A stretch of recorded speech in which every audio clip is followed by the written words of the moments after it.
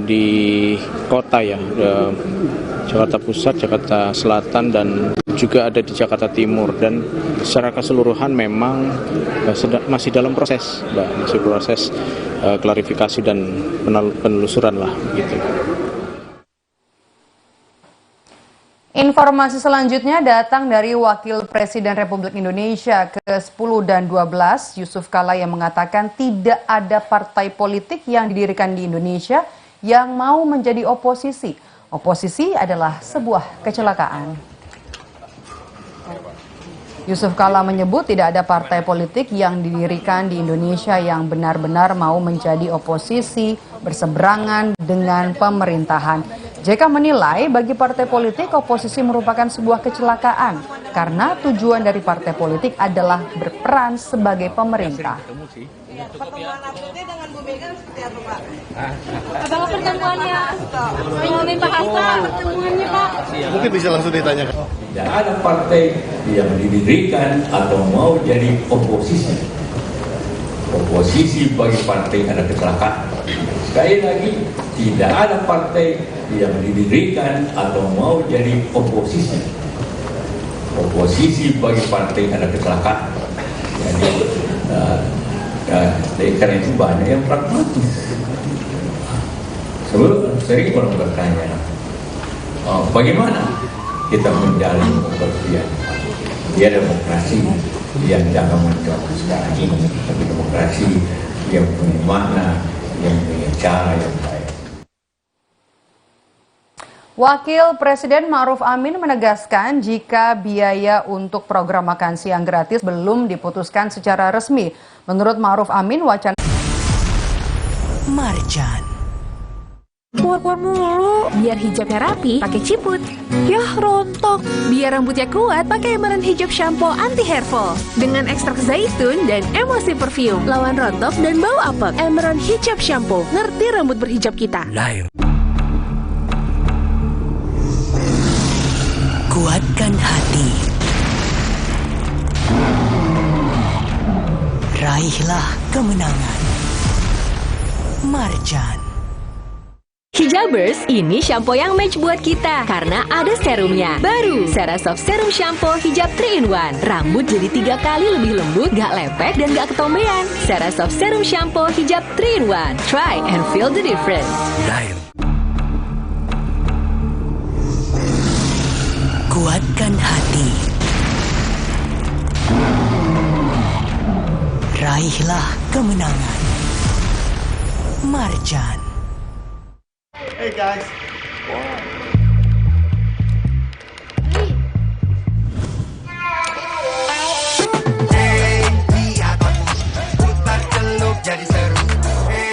Kemenangan. Marjan. Jadikan Ramadan Anda lebih bernilai.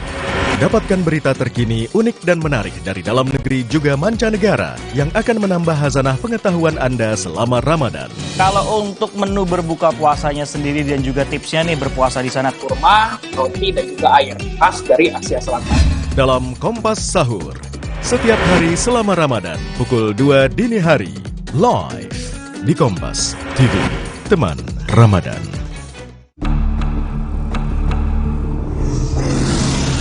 Kuatkan hati. Raihlah kemenangan. Marjan.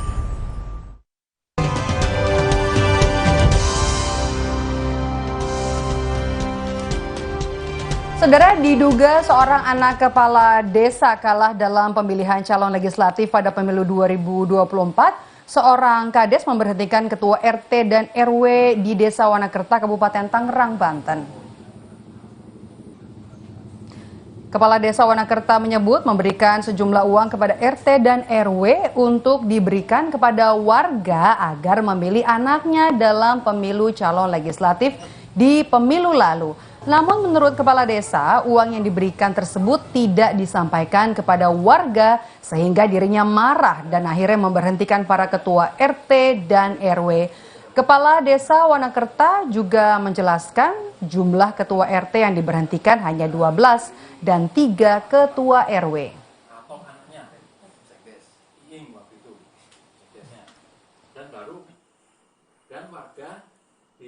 Hampir 2 tahun masyarakat bikin surat menyurat, belum pernah saya minta uang. Pantas enggak?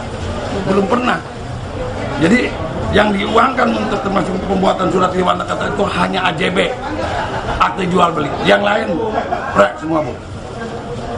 Desa Wanakerta, jangankan sama saya diajak, tidak diajak pun udah harus respon dengan anak saya, Bu. Ya enggak? Betul. Soalnya saya selama jadi kepala desa, saya tidak memungut biaya bikin surat apapun selain AJB, selain akte jual beli. Kalau nggak salah yang dibertiin sama saya 12, RW-nya 3. Saudara, sistem pemilu jadi salah satu unsur yang penting untuk bisa mewujudkan pemilu yang sukses dan demokratis. Beda jenis pemilunya, beda juga sistem yang nantinya digunakan. Lantas seperti apa sistem pemilu eksekutif atau pemilihan presiden dan wakil presiden? Berikut ulasan dari jurnalis Kompas TV Desi Fiftina. Sistem pemilihan umum menjadi salah satu unsur penting untuk mewujudkan jalannya pemilu yang sukses dan demokratis. Beda jenis pemilunya, beda pula sistem yang digunakan. Nah, kali ini saya mau mengajak Anda membahas tentang sistem pemilu eksekutif atau pemilu presiden dan wakil presiden. Sejak Pilpres langsung tahun 2004, sistem pemilihan presiden dan wakil presiden yang diterapkan di Indonesia adalah sistem majority runoff atau sistem mayoritas mutlak. Dengan sistem ini, pasangan calon terpilih adalah pasangan calon yang memperoleh suara lebih dari 50% jumlah suara dalam Pilpres. Namun ada syarat keduanya nih, 50+1% ini juga harus berasal dari minimal perolehan 20% suara di setiap provinsi yang tersebar di lebih dari setengah jumlah provinsi.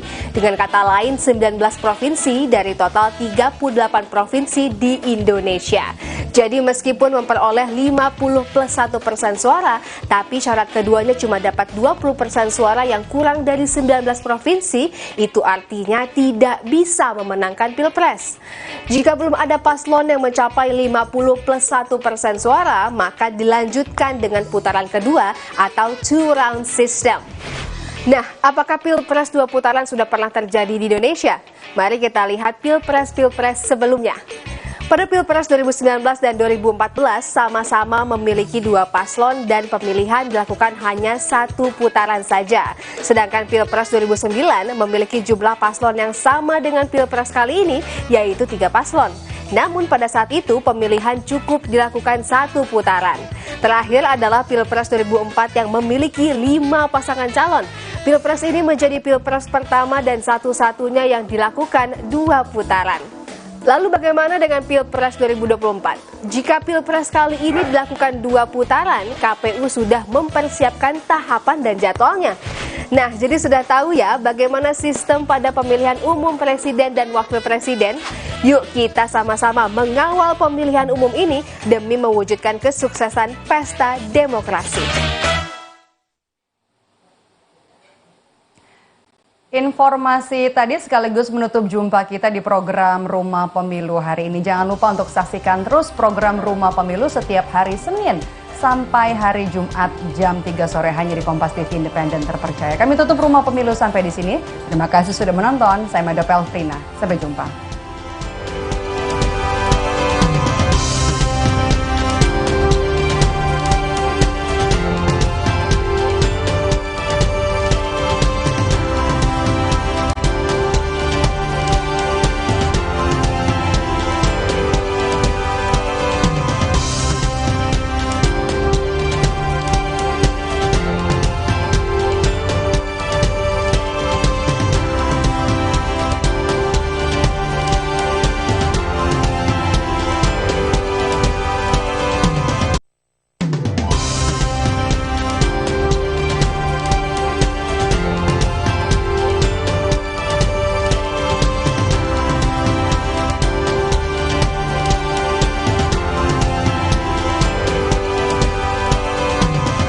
Jadikan Ramadan Anda lebih bernilai.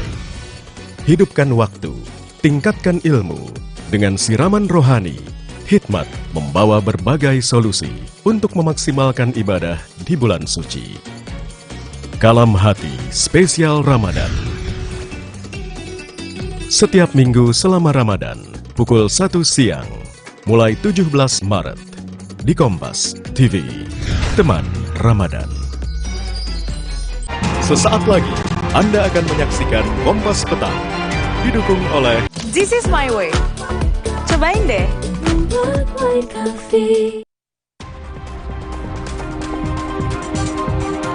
Polisi menetapkan ibu yang membunuh anak kandungnya di Bekasi, Jawa Barat sebagai tersangka. Polisi akan melibatkan Asosiasi Psikologi Forensik untuk memeriksa tersangka.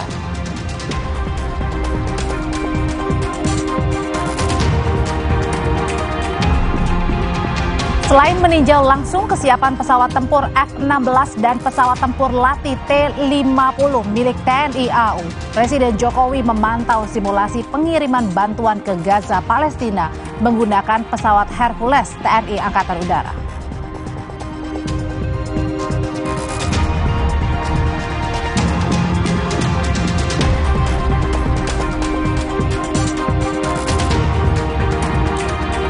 Cawapres Mahfud MD bilang Megawati meminta dirinya dan Ganjar menyelesaikan sengketa pemilu melalui jalur politik yang dipimpin Ganjar dan jalur hukum yang dipimpin dirinya.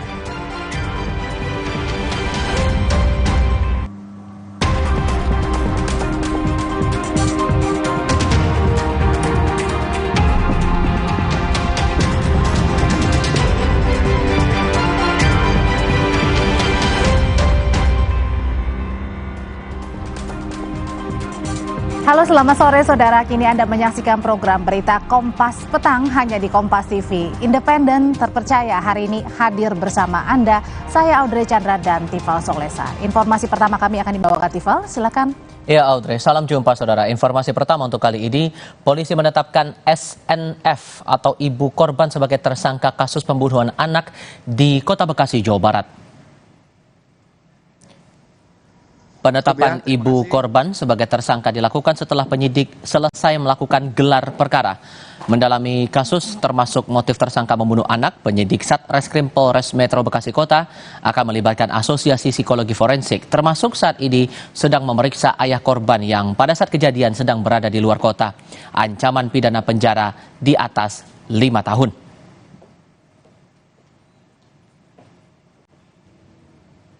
Saudari SNF atau ibu dari korban itu telah ditetapkan sebagai tersangka, ya, berdasarkan bukti yang cukup yang ditemukan oleh penyidik. Persangkaan pasal yang diterapkan oleh penyidik adalah kekerasan terhadap anak yang mengakibatkan meninggal dunia, kemudian dilapis juga dengan pembunuhan. Komisi Perlindungan Anak Daerah atau KPAD Bekasi menurunkan 3 psikolog untuk mendampingi ibu yang diduga membunuh anaknya di Bekasi. Tapi dari pertemuan singkat, Wakil Ketua KPAD Kota Bekasi bilang tidak ada kesedihan di raut wajah sang ibu yang baru kehilangan anaknya. Pendampingan psikolog juga diberikan kepada adik korban yang baru berusia 2 tahun yang diduga menyaksikan peristiwa pembunuhan itu.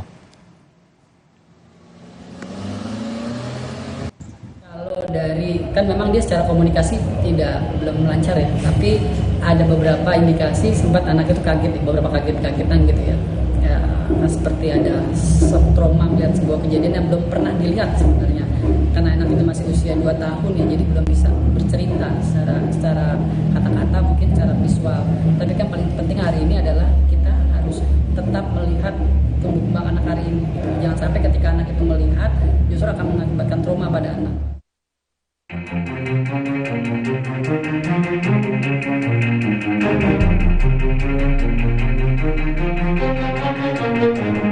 Seorang anak laki-laki berusia 5 tahun menjadi korban pembunuhan di rumahnya di kawasan Mewah, Bekasi, Jawa Barat.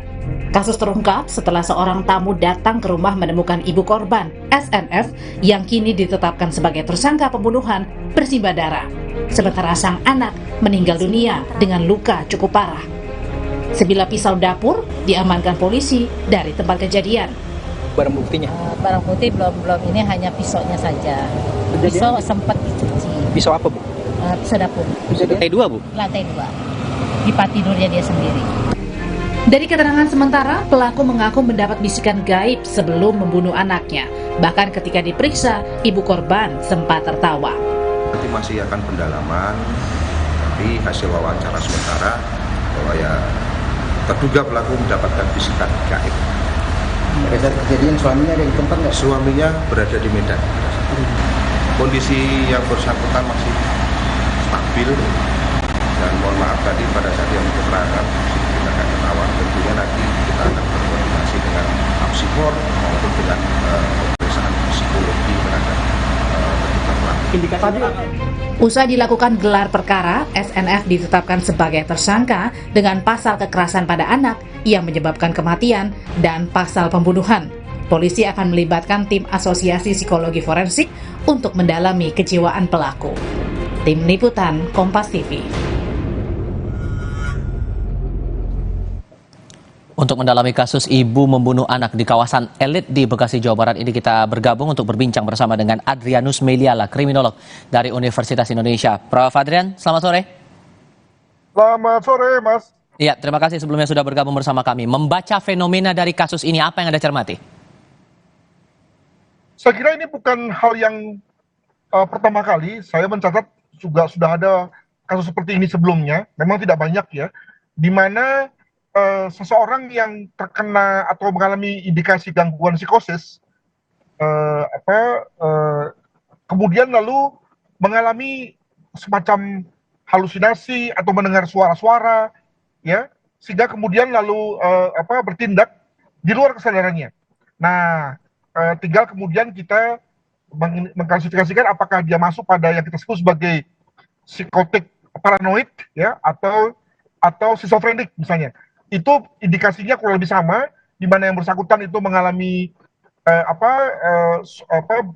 dorongan akibat dari suara-suara yang mengajak dia, mendorong dia untuk membunuh, mengingat kalau tidak membunuh maka kemudian dia lalu akan dibunuh oleh orang yang bersuara seperti itu. Nah, baru kemudian dia melakukan, dan setelah dia melakukan maka kemudian malah timbul rasa puas, rasa bahagia karena tadi telah selamat dari bahaya. Begitulah kurang lebih terkait dengan jalan berpikir daripada si pelaku. Jadi saya kira ini satu hal yang secara psikologi itu atau secara psikiatri itu umum terjadi pada kalangan-kalangan yang tadi saya katakan mengalami psikotik paranoid tadi. Demikian. Termasuk juga ada pengakuan dari pihak kepolisian bahwa sempat tertawa saat diperiksa penyidik, kemudian dari KPAD melihat kondisi saat ditemui itu tidak ada raut kesedihan. Ini murni faktor psikologis atau ada motif lain sebetulnya?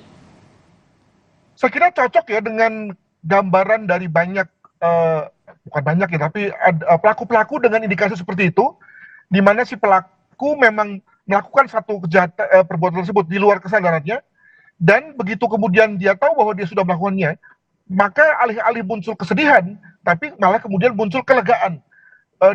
Apakah kemudian yang bersangkutan sebagai seorang ibu tidak muncul perasaan sedihnya ketika telah membunuh anaknya sendiri? Itu kita lalu bicara mengenai butuh waktu beberapa lama kemudian, sampai kemudian dia mulai muncul kesadarannya, tidak lagi dikuasai oleh skizofreniknya atau paranoidnya, tergantung nanti dari hasil pemeriksaannya. Barulah ketika itu dia mulai merasa murung, menyesal, sedih, karena dia telah sadar bahwa dia telah membunuh anaknya sendiri. Jadi need some time lah untuk kemudian sampai pada situasi seperti itu. Butuh waktu berarti akan ada tantangan juga dihadapi penyidik untuk bisa mendalami perkara ini sesungguhnya. Makanya kemudian perlu diamati sih, diobservasi perilaku yang bersangkutan, diamati secara cukup lama, misalnya saja 2 hari, 3 hari. Sebab juga tidak bisa dipungkiri juga, Mas, bahwa ada saja orang yang kemudian berpura-pura gila, ya, dengan mengatakan bahwa saya mendengar sesuatu, saya disuruh oleh orang yang saya dengar lewat telinga saya misalnya. Tapi apakah benar apa tidak? Kan agak susah bagi kita memverifikasinya lewat pengakuan sepihak. Ya. Makanya butuh apsifor itu tadi ya, Asosiasi Psikologi Forensik itu. Betul sekali. Nah, saya dalam hal ini memberikan satu perhatian kepada pihak kepolisian yang dalam hal ini kok kelihatannya cepat sekali ya. Setelah ada kejadian lalu membuat gelar perkara dan kemudian menetapkan tersangkanya. Tanda tanyanya apa di kepala Anda dengan cepatnya proses itu? Ya yakin banget, padahal sebetulnya kemungkinannya masih terbuka luas gitu ya.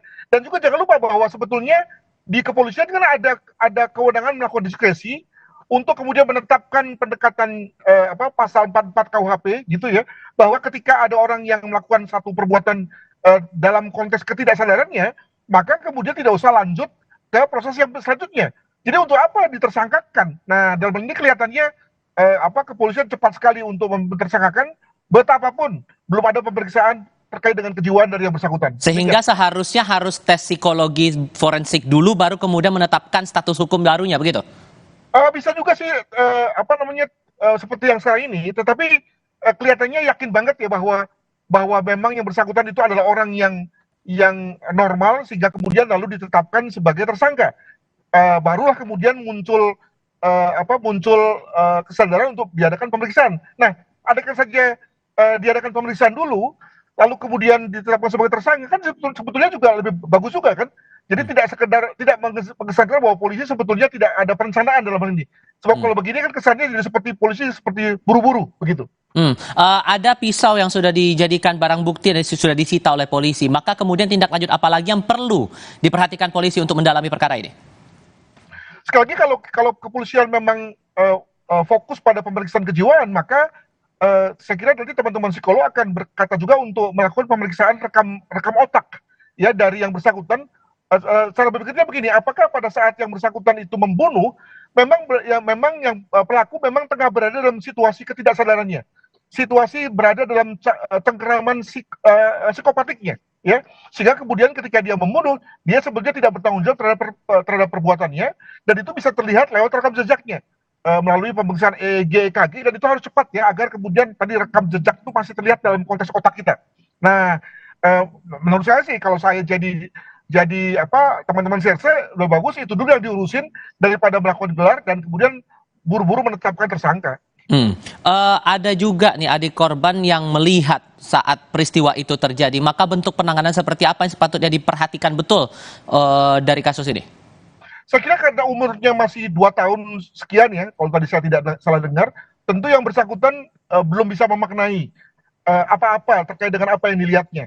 Jadi dia belum punya cukup kognisi untuk mengetahui bahwa itu adalah pembunuhan, itu adalah kekejaman dan seterusnya. Jadi kemungkinan belum masuk ke dalam long term memorinya.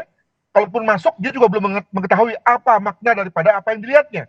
Nah, menurut saya yang penting adalah bahwa jangan sampai yang bersangkutan si anak yang bayi ini, anak yang balita ini, jangan dipancing ya, dirusak memori yang sebetulnya belum terbentuk itu dengan sesuatu yang kemudian lalu membuatnya berpikir, oh yang saya lihat itu adalah pembunuhan ya, oh yang saya lihat itu adalah kakak saya sedang dibantai oleh ibu saya sendiri ya.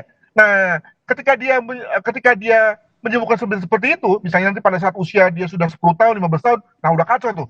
Jadi dengan kata lain, kita semua perlu bertanggung jawab untuk memelihara kesehatan jiwa anak ini untuk tidak merusak kognisinya dengan cara menyuguhkan pancingan-pancingan kognisi. Sehingga kemudian terbentuklah yang tadi saya katakan. Terakhir, singkat saja, dengan adanya temuan 20 tusukan pada tubuh korban, secara kriminologi apa yang Anda cermati dari itu? Ini kan spontaneous killing ya, jadi pembunuhan yang spontan dan sebetulnya acak, yang lebih mengesankan pada kondisi kesal, atau juga bisa kondisi horrifying atau takut, tadi selaras dengan apa yang didengar, atau apa yang menjadi terngiang-ngiang dalam telinganya. Kalau suara itu mengatakan bahwa bunuh segera, maka kemudian muncul dalam bentuk perilaku yang tadi segera juga. Atau kalau misalnya tadi dikatakan bahwa dalam suaranya itu, kalau kamu tidak bunuh, maka kamu akan dibunuh. Nah itulah yang kemudian menjadikan dia lalu membunuh secara berlebihan atau eksesif hingga sampai pada 20 tusukan. Demikian. Baik, Prof. Adrianus Meliala, terima kasih sudah berbagi perspektif bersama kami kali ini. Selamat sore. Kami adakan informasi lainnya usai jeda. Massa yang tergabung dalam gerakan rakyat selamatkan NKRI berunjuk rasa di depan gerbang gedung DPR RI Senayan, Jakarta. Massa mendesak DPR menggulirkan hak angket untuk menelusuri dugaan kecurangan pemilu 2024.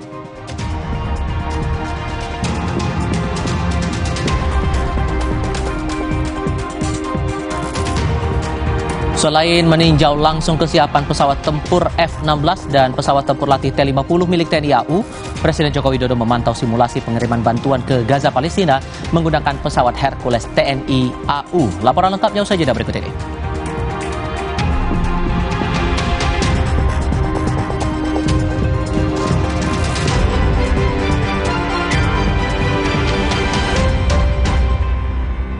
This is my way. Cobain deh.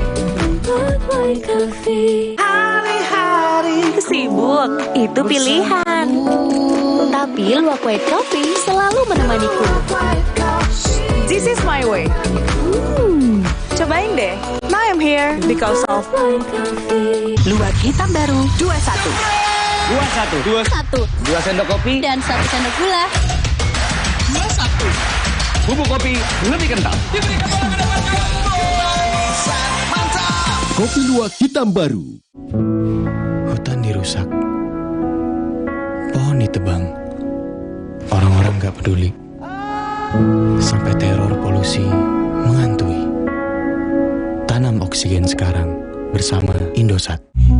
Saat dikejar kesibukan, berpacu dengan waktu, selalu hirup Fresh Care Smash. Selalu sempatkan waktu untuk beribadah. Selamat menunaikan ibadah puasa. Inovasi baru dari Hotin. Hotin Go. Oles, go. Roll on, go. Pijat, go. Nggak sentuh langsung, nggak bikin tangan panas. Hotin Go. Hotnya in, langsung go. Kuatkan hati. Raihlah kemenangan. Marjan. Persiapan puasa harus pol, biar aktivitas gak kendor. Yah, jebol. Aduh, sakit mah nongol. Redakan cepat dengan Polisilen. Formula jempol, kembali gaspol. Polisilen, pertolongan pertama ketika sakit mah dan kembung. Obatnya orang Indonesia dari Faros. Gak sampai. Apa nutrisinya kurang? Nutrisi berperan penting dalam pertumbuhan. Bantu optimalkan 50% tumbuh nyata. Pediasure dengan triple protein. Dukung pertumbuhan nyata. Omehar, minyak ikan pilihan dari laut dalam. Omehar, suplemen omega 3 esensial. Dalam mini kapsul, lebih mudah ditelan. Diproses dengan teknologi modern di Amerika. Bantu pelihara kesehatan tubuh kini dan nanti. Pak, ada kurma? Yakin cari kurma, Bu? Kan bukan Ramadan. Sari kurma Arab, yakin ada di Sari Kurma TJ. Baik diminum kapan aja. Dipanen di Arab, dikemas di Indonesia. Sari Kurma TJ, enak halal, yakin. Mau mengiklankan usaha kamu dengan harga terjangkau? Langsung aja ke pasangiklan.com. Pasang iklan segampang upload, bayar, tayang. Ada beragam paket yang bisa kamu pilih di pasangiklan.com. Mulai dari harga Rp50.000 sampai harga Rp1.000.000. Iklan kamu akan tayang di jaringan media milik Kompas Gramedia. Jadi, iklan kamu berpotensi dilihat oleh 270 juta pembaca. Di pasangiklan.com, kamu bisa memilih jenis iklan yang ingin ditayangkan. Kamu bisa memilih iklan untuk ditayangkan di website, Instagram, atau iklan baris di koran Kompas. Di pasangiklan.com, kamu nggak perlu khawatir, karena setelah iklan ditayangkan, kamu akan mendapatkan informasi mengenai perkembangan iklan berupa laporan performa untuk iklan digital dan Instagram, serta notifikasi penayangan untuk iklan baris di koran Kompas. Jadi, mau pasang iklan yang dilihat banyak orang dengan harga terjangkau? Segampang upload, bayar, lalu tayang? Tunggu apa lagi? Langsung aja ke pasangiklan.com. This is my way. Cobain deh.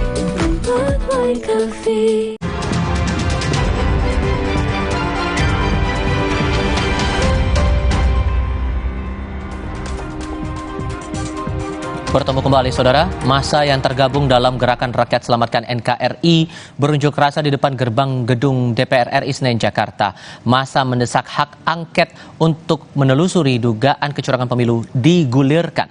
Selain mendesak diadakannya hak angket terkait dugaan kecurangan pemilu, massa Gerakan Rakyat Selamatkan NKRI turut menuntut pemakzulan Presiden Joko Widodo dan segera menurunkan harga bahan pokok. Aparat gabungan TNI Polri berjaga di lokasi depan gerbang gedung DPR dengan memasang sekat untuk mencegah terjadinya gesekan dari kedua kelompok pro dan kontra.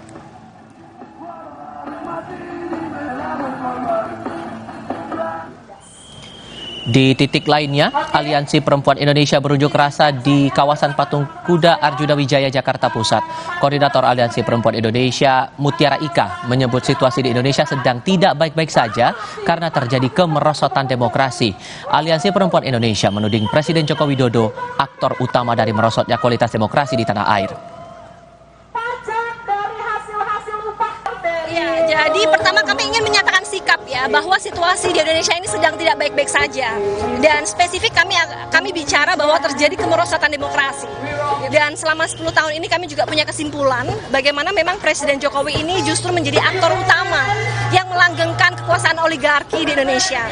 Kekhawatiran kami, makanya kemudian di sini kami berdiri bersama dengan berbagai organisasi perempuan untuk menyuarakan kemerosotan demokrasi dan menuntut agar segera ditegakkan demokrasi dan juga supremasi hukum.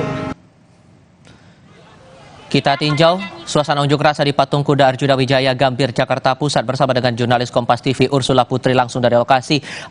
Apa sebetulnya hal yang mendasari masa ini melakukan unjuk rasa kali ini? Apa poin tuntutannya? Baik, Tifal dan juga saudara, untuk tuntutan pada masa dari Aliansi Perempuan Indonesia ini adalah yang pertama untuk melawan politik dinasti dan juga mereka juga sempat menuding bahwa Presiden Joko Widodo melakukan pelanggaran terhadap demokrasi yang ada di Indonesia. Nah, selain itu, Aliansi Perempuan Indonesia juga menuding Presiden Joko Widodo sebagai aktor utama seperti yang tadi telah disebutkan dari merosotnya kualitas demokrasi di Indonesia. Nah, Jokowi juga dinilai melanggengkan kekuasaan oligarki dan juga menghambat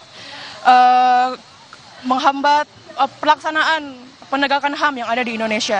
Nah, selain itu juga salah satu poin yang menjadi tuntutan dari para massa demo ini adalah karena tingginya harga bahan-bahan yang ada di pasar saat ini dan mereka menjelaskan bahwa bahan makanan dan juga sembako sudah tidak terjangkau lagi. Oleh karena itu tuntutan diubah menjadi mencabut Undang-Undang Cipta Kerja dan juga untuk melawan politik dinasti. Seperti itu Tifal dan juga saudara. Oke, aksi masih terus berjalan sampai dengan saat ini, aktivitas warga di sekitarnya itu pun juga masih berjalan normal. Adakah pengalihan arus lalu lintas ataupun juga ada bentuk pengamanan ketat yang berlaku di sana? Benar sekali Tifal, untuk pengamanan sendiri saat ini ada sekitar 80 personel dari Polri dan juga ada beberapa personel TNI yang berjaga di sekitar tempat patung kuda pada hari ini. Selain itu juga memang walaupun ada pengalihan arus lalu lintas di Jalan Medan Merdeka Barat, kondisi lalu lintas yang ada di sekitar jalan ini terpantau lancar. Nah, untuk dari Jalan Medan Merdeka Barat telah dilakukan rekayasa lalu lintas dengan dilakukannya penutupan satu ruas Jalan Medan Merdeka Barat. Seperti itu, Tifal dan juga saudara. Sekarang yang terlihat di layar kaca mungkin bisa Anda gambarkan juga keadaannya sekarang. Datang dari aliansi mana saja ini dan kemungkinan apakah akan bertambah lagi masa yang akan berunjuk rasa di sekitar Patung Kuda? Baik, Tifal dan juga saudara, untuk saat ini massa hanya berasal dari Aliansi Perempuan Indonesia dan menurut pantauan kami tidak ada rencana penambahan massa yang akan datang untuk berdemo dan juga selain itu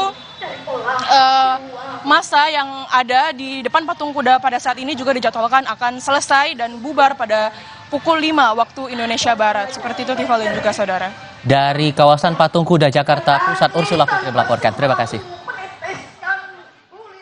Kami ajak Anda ke topik lainnya, saudara. Demi mendapatkan harga beras yang murah, warga rela berdesak-desakan pada operasi pasar murah yang digelar pemerintah Kota Gorontalo. Sejumlah warga rela berdesak-desakan demi bisa mendapatkan pasokan beras murah pada gerakan pangan murah yang digelar pemerintah setempat.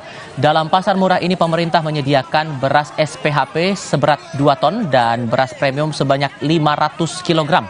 Selain beras, pemerintah setempat pun menyediakan kebutuhan pokok lain dengan harga terjangkau.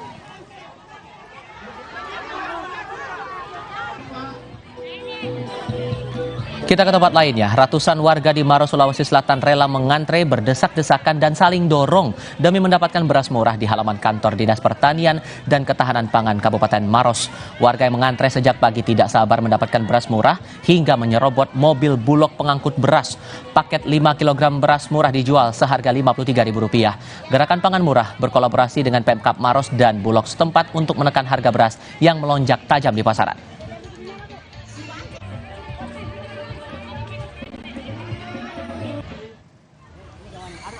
Di Pulau Jawa, antrean warga sudah terjadi sejak pukul 6:30 pagi dalam operasi pasar beras murah yang diadakan di Sperindak Kota Bekasi, Jawa Barat. Warga datang dari pagi untuk mendapatkan kupon pembelian beras murah. 1.000 kupon yang disediakan habis seketika. Warga rela antre untuk mendapatkan beras SPHP yang dijual Bulog dengan harga lebih murah dari pasaran. Warga menilai operasi pasar yang digelar pemerintah sangat membantu karena saat ini harga beras masih terbilang tinggi.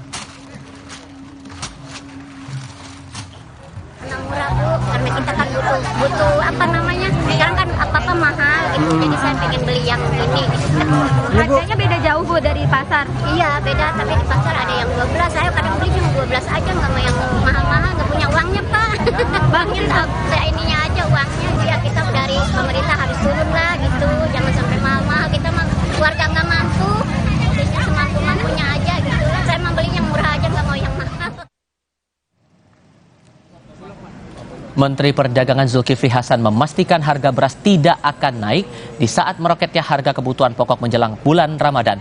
Hal ini ia sampaikan saat melakukan sidak di Pasar Tradisional Kangkung Bandar Lampung pada Jumat siang.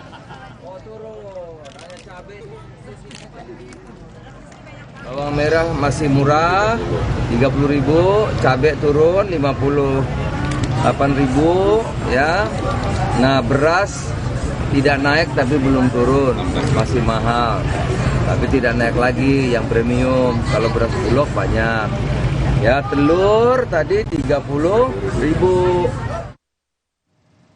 Beralih ke topik lainnya, Presiden Joko Widodo melakukan kunjungan kerja ke Jawa Timur didampingi Menteri Pertahanan Prabowo Subianto. Presiden dan Prabowo tampak kompak sama-sama menggunakan kemeja putih dan berjalan beriringan saat meninjau pembangunan jalan Inpres di ruas Dungus Batas Kota Kabupaten Madiun. Jokowi dan Prabowo jadi pusat perhatian warga sekitar meski dalam rombongan juga terdapat Menteri PUPR Basuki Hadi Mulyono dan Panglima TNI Jenderal Agus Subianto.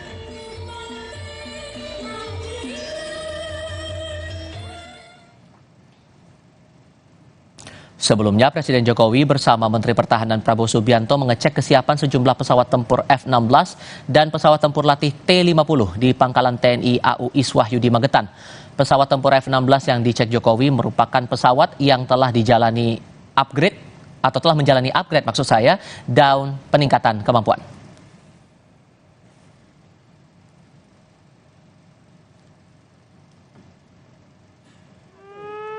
Selain meninjau langsung kesiapan pesawat tempur F-16 dan pesawat tempur latih T-50 milik TNI Angkatan Udara, Presiden Joko Widodo pun menyaksikan simulasi pengiriman bantuan ke Gaza, Palestina menggunakan pesawat Hercules TNI Angkatan Udara. Menurut Jokowi, Indonesia menjadi salah satu negara yang dipercaya memberikan bantuan lewat udara ke jalur Gaza.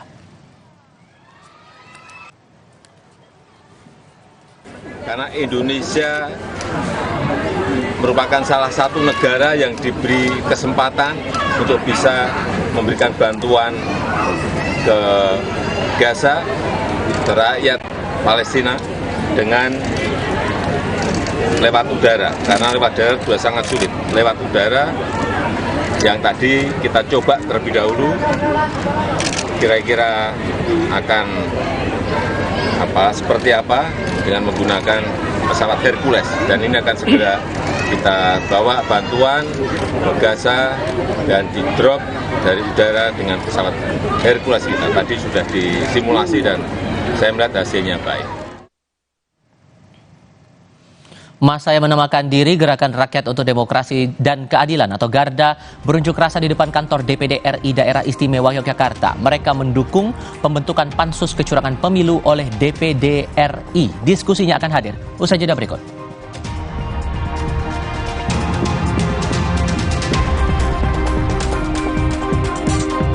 Termasuk kami juga menyoroti kantor DPP PDI Perjuangan di Jalan Diponegoro Menteng, Jakarta Pusat yang dikirimi banyak karangan bunga berisi pesan dukungan untuk mendorong hak angket sekaligus mendorong PDI Perjuangan jadi oposisi. Tetap di Kompas TV.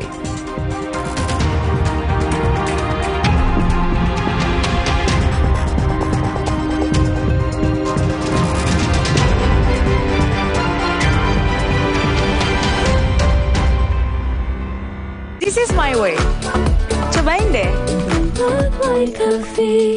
Persiapan puasa harus pol, biar aktivitas gak kendor. Yah, jebol. Aduh, sakit mah nongol. Redakan cepat dengan Polisilen. Formula jempol kembali gaspol. Polisilen, pertolongan pertama ketika sakit mah dan kembung. Obatnya orang Indonesia dari Faros. Rasa lapar saat puasa kadang naik, kadang turun. Tapi gula darah harus tetap stabil. Baru rasa almond oat. Vita Digest-nya bantu kontrol gula darah. Bikin kenyang lebih lama, jadi lancar puasanya. Diabetasol. Prenagen, kaya akan protein, omega 3, dan kalsium. Penting untuk pembentukan organ tubuh bayi. Minum selama hamil 9 bulan. Prenagen. Sempurna.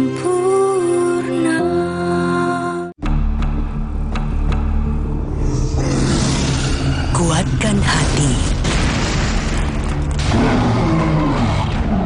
Raihlah kemenangan. Marjan.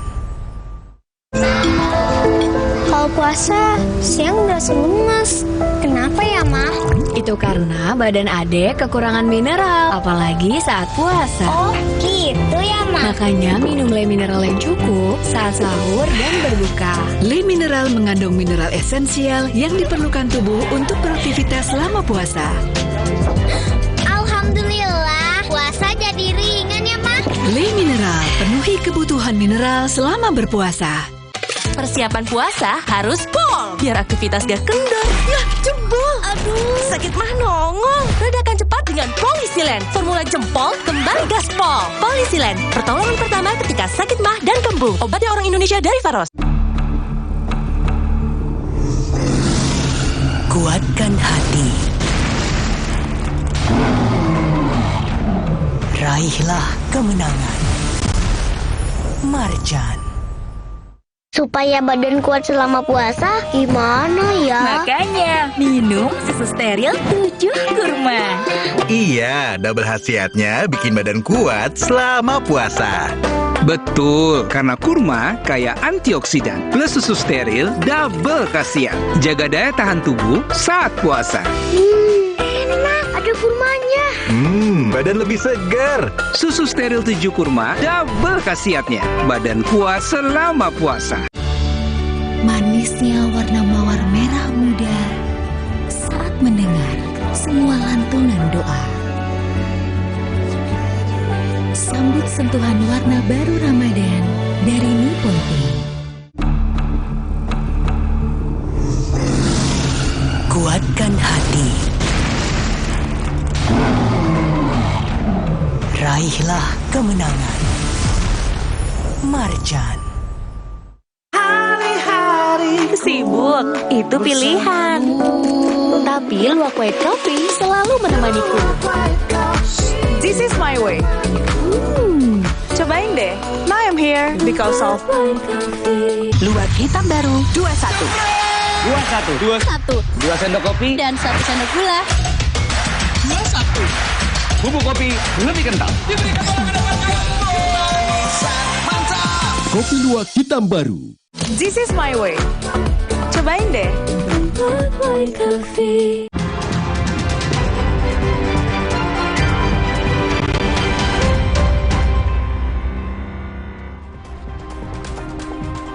Kembali bersama kami, masa yang menamakan diri Gerakan Rakyat untuk Demokrasi dan Keadilan atau GARDA berunjuk rasa di depan kantor DPD RI Daerah Istimewa Yogyakarta. Mereka mendukung pembentukan Pansus Kecurangan Pemilu oleh DPD RI. Masa mendatangi kantor DPD RI DIY dan menyerahkan pernyataan sikap kepada salah satu perwakilan DPD RI DIY, Hafid Asrom. Dalam aksinya, masa mendukung pembentukan Pansus Kecurangan Pemilu oleh DPD dan mendorong hak angket segera dilakukan DPR. Oleh paslon capres dan cawapres tertentu, malah yang diduga kuat anggota DPR RI ada yang sebagian menyatakan adem ayem, tidak ada hak angket dan sebagainya, itu sebagian gitu. Tapi sebagian juga ada yang melakukan semangat gitu.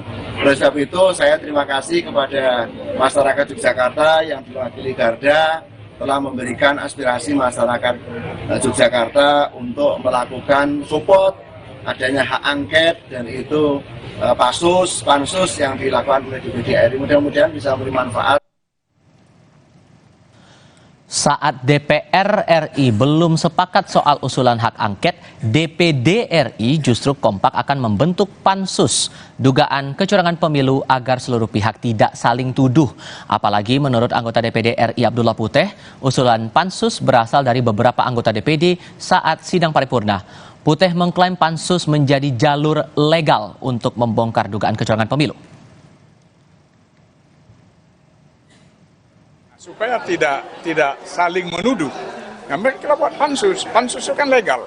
Kita lihat memang kalau ada kecurangan apa itu harus diperbaiki ke depan atau bagaimana. Atau kalau kecurangan itu luar biasa, apa tindakan lebih lanjut. Supaya masyarakat menerima ini, pemilih itu betul-betul transparan, jujur, dan adil. Itu tujuannya.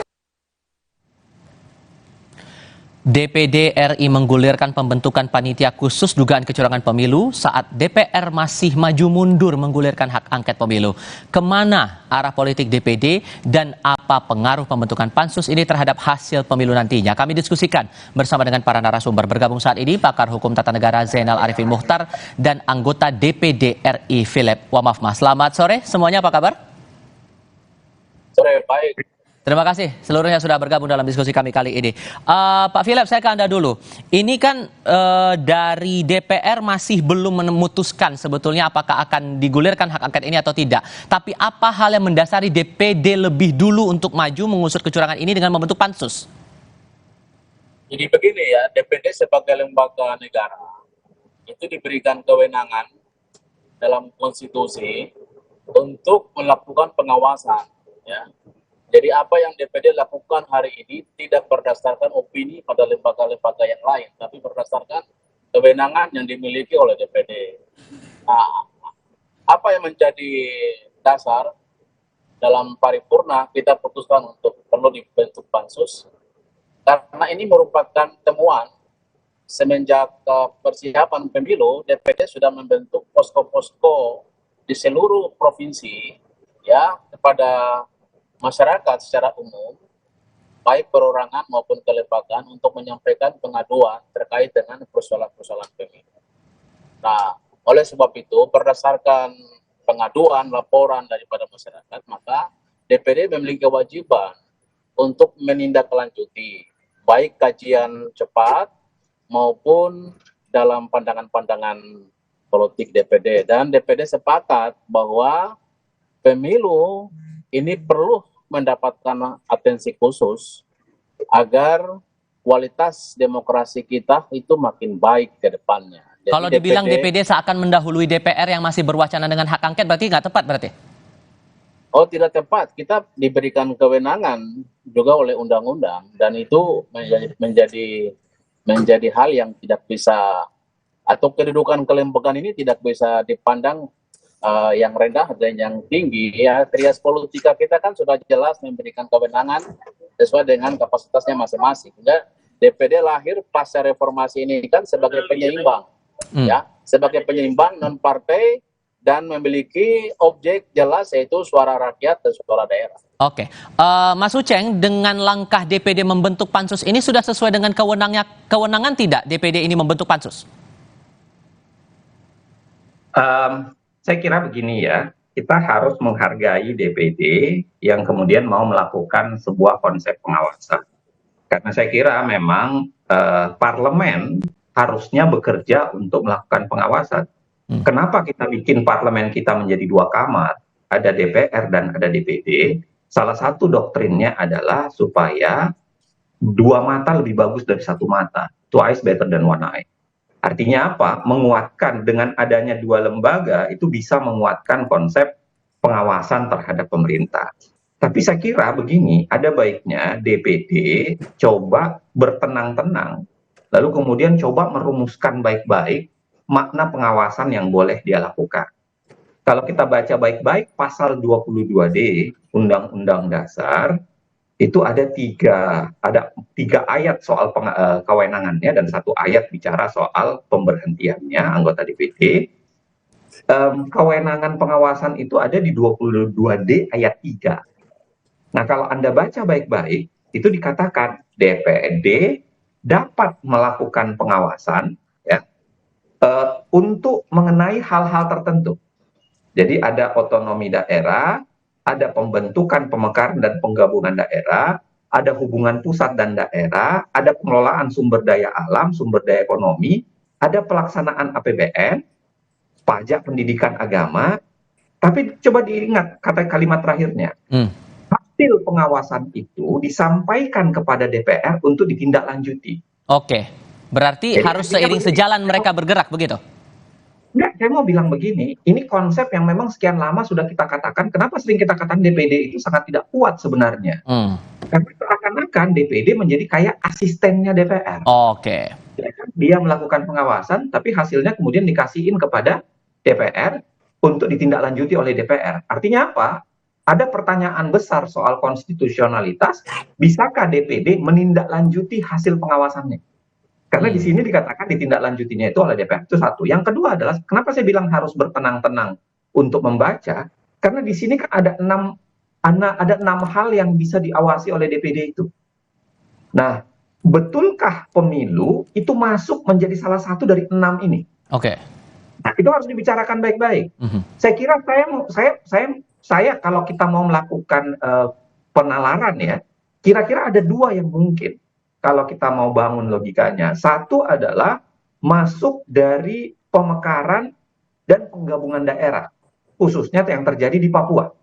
Ya, karena salah satu indikasi atau salah satu kecurigaan atau salah satu catatan yang kami lakukan misalnya di Dirty Vote itu, pemekaran itu adalah bagian dari upaya untuk menguasai proses pemilu, ya kan? Makanya kenapa kemudian Papua yang selalu dimenangkan oleh Jokowi dipecah menjadi 6 provinsi, supaya kemudian menambah jumlah probabilitas kemungkinan untuk menguasai 50% plus 1 jumlah provinsi dan sekurang-kurangnya 20%. Oke, sorry saya potong di situ Mas Uceng. Satu hal juga yang perlu dipertegas di sini. Sorry saya potong. Masalah posisi DPD mengajukan pansus itu, apakah juga bisa hak untuk bertanya kepada pihak-pihak terkait? Karena ada niatan untuk memanggil KPU, Bawaslu, DKPP. Itu ada hak juga dari DPD untuk melakukan hal itu? Nah, makanya saya harusnya selesaikan ini ya. Saya selesaikan. Saya bilang tadi, pintu masuknya apa? Kan pengawasannya itu hanya di 6 hal yang tadi saya sebutkan, dan 6 hal itu apa kaitannya dengan pemilu. Makanya DPD harus menjelaskan pintu masuknya. Kalau tanpa penjelasan itu nggak bisa menurut saya, karena 22D ini mengunci. 22D inilah yang menghidupkan pengawasannya DPD. Yang pengawasan itu saya kira dalam tanda kutip ya nggak kuat, karena DPD lakukan, tapi kemudian hasilnya diserahkan kepada DPR untuk ditindaklanjuti. Jangankan hasilnya, pintu masuknya saja itu sempit. Karena DPD tidak bisa melakukan semua hal. Hanya saya sebutkan tadi. Makanya saya bilang, DPD harus membangun penalaran untuk kita menjelaskan kenapa bisa masuk untuk mengawasi hasil pemilu dari pasal 22D ayat 3. Makanya saya bilang sebut tadi 1. Mungkin pemekaran itu yang bisa dilakukan, pintu masuknya dari situ, atau yang kedua pintu masuknya pengawasan dalam kaitan pelaksanaan APBN. Misalnya khususnya pelaksanaan bansos, khususnya pelaksanaan hal-hal yang berkaitan dengan pork barrel. Apa yang dilakukan oleh pemerintah dengan memberikan semacam pork barrel ya kepada masyarakat yang kemudian ditenggarai sangat mungkin berkaitan dengan digunakan sebagai hasil untuk pemilu. Kalau gitu saya coba konfirmasi dulu ke Pak Philip kalau begitu. Dari posisinya itu pansus ini diajukan untuk apa? Penalarannya mau mengarah kemana sebetulnya? Agendanya apa sebetulnya Pak Philip? Jadi begini ya, yang pertama harus dipahami tentang filosofi dasar kenapa sampai DPD itu dibentuk. Ya. DPD terbentuk ketika rakyat sudah tidak lagi percaya terhadap lembaga-lembaga politik lainnya. Ya. Sehingga hadirnya DPD itu sebagai penyeimbang kelompok-kelompok independen yang bersepakat untuk turut menjaga konstitusi. Ya, sehingga konstitusi, siapapun dia penyelenggara negara, penyelenggara pemerintahan ini wajib dilaksanakan itu sesuai dengan amanat konstitusi. Jadi DPD secara politik punya kewajiban untuk menjaga konstitusi kita. Yang kedua, memang benar Pak Arifin bahwa DPD sudah melihat bahwa potensi penyalahgunaan anggaran itu sebagai pintu masuk daripada DPD turut mengambil peran untuk membentukkan pansus, karena DPD turut memberikan pertimbangan terkait dengan penyusunan anggaran belanja negara. Nah, disitulah kemudian DPD memandang bahwa hal ini menjadi urgent bagi DPD untuk untuk memberikan data atau memberikan kajian dalam hal penemuan-penemuan sesuai dengan data atau laporan atau pengaduan yang dimiliki oleh DPD. Jadi DPD prinsipnya begini, setiap pengaduan atau laporan yang disampaikan pada DPD wajib untuk ditindaklanjuti, baik dalam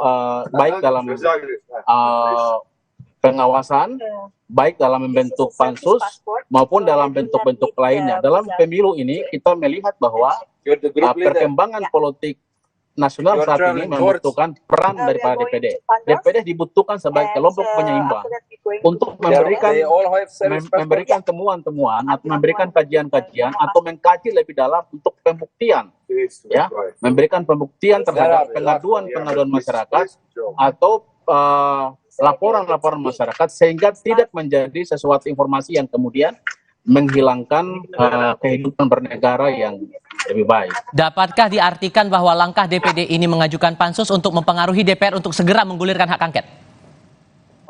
DPD tidak ada urusan dengan DPR, yaitu hak institusi, hak kewenangan masing-masing. Karena kan satu DPD payung MPR begitu, DPR dan DPD begitu, Bang?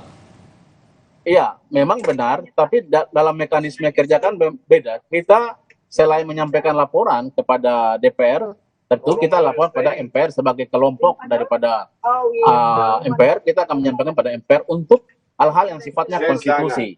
Nah, sementara hal-hal yang sifatnya administrasi atau hal-hal yang sifatnya temuan-temuan, tentu kita akan menyampaikan kepada pihak-pihak yang berkompeten.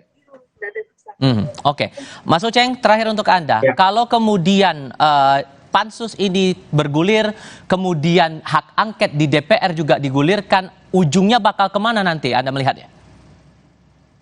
Saya mau kasih catatan dulu ya Pak Philip, karena menurut saya bagus, idenya DPD itu bagus, saya termasuk yang setuju, tetapi jangan pernah lupa kita bicara soal prinsip konstitusionalitas. Jadi kalau Anda mau melakukan sesuatu, itu tidak bisa seenak EDW gitu, seenaknya sendiri, apapun seakan-akan boleh kami lakukan, tidak. Kalau kita baca 22D Undang-Undang Dasar, di situ ada kewenangan legislasinya ada di ayat 1 dan ayat 2, lalu kemudian kewenangan pengawasannya ada di ayat 3. Kewenangan rekrutmen jabatan publik ada di pasal lain, misalnya di pasal BPK. Jadi taat pada konstitusi itu penting. Nah, maka yang saya kira yang harus dilakukan DPD dua. Satu adalah membangun argumentasi konstitusional yang bisa menghubungkan pasal 22D ayat 3 dengan keinginan dia melakukan pengawasan terhadap jalannya pemilu. Makanya saya kasih saran tadi, kalau bukan masuk lewat pemekaran, masuk lewat APBN. Tapi itu artinya tidak hantam kromo, tidak semuanya bisa diacak-acak gitu. Pintu masuknya dulu yang bisa dibuka itu. Yang kedua adalah kalau kita baca 22D, maka dia sebenarnya memang harus melakukan semacam korelasi dengan DPR. Karena di ujungnya hasil pengawasannya akan diserahkan kepada DPR. Mau di ujungnya dia serahkan, mau dia lakukan koordinasi dari sekarang, atau kemudian mau dikonversi menjadi MPR, itu soalan di internal DPD. Tetapi yang paling penting saya kira, kita tidak boleh membiarkan negara dijalankan oleh lembaga siapapun, itu secara tidak taat konstitusi. Karena konstitusi itu pegangan kita. Nah, jangan sampai tuduhan kita bahwa presiden misalnya atau Mas Gibran misalnya melanggar konstitusi di pencalonannya, atau kemudian presiden melanggar konstitusi cawe-cawe dalam pemilu, itu mau kita lakukan, tapi pada saat yang sama kita lakukan dengan cara melanggar konstitusi juga. Maka tertiblah dengan konsep konstitusi, baru silahkan bangun argumentasi pengawasan serta lakukan semacam korelasi dengan DPR. Karena menurut saya ini bagus. Ini pertama kalinya menurut saya dari 9 tahun 4 bulan kelembagaan parlemen itu seperti hidup. Setelah 9 tahun 4 bulan itu seperti mati suri. Satu-satunya angket dan pengawasan yang dilakukan secara ketat, ya kalau kita lihat misalnya di kasus DPR, itu malah bukan terhadap pemerintah tapi terhadap KPK. Di tahun 2017. Nah, 9 tahun 4 bulan mati suri, menurut saya ini saatnya parlemen kembali bangkit, ya, membangun yang namanya nuansa oposisi, membangun nuansa checks and balances, karena itu yang bisa menyehatkan demokrasi presidensial kita. Baik, ada check and balances itu yang jadi penting di sini. Pak Philip, terima kasih. Mas Uceng juga terima kasih sudah berbagi pandangan dan diskusi bersama kami kali ini. Selamat sore semuanya. Informasi lain akan hadir di paruh kedua program ini. Anda akan bersama Audrey Chandra. Audrey? Ival, terima kasih. Saudara, kantor DPP PDI Perjuangan di Jalan Diponegoro Menteng dikirimi banyak karangan bunga berisi pesan dukungan mendorong hak angket dan mendorong PDI Perjuangan jadi oposisi.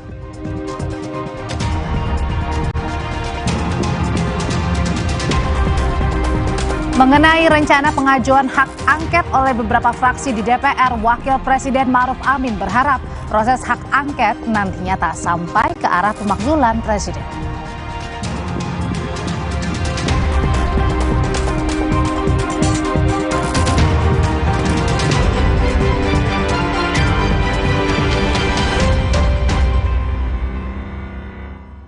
This is my way. Cobain deh. Persiapan puasa harus pol, biar aktivitas gak kendor. Yah, jebol. Aduh, sakit mah nongol. Redakan cepat dengan Polisilen. Formula jempol kembali gaspol. Polisilen, pertolongan pertama ketika sakit mah dan kembung. Obatnya orang Indonesia dari Faros. Hari-hari Sibuk, itu pilihan. Tapi Luwak White Coffee selalu menemaniku.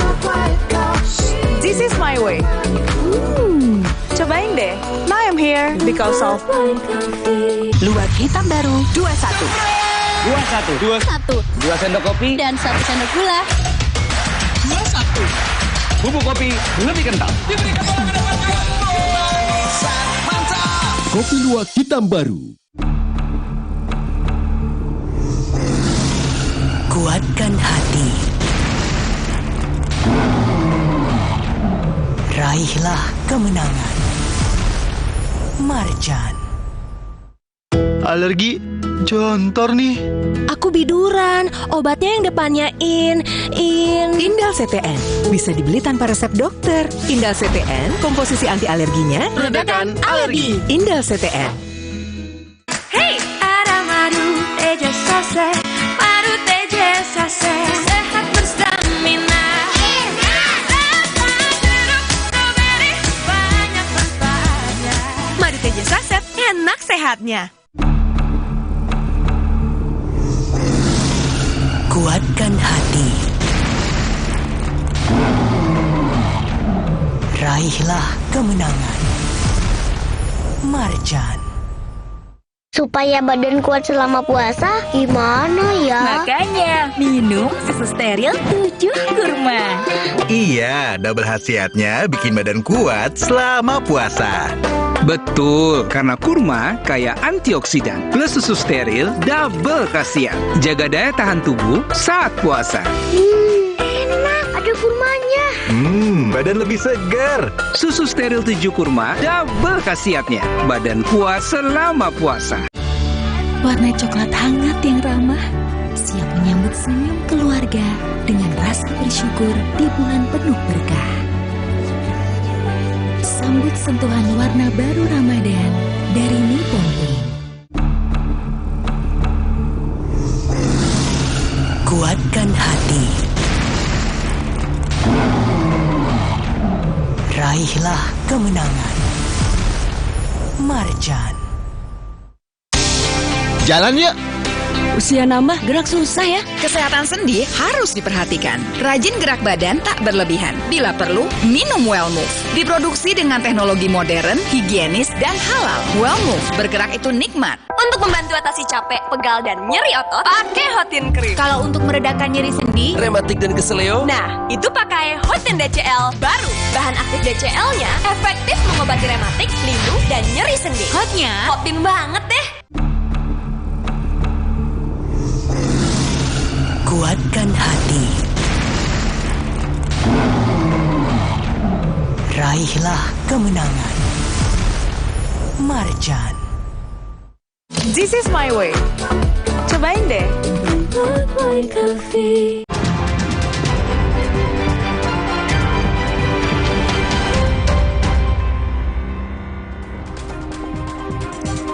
Saudara, kantor DPP PDI Perjuangan di Jalan Diponegoro Menteng dikirimi banyak karangan bunga berisi pesan dukungan mendorong hak angket dan mendorong PDI Perjuangan jadi oposisi. Karangan bunga terlihat di halaman kantor DPP PDI Perjuangan di Jalan Diponegoro, Menteng, Jakarta Pusat. Pada karangan bunga tertulis dengan jelas ungkapan meminta Ketua Umum PDI Perjuangan Megawati Soekarno Putri untuk kembalikan reformasi serta mendukung hak angket. Para pengirim juga meminta PDIP mengambil sikap sebagai oposisi.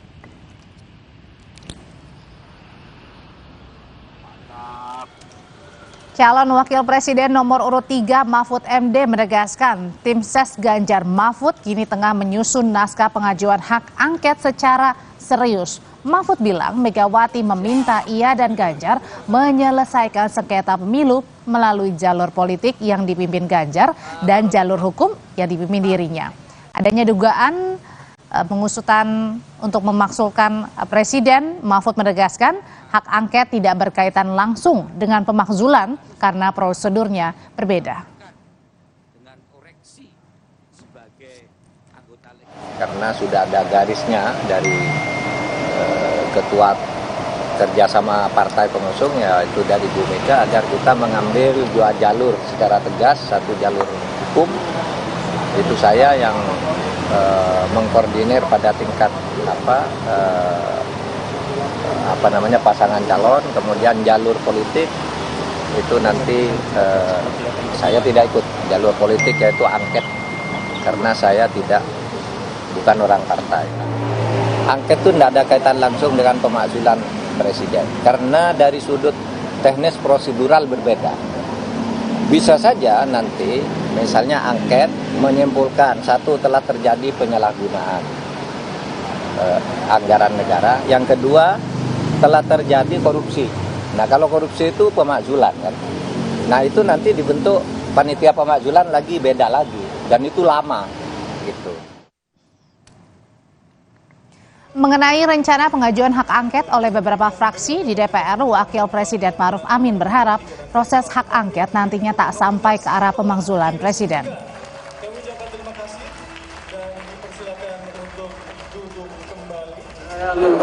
Angket itu kan urusannya parlemen ya, urusan DPR. Saya kira itu nanti apa mau dilakukan, apa tidak dilakukan itu ada di DPR sana. Artinya memang bukan untuk pemakzulan Presiden ya Pak? Wah itu saya kira saya tidak tahu itu ya, itu urusan DPR. Ya, dan kita harapkan tidak sejauh itu ya, tidak sampai ke sana. Saudara Wakil Presiden ke-10 dan 12 Yusuf Kala membantah jika semangat mengajukan hak angket oleh pihaknya kian melempem seiring belum bertemunya ia dan Ketua Umum PDI Perjuangan Megawati. Sebaliknya JK tegaskan kedua tim ses kini serius menyusun pengajuan hak angket di DPR. JK juga menjamin hak angket adalah jalan terbaik untuk masing-masing tim sukses membawa bukti kecurangan pemilu untuk diselesaikan secara transparan. Dan berikut ini kami hadirkan cuplikan lebih lengkap wawancara pemimpin redaksi Kompas TV, Rosiana Silalahi dengan Yusuf Kala dalam program Rosi.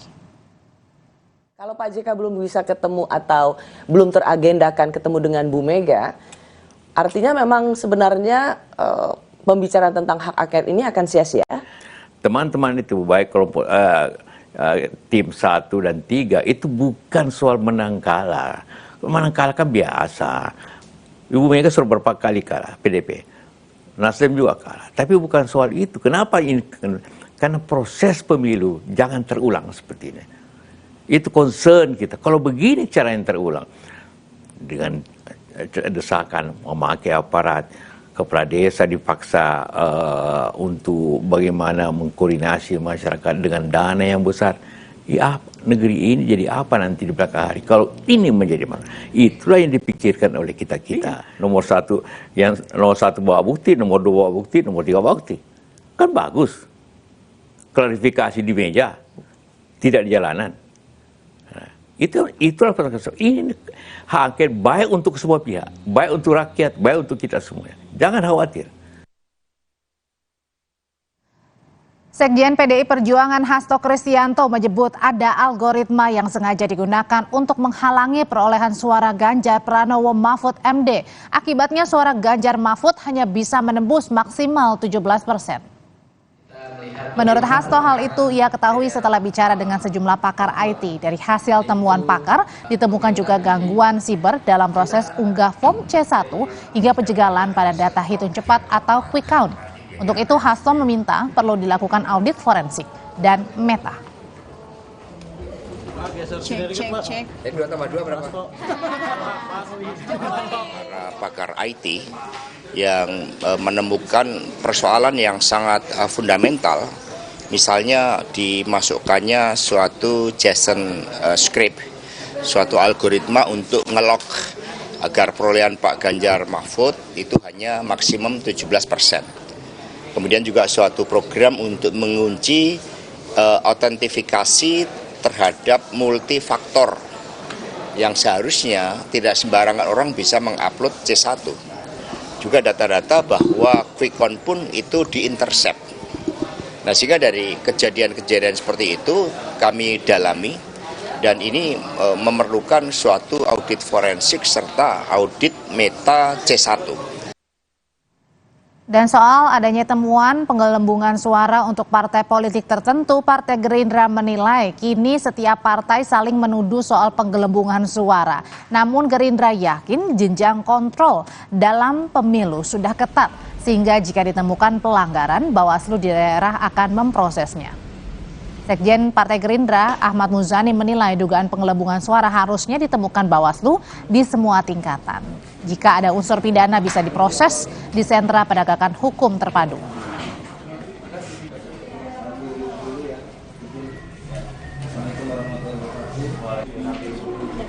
Isu tentang itu kan juga terjadi hampir di semua partai politik peserta pemilu.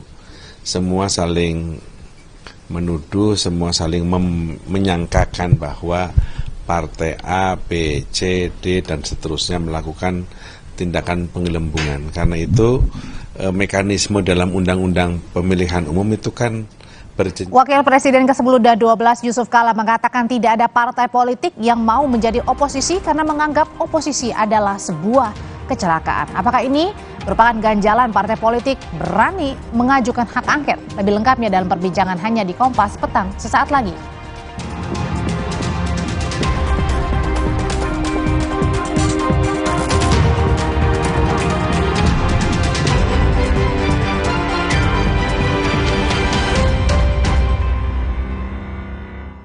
Persiapan puasa harus pol, biar aktivitas gak kendor. Ya, jebol. Aduh, sakit mah nongol. Redakan cepat dengan Polisilen. Formula jempol, kembali gaspol. Polisilen, pertolongan pertama ketika sakit mah dan kembung. Obatnya orang Indonesia dari Faros. Hari-hari sibuk, itu pilihan.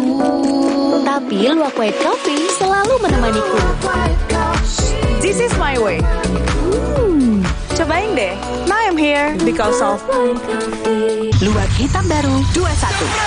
2 sendok kopi Dan 1 sendok gula.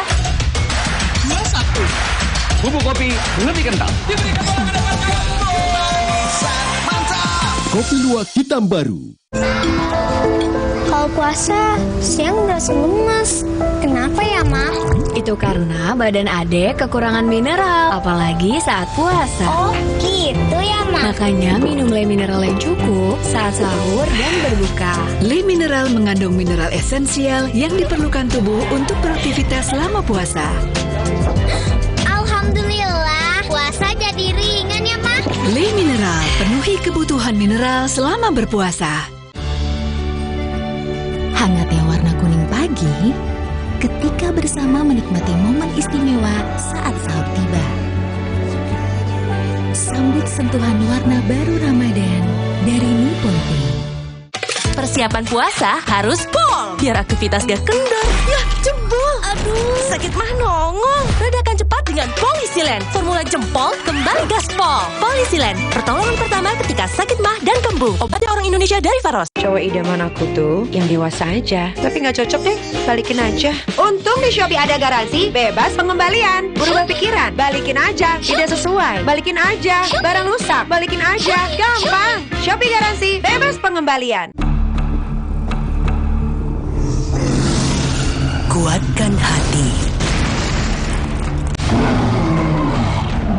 Raihlah kemenangan. Marjan. Rasa lapar saat puasa kadang naik, kadang turun. Tapi gula darah harus tetap stabil. Baru rasa almond oat. Vita Digest-nya bantu kontrol gula darah. Bikin kenyang lebih lama, jadi lancar puasanya. Diabetasol. Prenagen, kaya akan protein, omega 3, dan kalsium. Penting untuk pembentukan organ tubuh bayi. Minum selama hamil 9 bulan. Prenagen. Hijabers, ini shampoo yang match buat kita karena ada serumnya. Baru Cerasoft Serum Shampoo Hijab 3-in-1. Rambut jadi 3 kali lebih lembut, gak lepek dan gak ketombean. Cerasoft Serum Shampoo Hijab 3-in-1. Try and feel the difference. Damainya warna biru bahari yang mengiringi senyum saat berpelukan di momen indahnya tali silaturahmi. Sambut sentuhan warna baru Ramadan dari Nippon.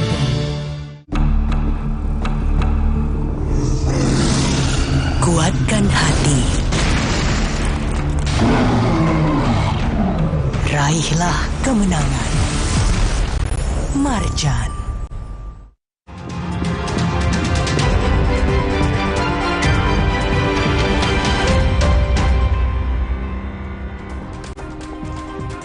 PDI Perjuangan, saudara, jadi parpol pertama yang melontarkan wacana hak angket. Tapi hingga kini belum ada usulan resmi soal wacana itu. Apakah maju mundur wacana ini karena PDI Perjuangan dan sejumlah partai politik masih menghitung konsekuensi sebagai partai yang saat ini berada di dalam jajaran pemerintahan? Dan siapa juga PDI Perjuangan ini siap jadi oposisi? Kita bahas sore ini bersama dengan Ciko Hakim, politisi PDI Perjuangan, Melki Lakalena, anggota DPR RI, fraksi Partai Golkar, dan Aditya Perdana, Direktur Algoritma Research and Consulting. Selamat sore Bapak-Bapak semuanya.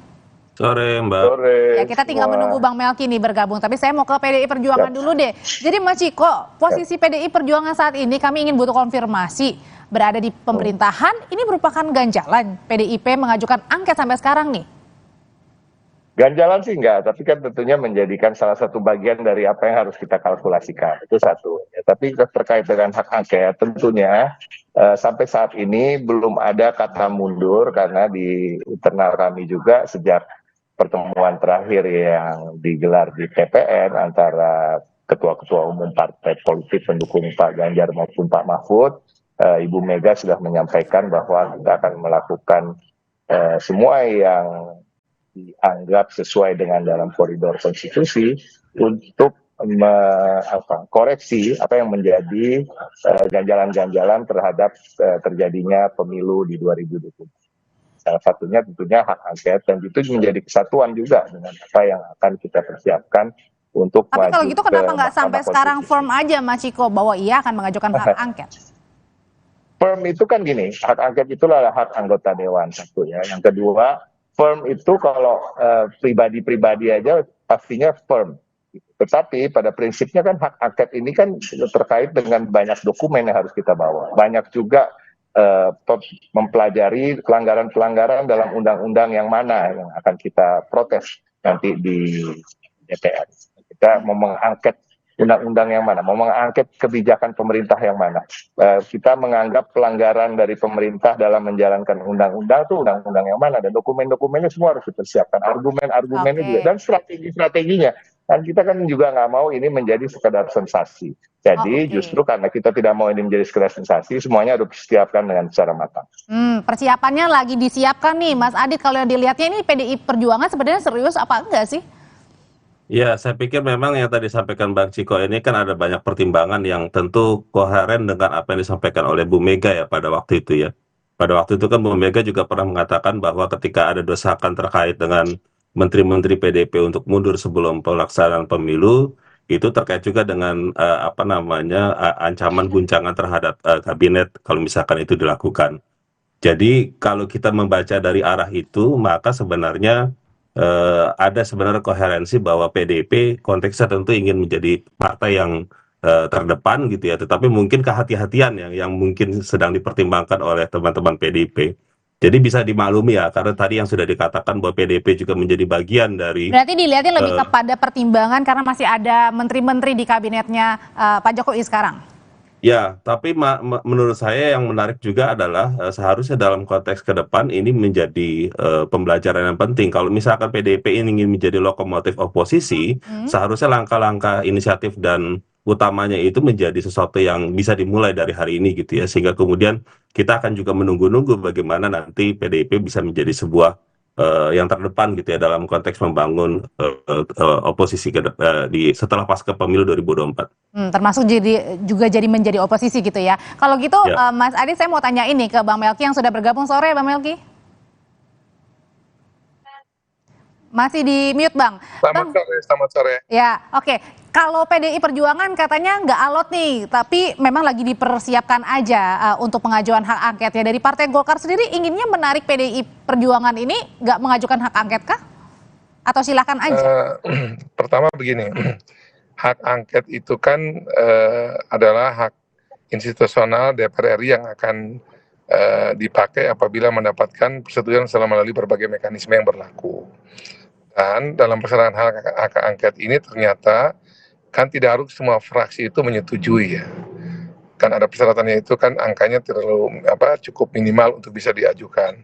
Tapi yang pasti adalah Partai Golkar sendiri sesuai dengan kondisi yang kita lihat saat ini itu melihat bahwa persoalan hak angket ini bisa kita tahan dulu sebentar, jangan digunakan karena mekanisme dan tahapan pemilu lagi berjalan satu ya. Jadi biarkan proses tahapan ini berjalan dulu sampai selesai di KPU dan apabila ada masalah terkait dengan pelaksanaan pemilu ini kan kita sudah punya ruang konstitusional menurut undang-undang adanya di MK. Nah, kalau saya boleh usul nih bagi teman-teman yang ingin menggunakan hak angket ini, sebaiknya ini dipakai atau digunakan setelah semua tahapan pemilu yang diatur dalam undang-undang kepemiluan ini bisa kita laksanakan dulu gitu sampai di MK gitu. Nah, kalau itu bisa kita lakukan dengan baik, mestinya hak angket ini bisa kita tunda dulu sampai dengan semua tahapan ini selesai. Karena toh juga nanti basis hukum atau basis urusan politik dalam hak angket ini juga tuh akan melihat bagaimana proses yang berlangsung mulai dari TPS sampai dengan di KPU RI dan maupun sampai dengan di MK gitu. Jadi tentu hak ini adalah hak dari masing-masing anggota dan hak masing-masing fraksi atau partai politik untuk digunakan. Tapi kalau boleh kami usulkan, sebaiknya ini ditahan dulu untuk kita gunakan nanti misalnya itu pasca semua tahapan pemilu ini kita selenggarakan sampai di MK misalnya. Oke, kalau gitu pertanyaan selanjutnya nanti akan dijawab Bapak-Bapak terutama sama Mas Ciko, apakah belum formnya sekali lagi ya 100% begitu katanya ini memang lagi dipersiapkan, tapi sampai menuju ke 100% apakah ada pertimbangan tersendiri untuk pengajuan hak angket karena beririsan dengan nanti kalau PDI Perjuangan ini menjadi oposisi. Usai jeda nanti kita akan kembali hanya di Kompas Petang, tetaplah bersama kami.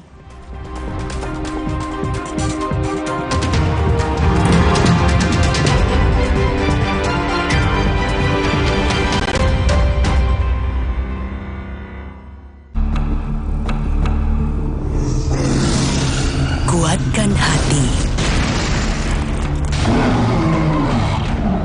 Raihlah kemenangan. Marjan. Optimalkan kemajuan 50% tubuh nyata si kecil dengan nutrisi tepat dan perhatian terbaik. Pediasure dipercaya lebih dari 25 tahun dukung pertumbuhan nyata.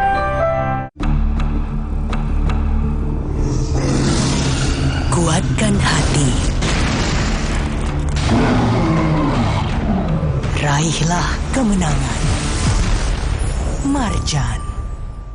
Hari-hari sibuk, itu pilihan. Tapi Luwak White Coffee selalu menemaniku. This is my way. Cobain deh. Now I'm here because of Luwak hitam baru 21. 21 sendok kopi dan 1 sendok gula. 21 bubuk kopi lebih kental.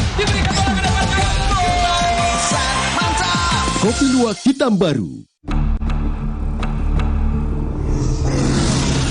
Kuatkan hati.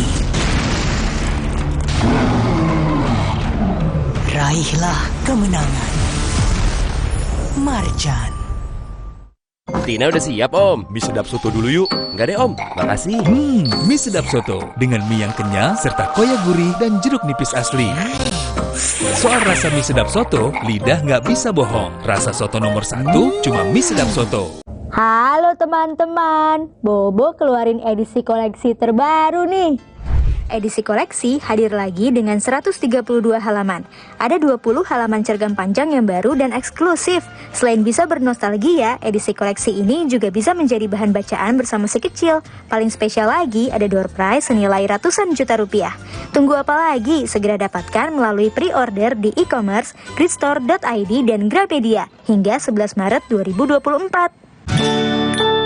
Optimalkan kemajuan 50% tumbuh nyata si kecil dengan nutrisi tepat dan perhatian terbaik.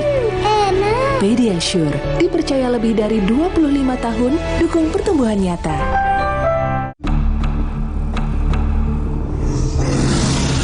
Kuatkan hati. Raihlah kemenangan. Marjan.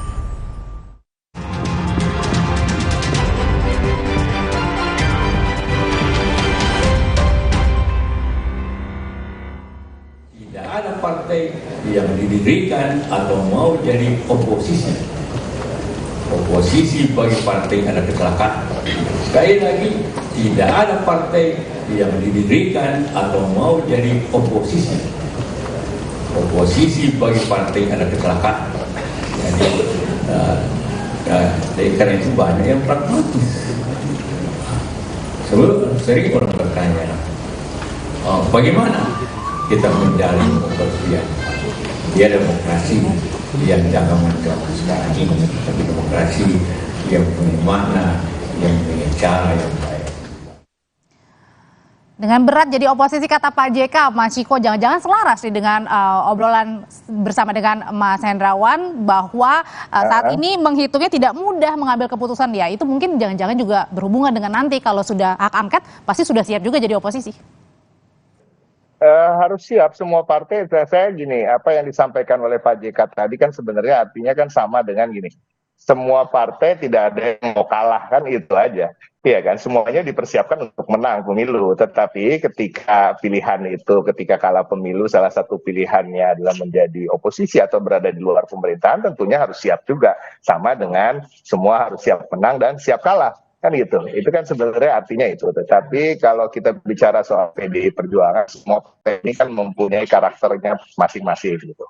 Dan semua itu karakter itu bisa diperdebatkan, kebenarannya atau kebaikannya semuanya debatable, semuanya ini kan masalah persepsi aja. Tetapi tentunya kalau kita melihat dari sejarahnya karakter PDI Perjuangan ini lebih sering bahkan di era reformasi ini kalau kalah dalam pilpresnya dan tentunya sangat siap untuk berada di luar pemerintahan dan tentunya seperti kita ketahui dalam demokrasi ini kan juga nggak bagus juga kalau semuanya berada di dalam pemerintahan. Nah, tapi ini itu yang suaranya Mas Ciko, tapi suaranya PDI Perjuangan gimana? Sampai-sampai ada karangan bunga juga mendukung. Nah, mendukung apa? Menjadi oposisi? Iya, ada banyak karangan di depan kantor DPP. Iya. Ini kan artinya kan saya juga sedang menyampaikan bahwa kecenderungan untuk menjadi oposisi gitu.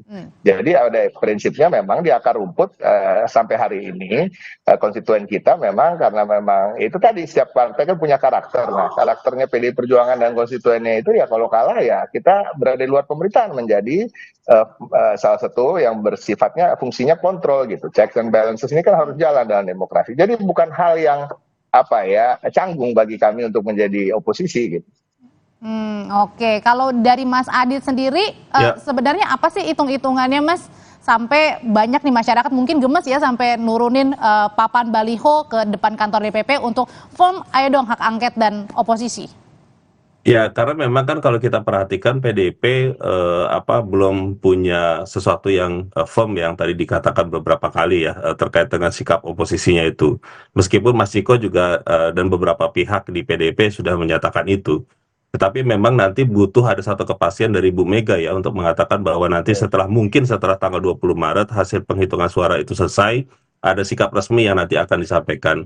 Ini memang ditunggu Mbak, ditunggu oleh masyarakat bagaimana jadi masih kita wait and see gitu? Ya, karena saya pikir ini hal yang positif ya, bahwa kita juga terus harus mendorong adanya kekuatan politik yang oposisi yang penting di parlemen. Kalau masyarakat sipil, teman-teman aktivis dan segala macam kan itu di luar parlemen. Kalau di dalam parlemen itu menjadi sangat penting untuk bisa membangun check and balances di dalam pembuatan kebijakan gitu ya.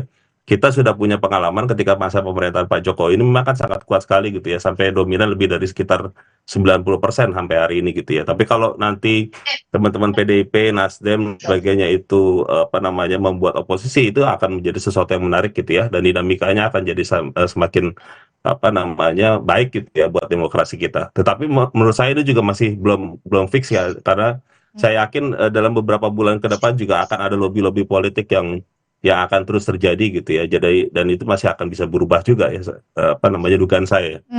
Kalau gitu lobby-lobby politiknya juga lagi dijalankan nggak dari Partai Golkar ke PDI Perjuangan supaya nggak ngajuin hak angket, supaya bersama pemerintah aja nanti di saat Prabowo dan Gibran memerintah, kalau nanti sudah disahkan? Kalau kita di parlemen sih kan karena sering ketemu ya di gedung parlemen, kemarin juga pada saat pembukaan masa sidang, pembicaraan dengan teman-teman PDIP sih kita lakukan dengan biasa ya, dengan kekasan kami di Senayan lah. Kalau di Senayan itu kami tidak punya fraksi masing-masing, ketika kepentingan bangsa negara itu kita kita berikan gitu ya. Jadi diskusi santai sama teman-teman PDIP, dan prinsipnya begini.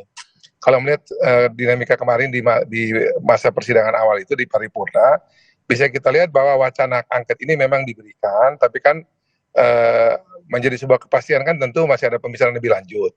Kita lihat kemarin kan juga Ibu Ketua DPR, Ibu Puan juga tidak hadir, Pak Muhaimin juga tidak hadir. Tentu di kalangan pimpinan DPR RI sendiri pasti akan ada pembicaraan di antara para pimpinan dulu. Tentu aspirasi dari para anggota akan berjalan, tapi pasti akan dibahas oleh para pimpinan fraksi dan pimpinan DPR RI. Termasuk yang dari kedua, Golkar yang kalau kita bicara soal menyangkut oposisi, menurut saya begini ya, sistem di Indonesia tidak mengenal kata oposisi. Saya perlu luruskan dulu nih, bahwa ada penyeimbang ataupun kontrol kekuasaan di luar, saya kira juga itu pasti tetap ada bagi yang di luar pemerintahan.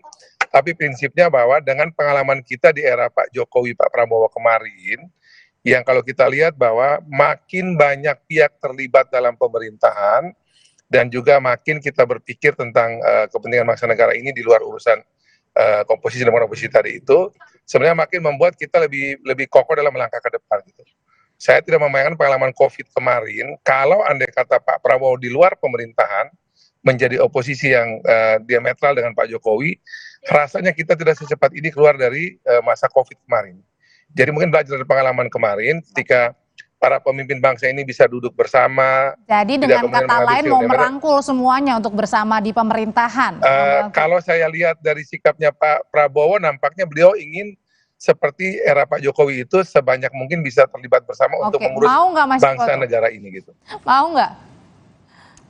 Ya, itu nanti kita bicarakan di DPP PDI Perjuangan tentunya. Tetapi sebagai seorang yang saya di sini sikap saya pribadi ya, saya rasa sebuah bangsa ini yang begitu besar dan begitu perlu banyak masukan-masukan dari berbagai pihak, itu sebaiknya juga, dan kita untuk menjaga iklim demokrasi yang sehat tentunya sebaiknya ada penyeimbang yang cukup kuat di parlemen. Jadi karena kalau begini, saya kembali lagi kepada spirit Bung Karno ya.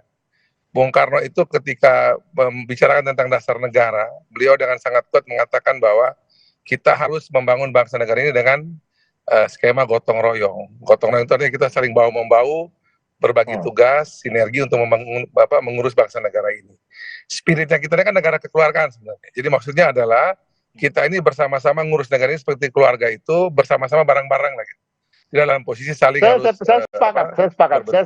sepakat dan saya melihat juga gini, kalau kita mau bicara jujur aja, kita mau bicara secara objektif, apa yang terjadi kemarin pun ketika ada Demokrat dan PKS yang berada di luar pemerintahan pun saya rasa cukup sehat gitu. Mereka juga tidak begitu mengganggu dalam tanda kutip, tapi ada suara-suara yang cukup minor ketika pemerintah diperlukan ada kontrol di situ. Tetapi kalau lebih kuat lagi, sedikit lagi jumlahnya, saya rasa akan lebih baik lagi. Tapi pada prinsipnya kan di luar pemerintahan seperti disampaikan Bang Melki tadi, bukan oposisi kalau di Indonesia sifatnya. Ya, kita tetap menjaga marwah persatuan itu, tetapi tentunya kalau akan lebih kuat lah jalannya demokrasi kalau ada penyeimbang yang cukup kuat. Oke, kalau kita dari Itu pandangan pribadi saya. Pandangan pribadi. Kalau gitu Mas Adit yang dilihatnya nih, setengahnya dari perbincangan kita selama 10 menit lebih ya, ini ada masih tarik menarik juga, jangan-jangan ini yang terjadi justru belum formnya hak angket, kemudian juga jadi oposisi atau enggak, jangan-jangan sebenarnya yang baik itu gimana sih? Apakah nanti pemerintahannya Pak Prabowo ini harus sama juga dengan Pak Jokowi gitu, dengan inginnya sih merangkul semuanya? Ya, saya pikir memang kan ke depan kita juga perlu pemerintahan yang kuat. Itu satu hal. Yang kedua memang tradisi yang tadi disampaikan oleh Bang Ciko dan juga Bang Melki itu juga penting gitu ya, bahwa menyeimbangkan kekuatan antara pemerintah, koalisi pemerintahan dan juga di luar pemerintahan itu juga penting di dalam demokrasi. Kita juga punya pengalaman kemarin dalam kondisi pemerintahan Pak Jokowi yang di akhir masa jabatannya yang dikritik oleh banyak pihak, itu juga menjadi sebuah catatan penting gitu ya, bahwa ketika partai politik itu menjadi sangat dominan, itu juga belum tentu sesuatu yang positif juga gitu ya. Dan meskipun saya juga bisa memahami Bang Melki ini adalah berasal dari Partai Golkar yang punya tradisi nggak pernah untuk dioposisi. Ya, jadi memang kita harus bisa paham juga pandangannya bahwa kekeluargaan dan segala macam gitu ya. Tetapi menjadi bagian yang penting untuk bisa menguatkan mengkoordinasikan aspirasi dari luar pemerintahan, itu juga menjadi bagian yang penting juga untuk persatuan dan kesatuan, bukan hanya untuk segelintir partai politik. Jadi itu catatan sebaiknya harus ada oposisi atau penyeimbang gitu. Ya, saya mendorong Bang Ciko dan teman-teman PDIP untuk menjadi inisiator itu.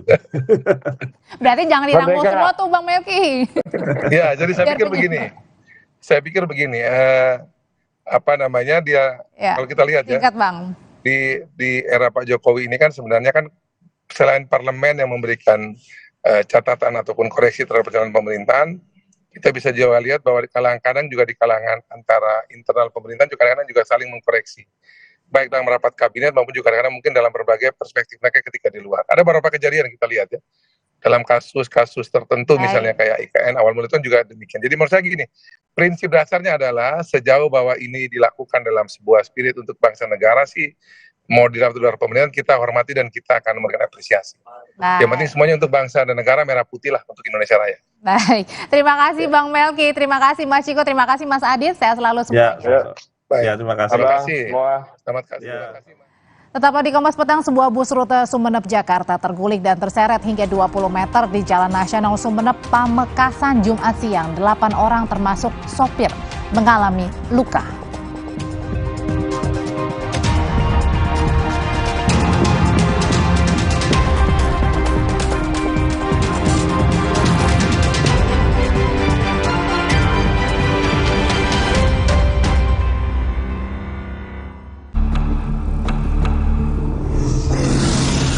Kuatkan hati.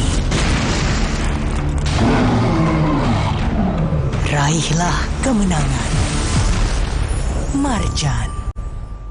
Ada yang baru nih dari Jepang. Wah, Mixed Up Tasty Chicken Teriyaki. Wow. Dipanggang khas Jepang, manis, gurih, caramelized dengan teknologi Rito. Siap makan Chicken Teriyaki. Rasanya, so tasty. Ada seaweed crunch. Authentic Jepang asli. Oishi. Rasanya enak, minyak kenyal. Cobain chicken teriyaki 100% daging ayam asli. Tasty Chicken Teriyaki dari Wings Food. Kuatkan hati. Raihlah kemenangan. Marjan. Udah sampai. Apa nutrisinya kurang?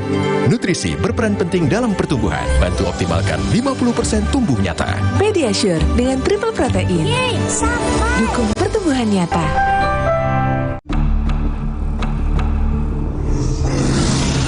Kuatkan hati.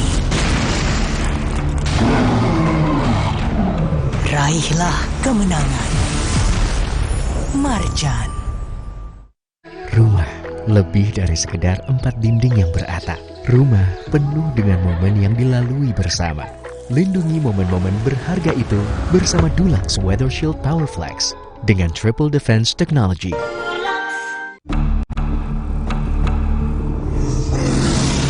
Kuatkan hati. Raihlah kemenangan. Marjan. Hey guys.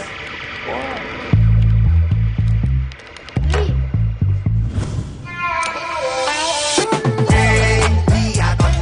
Putar celup jadi seru. Hey, lihat aku.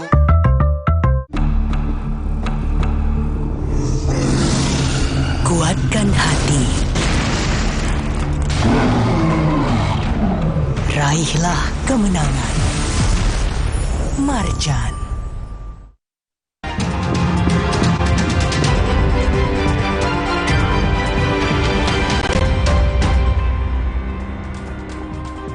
Masa pro dan kontra digulirkannya hak angket atas dugaan kecurangan pemilu terus berdatangan di depan gedung DPR RI Jumat sore. Masa bahkan sempat membakar ban bekas.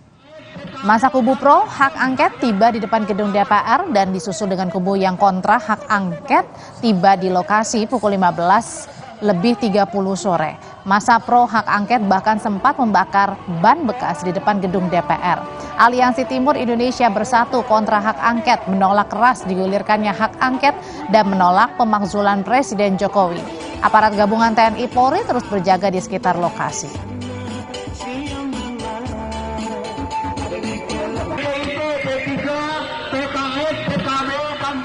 Beralih ke informasi kecelakaan, sebuah bus yang melayani rute Sumeneb, Jakarta terguling dan terseret hingga 20 meter di Jalan Nasional Sumeneb, Pamekasan.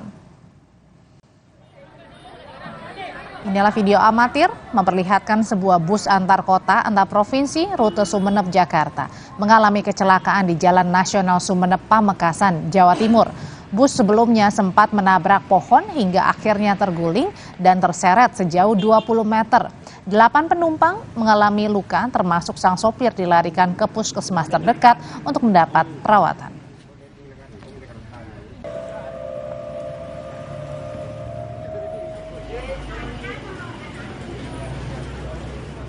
Terima kasih untuk kebersamaannya di Kompas Petang. Saya Audrey Chandra. Dan saya Tifal Solesa. Sesaat lagi Anda akan menyaksikan Sapa Indonesia Malam. Jadi tetaplah di Kompas TV, independen, terpercaya.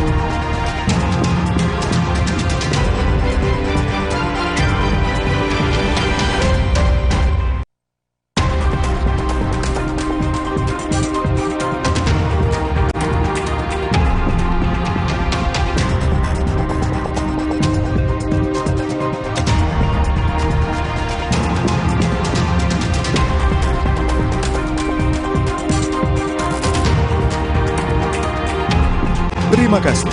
Anda telah menyaksikan Kompas Petang. Didukung oleh This is my way. Cobain deh. Mahkamah Konstitusi meminta besaran ambang batas parlemen 4% dikoreksi. Putusan ini menuai pro dan kontra. Partai kecil menyambut gembira putusan ini dan meminta ambang batas parlemen diturunkan atau dihapus sekalian. Sementara partai menengah dan partai besar justru ingin menaikkan besaran ambang batas untuk masuk Senayan. Lalu akankah ambang batas parlemen bakal diturunkan? Atau sebaliknya akan dinaikkan sesuai keinginan partai-partai yang berkuasa di Senayan? Simak pembahasannya dalam Dua Arah, Jumat 8 Maret, pukul 8:30 malam, live di Kompas TV.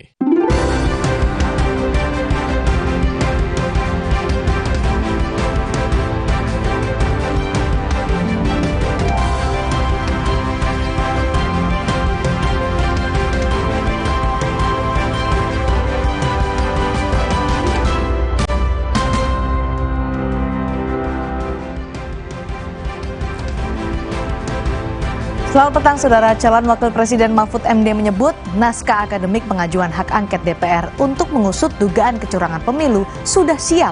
kapan hak angket akan digulirkan dan partai-partai mana saja yang mendukung bergulirnya hak angket itu. Sapa Indonesia Malam juga akan menyoroti pembentukan panitia khusus atau Pansus DPD RI untuk mendalami dugaan kecurangan pemilu 2024. Seberapa kuat dan dampaknya pansus yang dibentuk DPD?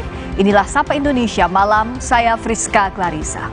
Dan saya Cindy Sistiarani.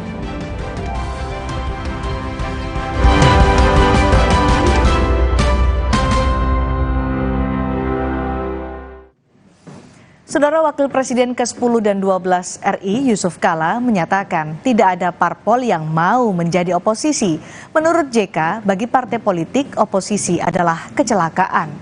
JK menyebut partai politik di Indonesia banyak yang memilih sikap pragmatis. Karena itu pasca pemilu mereka akan berpikir pragmatis untuk mencari keuntungan dengan bergabung dalam koalisi pemerintah.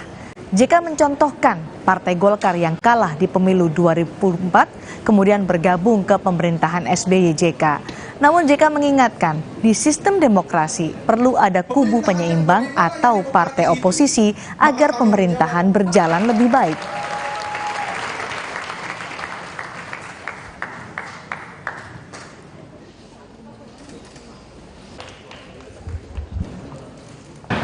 Apakah partai-partai akan berubah? Banyak partai yang berarti, termasuk partai saya Golkar. Kalau pemilu 2004, saya memilih presiden bukan didukung oleh Golkar, saya jalan sendiri. Tapi begitu menang kita, bergabung Golkar. Itu biasa saja. Sekali lagi, tidak ada partai yang didirikan atau mau jadi oposisi. Oposisi bagi partai ada kecelakaan.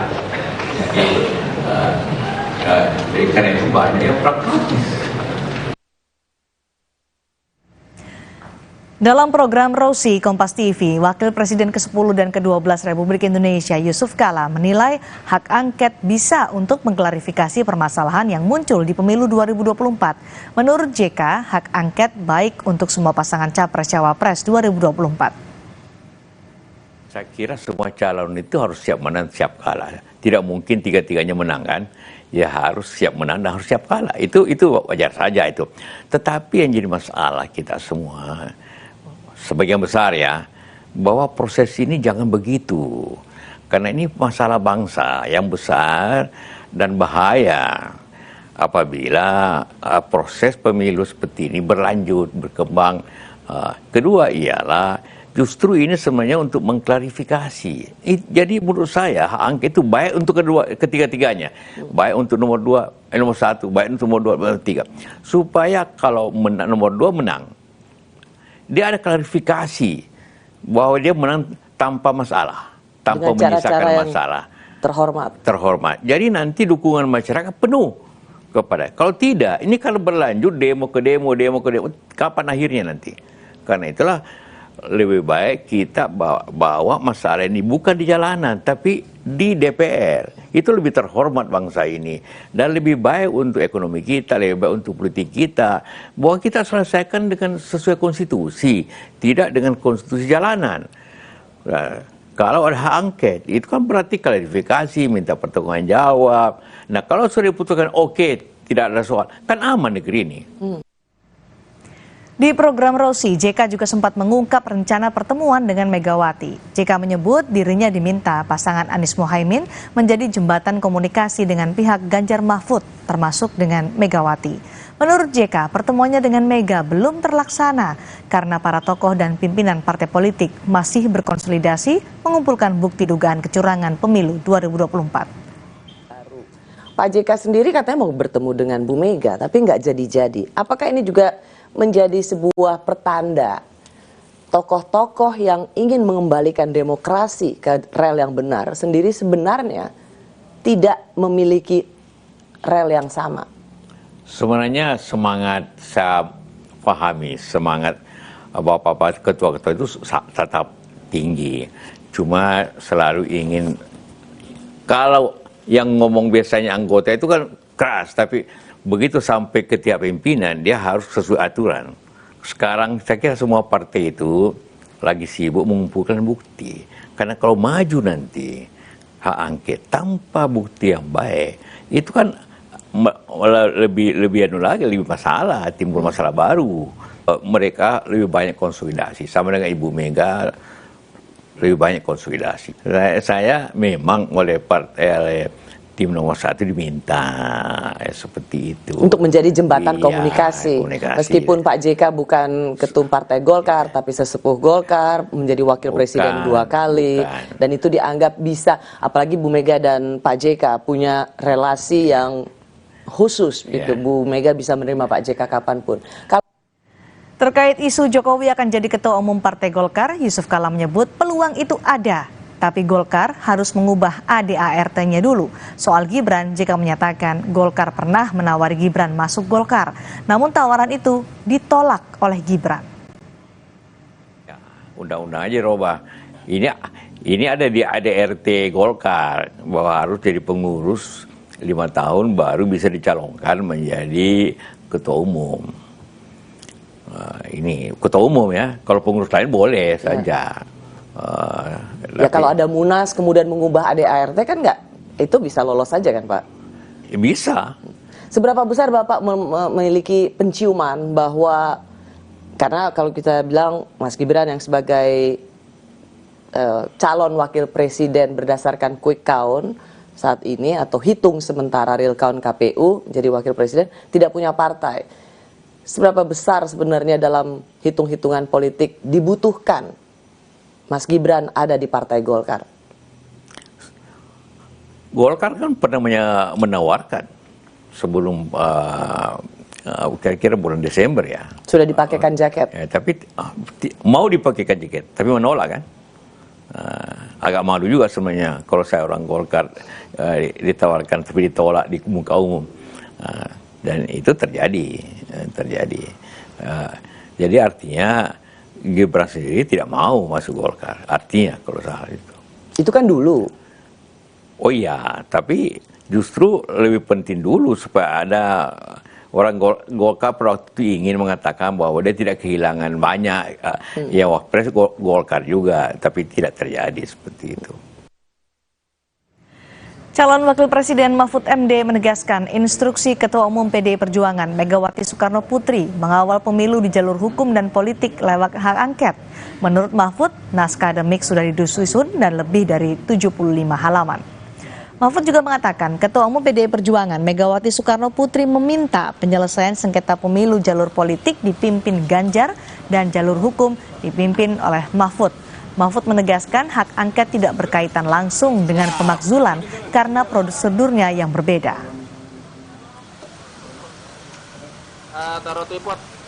Tapi saya membaca bahwa rancangan angket itu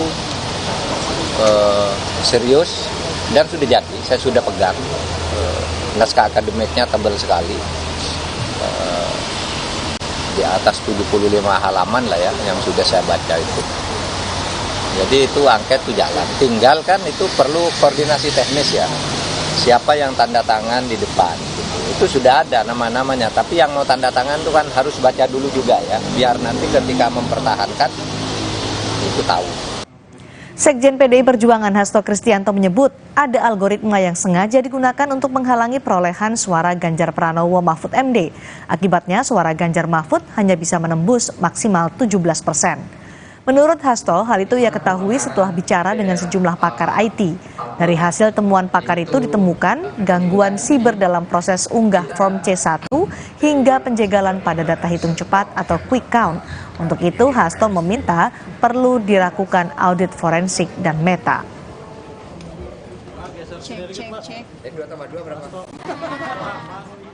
Para pakar IT yang menemukan persoalan yang sangat fundamental, misalnya dimasukkannya suatu JSON script, suatu algoritma untuk ngelock agar perolehan Pak Ganjar Mahfud itu hanya maksimum 17%. Kemudian juga suatu program untuk mengunci autentifikasi terhadap multifaktor yang seharusnya tidak sembarangan orang bisa mengupload C1. Juga data-data bahwa quick count pun itu diintercept. Nah, sehingga dari kejadian-kejadian seperti itu kami dalami, dan ini memerlukan suatu audit forensik serta audit meta C1. Adanya temuan soal penggelembungan suara untuk parpol tertentu, Partai Gerindra menilai setiap partai saling tuduh soal penggelembungan suara. Namun Gerindra yakin jenjang kontrol dalam pemilu sudah ketat, sehingga jika ditemukan pelanggaran, Bawaslu di daerah akan memprosesnya. Sekjen Gerindra Ahmad Muzani menilai dugaan penggelembungan suara harusnya ditemukan oleh Bawaslu di semua tingkatan. Bahkan menurutnya jika ada unsur pidana bisa diproses di sentra penegakan hukum terpadu. Sebelumnya Bawaslu menyatakan penggelembungan suara diduga tidak hanya menguntungkan PSI tapi partai lain. Bawaslu menegaskan akan menelusuri setiap laporan dugaan penggelembungan suara.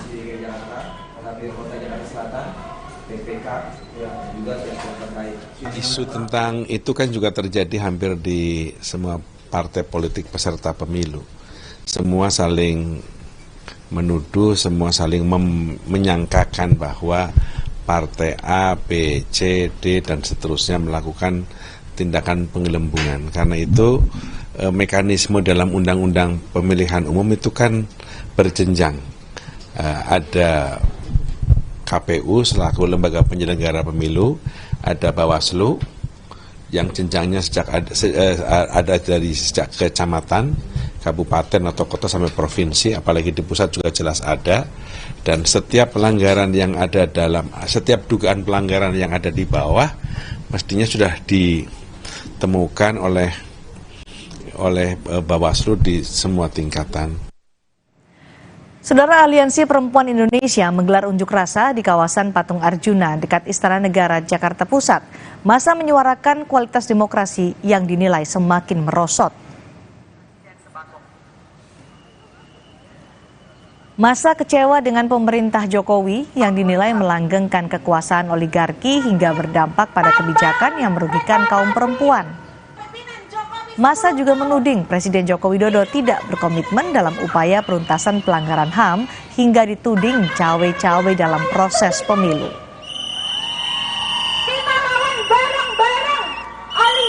Hari Perempuan Internasional tahun ini tuh bertepatan dengan momen 10 tahun juga pemerintahan Jokowi. Dan selama 10 tahun ini kami juga punya kesimpulan bagaimana memang Presiden Jokowi ini justru menjadi aktor utama yang melanggengkan kekuasaan oligarki di Indonesia. Melalui kebijakan-kebijakan yang justru memiskinkan perempuan dan juga rakyat, dan diiringi juga dengan intimidasi, kriminalisasi, penangkapan begitu ya para pejuang keadilan atau pejuang hak asasi manusia. Sementara itu demo juga berlangsung di depan gedung DPR Senayan, Jakarta Jumat siang. Massa yang tergabung dalam Gerakan Rakyat Selamatkan NKRI mendesak DPR menggelar hak angket terkait dugaan kecurangan pemilu 2024. Massa juga mendesak pemerintah segera menstabilkan harga bahan pokok yang tengah meroket.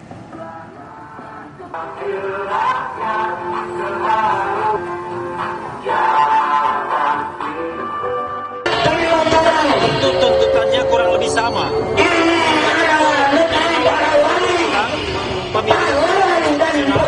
Pemilu yang tidak jujur dan adil, dan ada aspirasi agar DPR menggunakan hak angket, hak untuk menyelidiki adanya kecurangan pemilu yang masif, terstruktur dan sistematis. Unjuk rasa mengusut dugaan kecurangan pemilu juga digelar di depan kantor DPD RI Daerah Istimewa Yogyakarta. Massa yang menamakan diri Gerakan Rakyat untuk Demokrasi dan Keadilan atau Garda itu mendukung DPD membentuk pansus dugaan kecurangan pemilu. Tidak hanya mendukung DPD membentuk pansus, Massa juga mendorong DPR menggunakan hak angket terkait dugaan kecurangan pemilu. Perwakilan DPD RI asal Yogyakarta, Hafid Asrom bilang, pansus yang dibentuk DPD adalah aspirasi yang diserap dari masyarakat dan akan jadi masukan bagi DPR pada proses hak angket. Mengusut dan membongkar berbagai dugaan penyalahgunaan bansos. Ini akan saya sampaikan kepada pimpinan DPD RI jam siang ini, sudah sampai ke pimpinan DPD RI. Karena apa? Ini masukan yang pertama saya kira dari seluruh Indonesia untuk kepentingan demokrasi kita. Wakil DPD RI seluruh Indonesia itu menyampaikan ada ketidakjujuran, mungkin itu aspirasi itu. Maka Komite 1 mengusulkan kepada Ketua DPD RI untuk memutuskan dalam sidang itu diadakan pansus dalam waktu sesingkat-singkatnya. Sejumlah aksi massa digelar mendukung DPR RI menggulirkan angket mendalami dugaan kecurangan pemilu. Bagaimana partai di DPR RI menyikapi ini? Kita akan tanyakan ke jurnalis Kompas TV Nanda Aprilia yang saat ini berada di DPR RI Senayan, Jakarta. Nanda, bagaimana kemungkinan bergulirnya hak angket DPR RI untuk bisa mengusut dugaan kecurangan pemilu?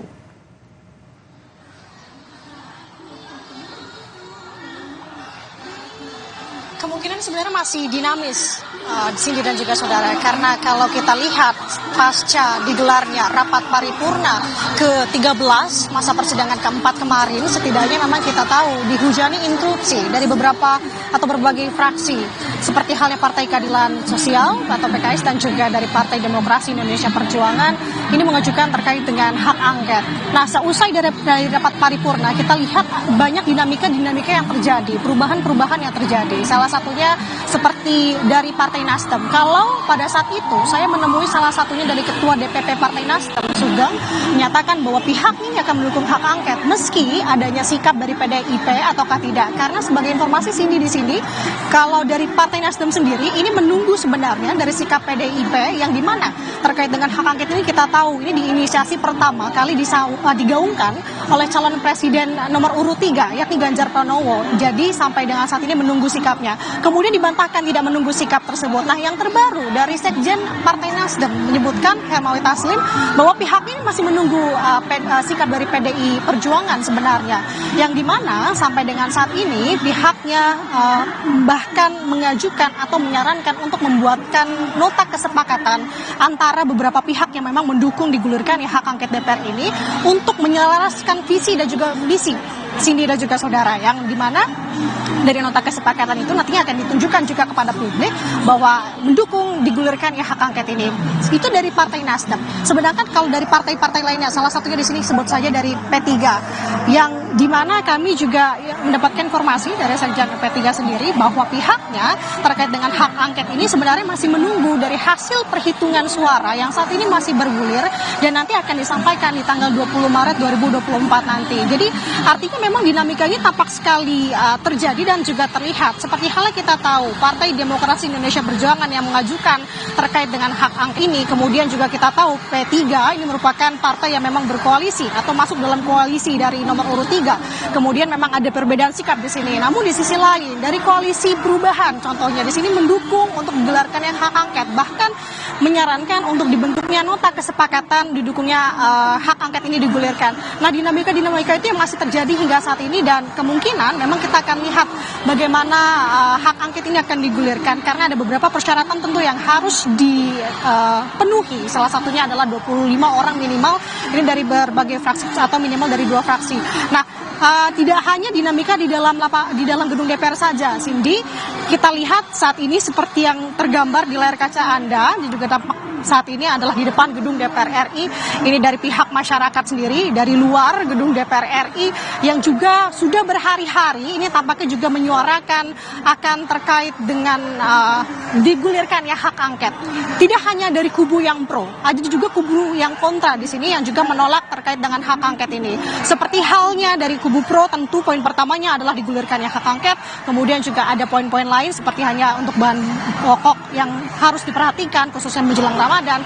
Kalau untuk kubu kontra ini menolak digulirkannya hak angket karena salah satunya adalah yang dimana untuk saat ini pihak yang kontra yang hadir adalah dari kubu yang kebanyakan mayoritasnya masyarakat dari atau warga Indonesia Timur ini memang memiliki kedekatan diakuinya oleh Presiden Joko Widodo. Nah, ini dikhawatirkan dari hak angket ini juga akan bisa menimbulkan dampak lain seperti halnya pemakzulan dari Joko Widodo sendiri. Nah, ini yang menjadi 2 poin yang kita perhatikan dalam demo atau aksi unjuk rasa pada sore hari ini. Itu dari DPR, masyarakat, dan juga dari DPD sendiri, Cindy. Karena kita tahu bahwa dari DPD juga mengajukan saat ini adalah pansus selama 60 hari ke depan, yang dimana ada beberapa poin, yakni adalah yang utamanya adanya dugaan laporan kecurangan. Jadi kalau mengutip apa yang disampaikan oleh DPD sendiri, sebenarnya dibentuknya pansus ini menjadi langkah alternatif yang dilakukan. Untuk kecurangan pemilu, kita tahu laporannya juga sudah masuk ke dalam Bawaslu. Kita tahu saat ini juga di DPR, tengah digodok lagi untuk wacana hak angket. Nah, DPD langkahnya seperti apa? Yakni dengan menggulirkan atau membentuk pansus, yang dimana ini nanti hasilnya akan menjadi rujukan ataupun bisa menjadi saran untuk DPR sendiri.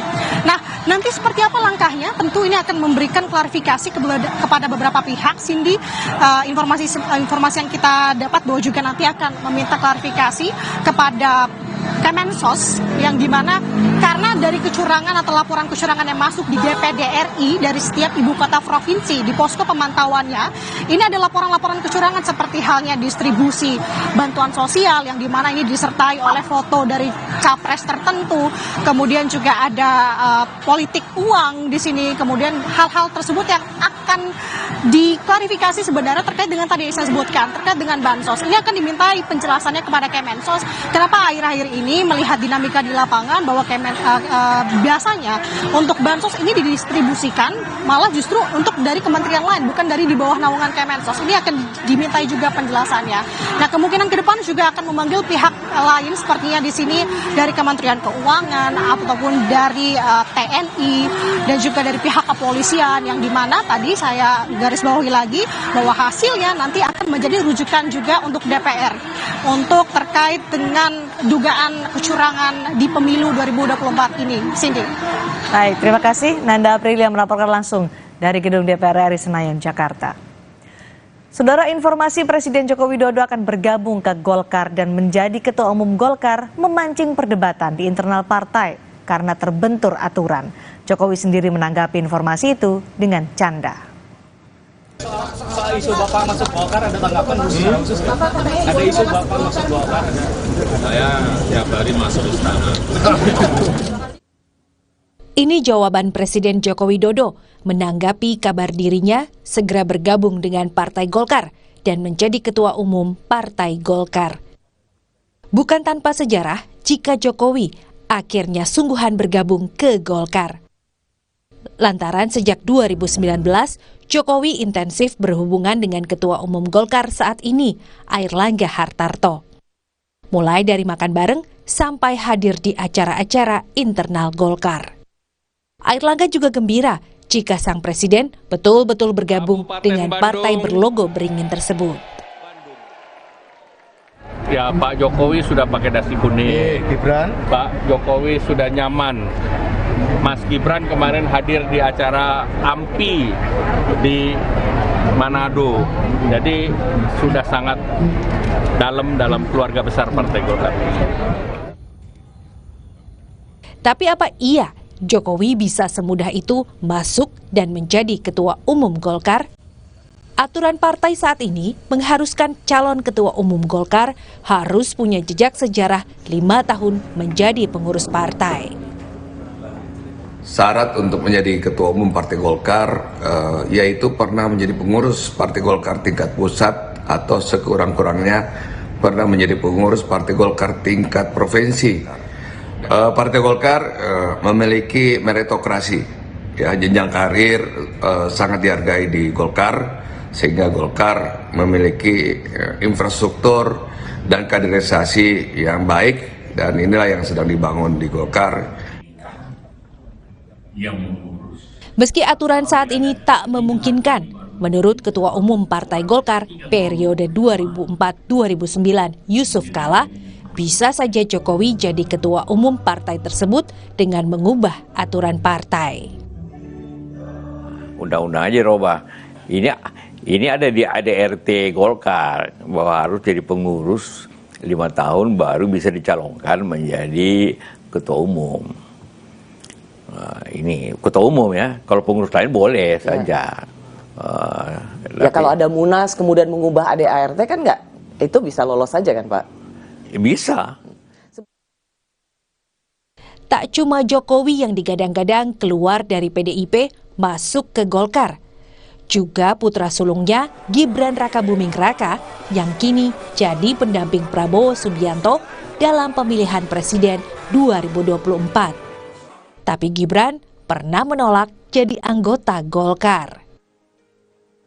Golkar kan pernah menawarkan sebelum kira-kira bulan Desember ya. Sudah dipakaikan jaket. Tapi mau dipakaikan jaket, tapi menolak kan. Agak malu juga sebenarnya kalau saya orang Golkar ditawarkan tapi ditolak di muka umum. Dan itu terjadi. Jadi artinya Gibran sendiri tidak mau masuk Golkar. Artinya kalau soal itu. PDI Perjuangan menyatakan tak ambil pusing dengan Jokowi maupun Gibran bila mau keluar dari partai yang mengasuhnya hingga menapaki karir politik yang cemerlang. Jokowi diasuh PDIP menjadi wali kota Solo 2 periode, gubernur DKI Jakarta, hingga menjadi presiden 2 periode, 2014-2019 dan 2019-2024. Sementara Gibran diakomodasi PDIP menjadi wali kota Solo. Seseorang itu kan, jati diri seseorang itu kan diukur dari konsistensinya terhadap pilihan partai politik. Ya, secara normatif memang seseorang itu bebas menentukan pilihannya secara merdeka, tetapi rakyat juga akan tahu mana yang kemudian membesarkan, mana yang kemudian menggunakan cara-cara pragmatis demi kekuasaan. Ya, kami kan stelsel-nya aktif. Seseorang kalau cocok bisa masuk, kalau kemudian nggak cocok karena perpanjangan permintaan jabatan 3 periode nggak dipenuhin, itu stelsel aktif. Dan itu konstitusi kita mengatur, keanggotaan itu stelsel aktif. Posisi Golkar saat ini memang sentral dengan peluang mendapatkan kursi terbanyak di Dewan Perwakilan Rakyat. Artinya, Golkar meski saat ini jumlah suaranya di bawah PDI Perjuangan, tetapi bisa menjadi ketua DPR. Golkar adalah partai pengusung Prabowo Subianto, Gibran Rakabuming Raka yang di sejumlah hitung cepat unggul jauh dari 2 pesaingnya, Anies Baswedan, Muhaimin Iskandar, dan Ganjar Pranowo, Mahfud MD. Tim Liputan, Kompas TV. Saudara, Ditipidum Barreskrim Polri melimpahkan 7 tersangka dan barang bukti terkait kasus dugaan tindak pidana pemilu oleh mantan panitia pemilihan luar negeri Kuala Lumpur, Malaysia ke Kejaksaan Negeri Jakarta Selatan. Sebelumnya para tersangka diduga menambah dan memalsukan daftar pemilih tetap atau DPT di Kuala Lumpur. Karopenmas Polri Brigjen Truno Yudo Wisnu Andiko bilang, para tersangka merupakan panitia pemilihan pemilu luar negeri atau PPLN di Kuala Lumpur yang diduga melakukan penambahan dan pemalsuan DPT saat pemilu berlangsung. Selanjutnya, para tersangka akan menjalani persidangan untuk mempertanggungjawabkan perbuatan mereka.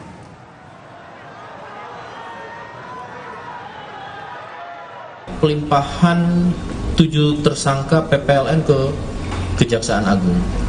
Kemarin tepatnya sudah dinyatakan P21 oleh Jaksa Penuntut Umum dalam hal di Kejagung yang masuk bagian daripada sentra Gakumdu dalam suatu sistem criminal justice system yang ada di sentra Gakumdu. Tentunya hari ini akan dilakukan tahap 2 kepada para 7 tersangka, yaitu ke Kejaksaan Agung yang masuk bagian daripada sentra Gakumdu.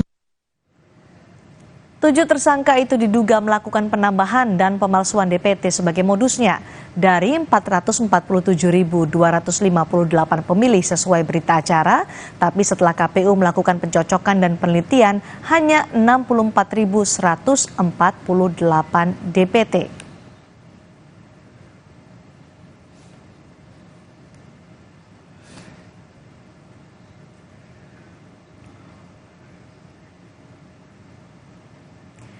Informasi lain, Saudara, warga di Maros, Sulawesi Selatan harus mengantre hingga saling dorong demi mendapatkan beras murah.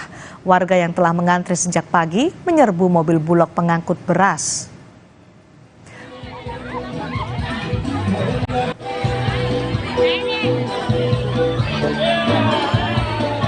Warga berebut membeli beras murah di halaman kantor Dinas Pertanian dan Ketahanan Pangan Kabupaten Maros.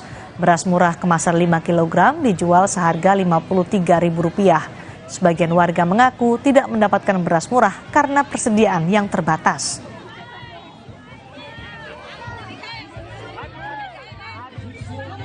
Bersyukur karena jadi menolong lagi.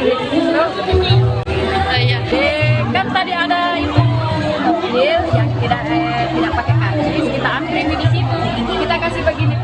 terus dikasih. Oh, terus dikasih. Maksudnya mungkin kita yang mau. Sementara di Bengkulu, hujan deras tidak menyurutkan ratusan warga menyerbu operasi pasar murah yang digelar di luar Stadion Sawah Lebar. Sejumlah warga menyebut hadirnya operasi pasar murah ini sangat membantu di tengah naiknya harga bahan pokok karena harga yang ditawarkan di bawah harga pasaran. Seperti beras yang di pasar kini seharga Rp13.500 hingga Rp16.000 per kilogram, di pasar murah ini warga bisa membeli beras hanya Rp11.000 per kilogram.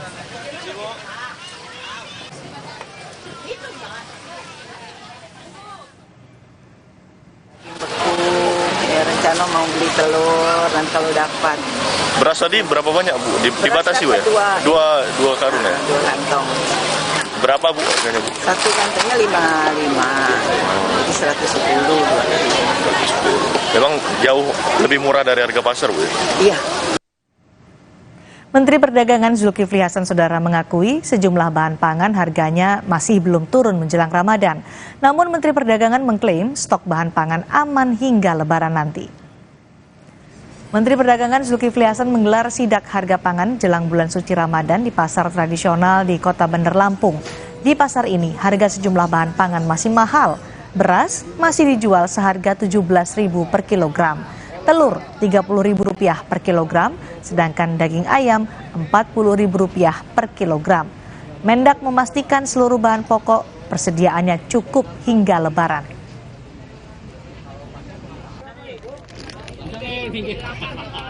Menjelang bulan suci Ramadan, ayam banyak, telur banyak, beras banyak, cabai banyak, bawang banyak tadi kan. Nah, beras tidak naik tapi belum turun, masih mahal. Tapi tidak naik lagi yang premium. Kalau beras bulog banyak. Ya, telur tadi 30.000. Kemarin masih 31, 32, sekarang sudah 30.000 ya. Ayam agak mahal tadi. Kalau dikiloin 40-an. Kalau 1 ekor 35.000 ya. Cawapres Mahfud MD mengatakan naskah akademik hak angket telah disusun dan tinggal diajukan ke DPR. Bagaimana dengan partai politik lainnya? Kita bahas usai jeda.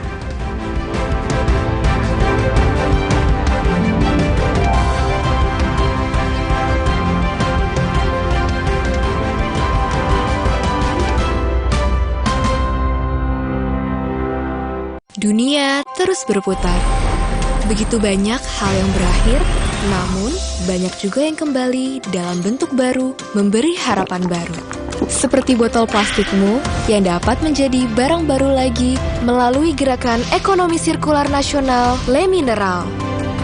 Kini, plastik tidak lagi menjadi sampah, namun terus berputar dengan dipilah dan didaur ulang menjadi baru. Semua bisa mengambil peran penting dalam perputaran itu dari hulu ke hilir. Mulai dari kamu yang memilah sampah dari rumah, pemulung yang mengumpulkannya, hingga pekerja pabrik yang mendaur ulang. Bersama gerakan ekonomi sirkular nasional Le Mineral, mari jadikan botol plastikmu jadi baru lagi.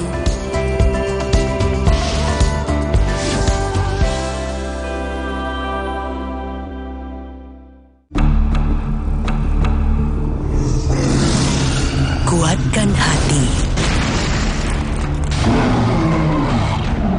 Raihlah kemenangan. Marjan. Emang boleh seengap ini? Saatnya minum susu kambing Karoma Insani. Dibuat dengan susu kambing Etawa, tinggi kalsium dan vitamin D. Karoma Insani, susu kambing Etawa. Ini bulan penuh rasa semangat. Semangat saling menjaga silaturahmi. Rasakan hangatnya kebersamaan dalam semangat kebaikan. Kopi Kapal Api, jelas lebih enak. Kuatkan hati. Raihlah kemenangan. Marjan. Udah sampai. Apa nutrisinya kurang? Nutrisi berperan penting dalam pertumbuhan. Bantu optimalkan 50% tumbuh nyata. Pediasure dengan triple protein. Yeay, sampai. Dukung pertumbuhan nyata. Hey guys.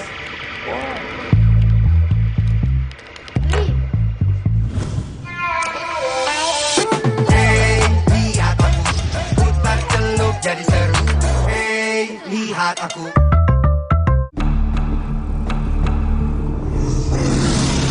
Kuatkan hati. Raihlah kemenangan. Marjan.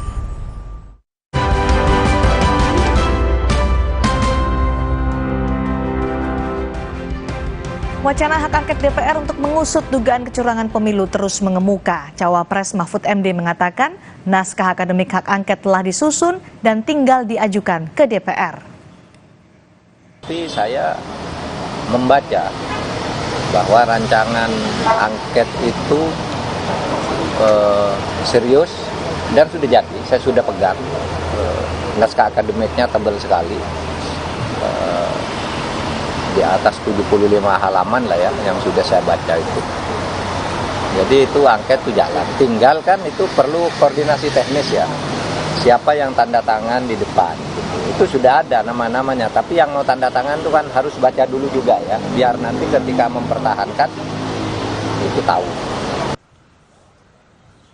Cawapres Mahfud MD menegaskan tim Ganjar Mahfud serius untuk menggulirkan hak angket pemilu di DPR. Urusan angket di DPR, Ketum PDI Perjuangan Megawati Soekarno Putri menugaskan Ganjar Pranowo untuk memimpin. Sementara urusan sengketa pemilu, jalur hukum, Mahfud yang ditugasi untuk memimpin. Menurut Wakil Presiden ke-10 dan 12 RI Yusuf Kala, hak angket bisa untuk mengklarifikasi permasalahan yang muncul dalam pemilu 2024. Dalam wawancara di Rosi, JK menilai hak angket baik untuk semua pasangan Capres-Cawapres 2024.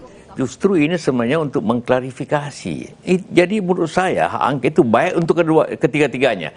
Baik untuk nomor 1, baik untuk nomor 2, 3. Supaya kalau nomor 2 menang, dia ada klarifikasi bahwa dia menang tanpa masalah, tanpa menyisakan masalah. Terhormat. Jadi nanti dukungan masyarakat penuh kepada. Kalau tidak, ini kalau berlanjut demo ke demo, kapan akhirnya nanti? Karena itulah lebih baik kita bawa masalah ini bukan di jalanan, tapi di DPR. Itu lebih terhormat bangsa ini. Dan lebih baik untuk ekonomi kita, lebih baik untuk politik kita. Saat ini, hak angket baru sebatas usulan dan belum digulirkan. Bagaimana gambarannya bila hak angket jadi bergulir? Peta kursi di DPR, partai pendukung Ganjar Mahfud. Kami totalkan bahwa PDIP dan P3 sebanyak 147 kursi. Lalu partai pendukung Anies Muhaimin, yakni Partai Nasdem, PKB dan PKS sebanyak 167 kursi. Dan partai pendukung Prabowo Gibran, Partai Gerindra, Partai Golkar, Partai Demokrat, dan PAN jumlahnya 261 kursi. Jika PDI Perjuangan fokus menyiapkan hak angket, P3 yang juga mengusung Ganjar Mahfud belum memutuskan mendukung hak angket untuk menyelidiki dugaan kecurangan pemilu 2024. Sekretaris Fraksi P3 DPR RI, Ahmad Baidowi mengatakan, seluruh pengurus partai di seluruh tingkatan sedang fokus mengawasi rekapitulasi suara. Hak angket itu hak politik. Ada hak menyatakan pendapat, hak angket dan hak interpelasi. Pilihan ini kan belum ditentukan mana yang diambil. Kan belum. Fraksi-fraksi juga belum bersikap. Kami pun belum melakukan rapat internal. Insya Allah dalam waktu dekat akan kita kabari kalau sudah bersikap. Karena anggota masih ngawal rekapitulasi suara di tingkat kabupaten dan provinsi supaya nggak hilang. Di kubu Anies Muhaimin, Partai Nasdem kemarin menggelar diskusi tentang hak angket dugaan kecurangan pemilu sebelum diusulkan di sidang paripurna. Nasdem juga sudah mulai menyiapkan syarat-syarat untuk mengajukan hak angket. Langkah-langkah yang terukur dengan substansi yang kuat itu sangat dibutuhkan. Ya. Seperti pada saat ini kita mengundang beberapa ahli ya untuk memberikan masukan kepada fraksi Nasdem untuk penguatan substansi yang bisa kita sampaikan sebagai materi untuk hak angket ini. Termasuk juga langkah-langkah terukurnya karena mekanisme untuk pengajuan hak angket ini kan juga ada syarat-syarat administrasi yang juga harus kita penuhi. Sementara itu, Partai Gerindra menolak hak angket untuk dugaan kecurangan pemilu. Anggota DPR Kamarus Samad menilai masyarakat lebih butuh solusi pengangguran dan lapangan pekerjaan dibandingkan angket pemilu. Kami di lapangan tentu juga mendengarkan aspirasi yang berkembang. Aspirasi yang sangat mendesak bagi mereka adalah pengangguran, penciptaan lapangan kerja, bukan hak angket. Yang diperlukan mereka justru adalah hak para sopir angkot. Hak para sopir angkot, ribuan bahkan puluhan ribu yang anak-anaknya mereka, masa depannya, sekolahnya belum tentu mereka bisa memenuhi kebutuhan dasar mereka. Wacana hak angket dugaan kecurangan pemilu kali pertama disuarakan Capres Ganjar Pranowo. Namun agar bisa dijalankan, pertama, hak angket diusulkan oleh minimal 25 anggota DPR dan lebih dari satu fraksi. Lalu usulan hak angket diterima jika mendapat persetujuan lebih dari setengah jumlah anggota DPR dalam rapat paripurna. Publik tentu kini menanti apakah para elit politik serius mengusut dugaan kecurangan pemilu. Tim Liputan Kompas TV.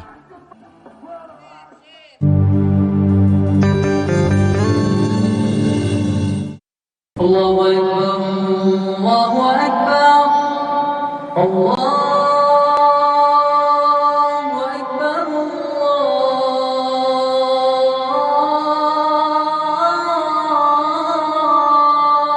Allahu Akbar. Asyhadu an la ilaha illallah.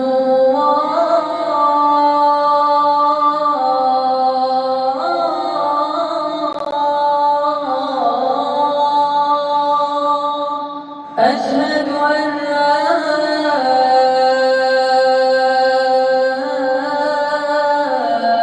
إله إلا الله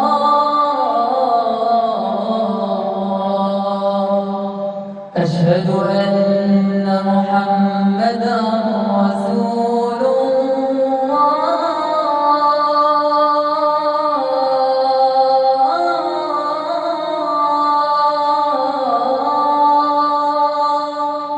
أشهد أن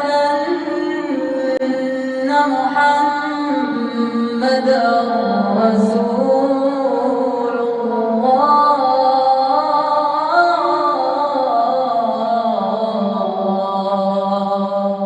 حي على الصلاة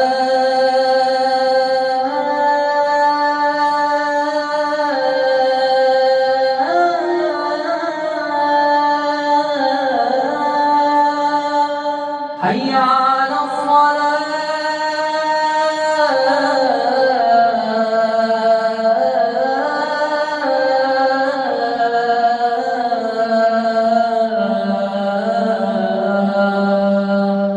حي على الفلاح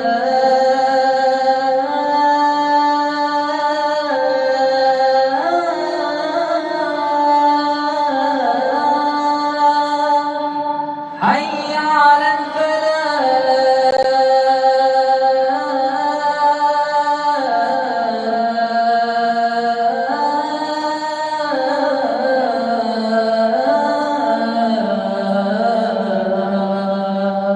الله أكبر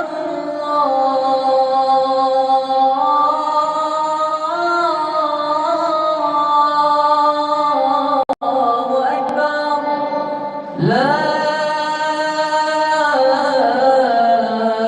إله إلا الله.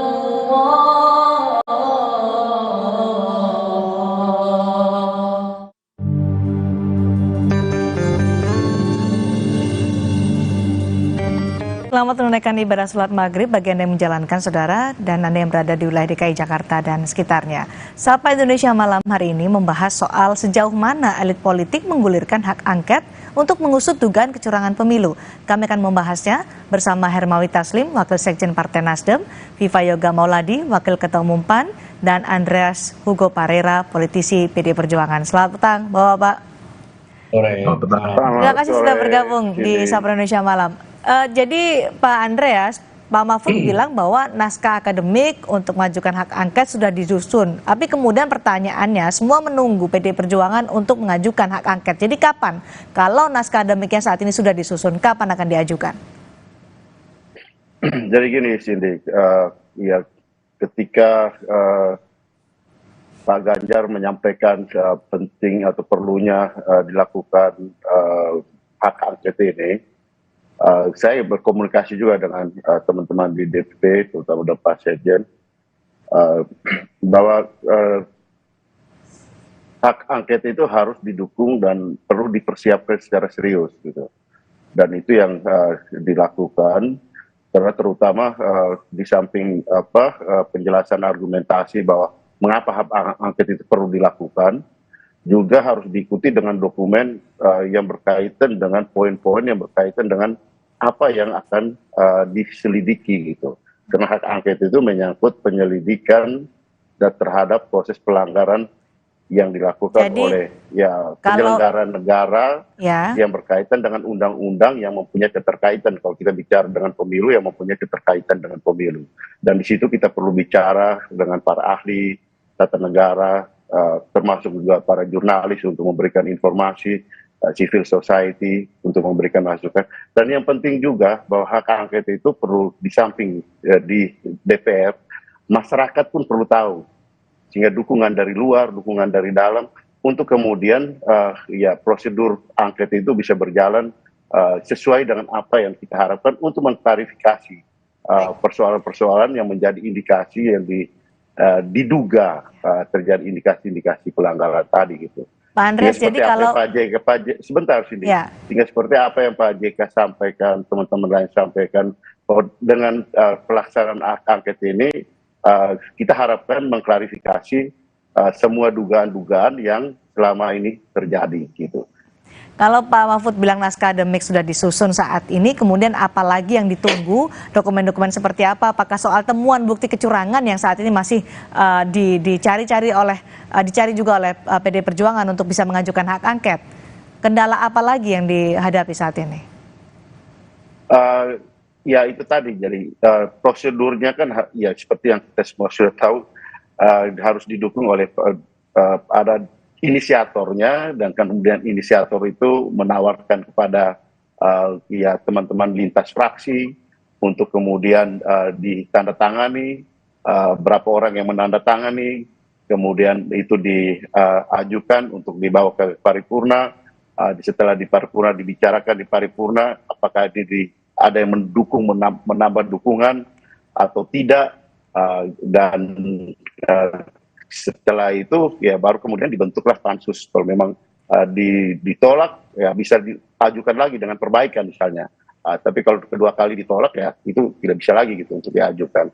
Jadi ada prosedur-prosedur yang harus benar-benar dipersiapkan sehingga ini bisa berjalan sesuai dengan apa yang kita harapkan gitu. Jadi ya mekanisme hak angket itu berbeda juga dengan apa yang dilakukan. Jadi prosesnya menurut Pak Andreas masih panjang ini ya menuju mengajukan hak angket oleh PD Perjuangan. Ya panjang atau pendeknya bagaimana kita lihat di dalam prosedur pelaksanaan nanti gitu. Kalau cepat memperoleh dukungan ini akan cepat. Kalau dapat dukungan maka akan cepat. Nasdem bagaimana? Apakah sudah menyatakan dukungan untuk menggulirkan hak angket karena PDI Perjuangan sudah menyusun naskah akademik saat ini? Cindy, kami dari awal sudah menyambut baik, merespon dengan positif apa yang dikatakan oleh Pak Ganjar. Para sekjen 3 partai 01 sudah bertemu, bahkan bahan-bahan yang kami kumpulkan kami juga sudah pilah-pilah. Kemudian ketua umum kami juga sudah menyatakan. Jadi kita dalam posisi ready, yang seperti kemarin dikatakan oleh beberapa anggota fraksi kami, Tobas atau Pak Sugeng, kita tidak ada kendala sedikit pun untuk ikut bersama-sama. Hanya mengapa bersama-sama, ini kan tadi seperti kata Pak Andre, ini kan mempertimbangkan proses selanjutnya nanti kan ada di paripurna. Kalau sekedar menginisiasi saja kami cukup. Menginisiasi kami cukup, memenuhi persyaratan kami cukup. Tapi kita ini mau sukses. Mau sukses, oleh karena itu kita mengerti juga kesibukan partai-partai untuk menunggu rekapitulasi manual. Sambil itu kita terus, jadi kalau di 01 tim teknis 3 kesekjenan itu terus bekerja mempersiapkan bahan-bahan yang relevan yang mungkin akan kami sumbangkan nanti kepada pansus ke depan. Nah, mengembirakan yang tadi pernyataan Pak Mahfud, itu sekaligus juga kan menganulir pernyataan di Kompas ya Profesor Hendrawan Supratino yang bilang masih ragu-ragu dan seterusnya. Jadi kalau kita mau pegang pernyataan dari Hasto yang mengatakan akan dibentuk panitia tim khusus, nanti khususnya itu sudah menghasilkan 75 lembar naskah akademik, ya ini menurut kami tinggal soal waktu dan kita harus sabar.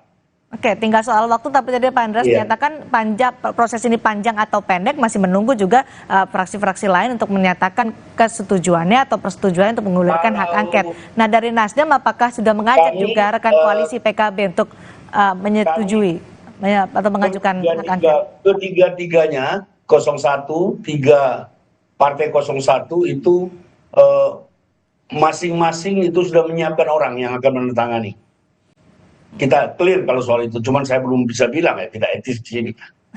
Tapi kecukupan dari kita pasti cukup. Tinggal ini bagaimana gayung bersambut. Nah, dari awal kami mengatakan kita nggak usah skeptis kepada angket. Angket ini kan hak konstitusional.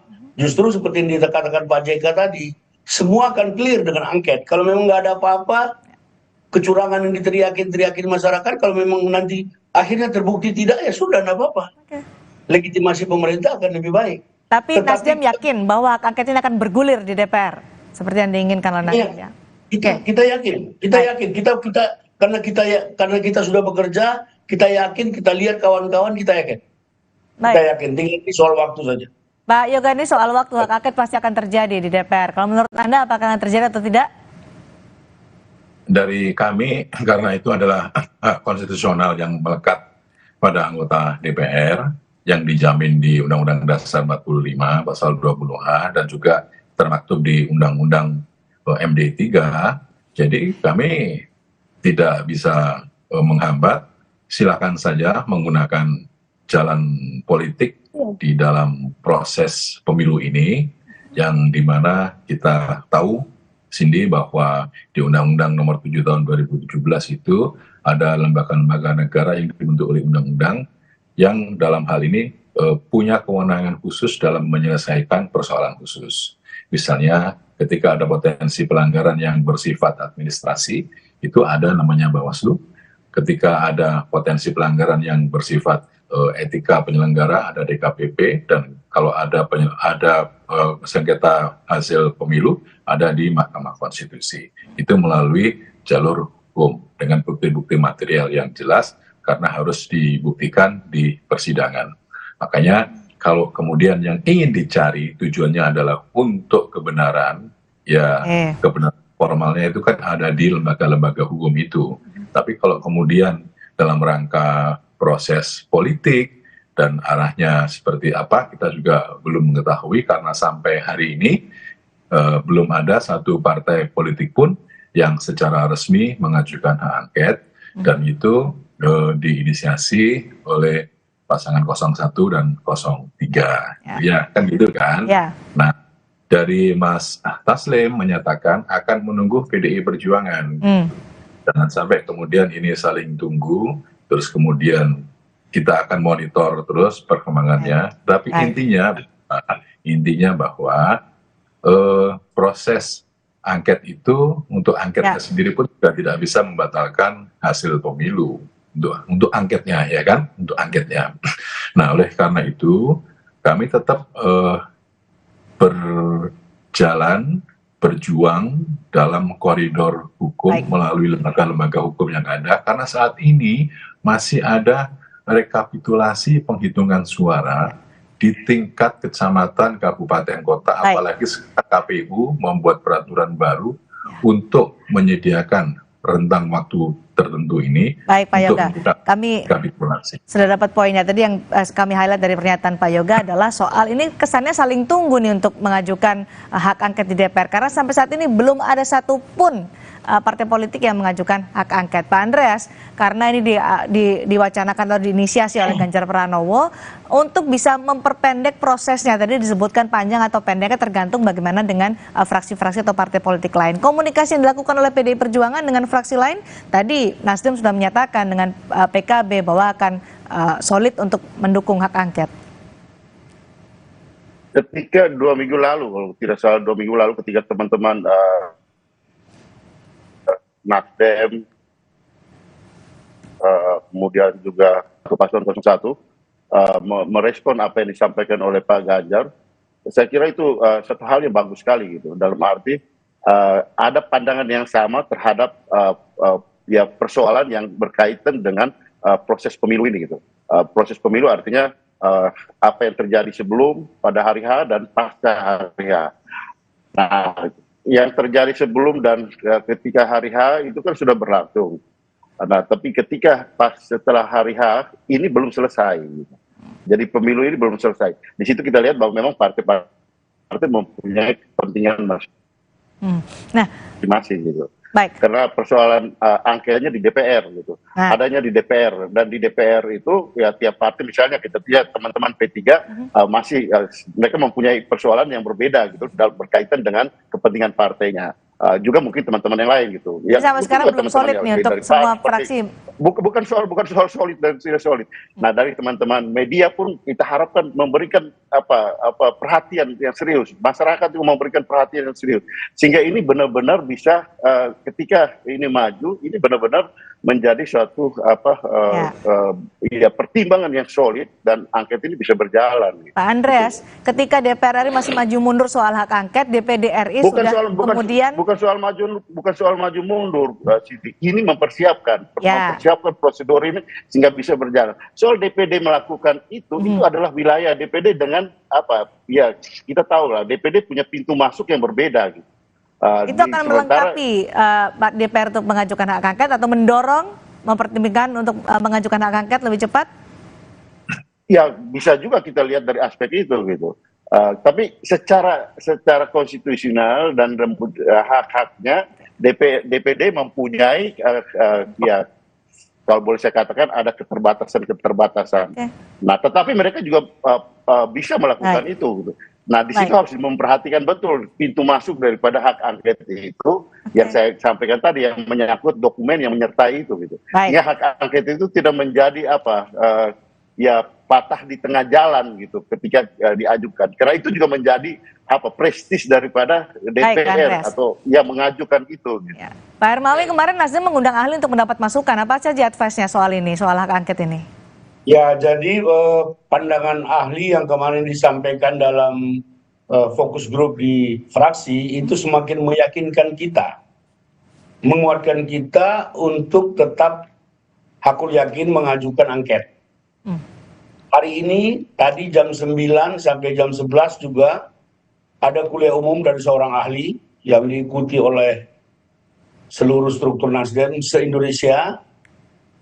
Itu juga memberi kita masukan, beliau mengatakan angket itu baik untuk mengklirkan dugaan-dugaan, untuk mengklirkan prasangka-prasangka. Jadi saya senang tadi pendapat Yoga bahwa ini kita harus lakukan untuk kehormatan kita semua. Baik. Yang menang, yang kalah terhormat. Meskipun tadi Pak Yoga menyatakan ini tidak bisa menganulir atau mempengaruhi hasil pemilu, hak angket itu. Proses penyelidikan itu belum dimulai, jadi outputnya juga kita belum tahu. Nggak apa-apa, ini biar saja jalan. Paling tidak ini bisa menjadi kanal. Capek kita tiap hari orang dirasa segala macam. Biar ini persoalan dibawa ke lembaga yang resmi DPR RI. Baik, Pak Yoga, seruan soal mengusut dugaan kecurangan pemilu tidak hanya dari DPR, tapi DPD RI juga sudah bahkan sampai membuat pansusnya. Tanggapan Anda soal ini, soal langkah-langkah dari DPD ini? Ya, silakan saja, karena itu juga menjadi hak konstitusional anggota DPD RI, karena itu adalah merupakan hak konstitusional. Kami tidak bisa menghambat, Mbak Cindy gitu. Tetapi Sampai hari ini belum ada satu partai politik pun yang mengusung secara resmi hak angket ke DPR. Bagi kami, proses untuk penentuan, pencarian kebenaran lebih terpercaya apabila melalui jalur hukum gitu. Pak Prabowo 2 kali kalah juga tidak pernah mengajukan hak angket partainya, dan kami juga kalah waktu itu karena kami percaya bahwa dengan adanya lembaga hukum yang dibentuk oleh undang-undang ini akan dapat mengembangkan potensi kualitas demokrasi di Indonesia dan proses kelembagaan demokrasi ini bisa berjalan dengan mematuhi aturan-aturan hukum yang sudah ada. Tapi kalau memakai jalur politik, itu juga ada haknya yang dijamin oleh undang-undang juga gitu. Jangan sampai kemudian potensi konflik berkembang dan jalan satu-satu yang adalah hak angket akan dapat menyelesaikan masalah, itu juga belum tentu juga. Itu kan tafsir-tafsir yang bersifat multiparsial kan gitu. Dengan proses yang konstitusional. Terima kasih Pak Yoga, terima kasih Pak Hermawi, terima kasih juga Pak Andreas sudah bergabung di Sapa Indonesia Malam hari ini. Saudara, tetaplah bersama kami akan kembali dengan informasi guna mengusut dugaan kecurangan pemilu. Dewan Perwakilan Daerah memutuskan membentuk panitia khusus. Mengapa DPD perlu ikut mengusut kecurangan pemilu? Pembahasannya akan hadir bersama rekan saya, Friska Clarissa. Usai jeda.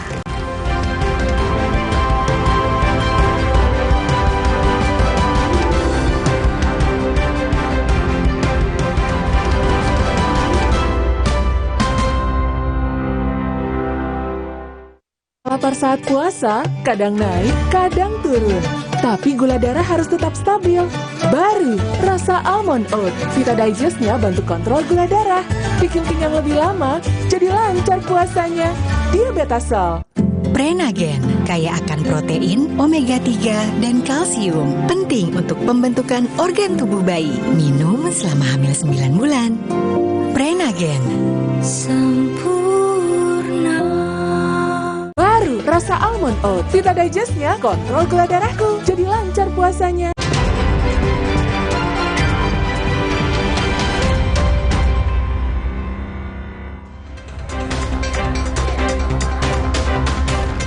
Sebuah bus antar kota antar provinsi yang melayani rute Sumeneb, Jakarta mengalami kecelakaan di Jalan Nasional Sumeneb, Pamekasan, Jawa Timur. Bus sebelumnya sempat menabrak pohon hingga akhirnya terguling dan terseret sejauh 20 meter. 8 orang penumpang yang mengalami luka termasuk sang sopir dilarikan ke puskesmas terdekat untuk mendapatkan perawatan. Hujan deras yang terjadi selama 5 jam di kota Sorong, Papua Barat Daya Jumat pagi membuat 8 kelurahan terendam banjir. Banjir dengan ketinggian mencapai 1 meter ini membuat sebagian aktivitas warga terganggu. Sejumlah kendaraan yang nekat melintasi banjir banyak yang mengalami mati mesin dan mogok.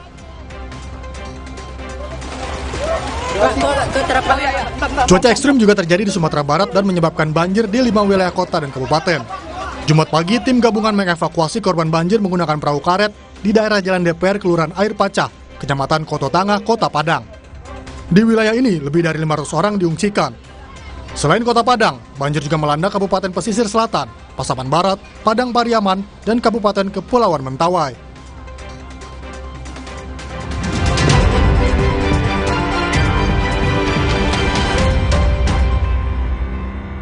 Rasa almond oat. Vita Digest-nya kontrol gula darahku. Jadi lancar puasanya. Rasa lapar saat puasa, kadang naik, kadang turun.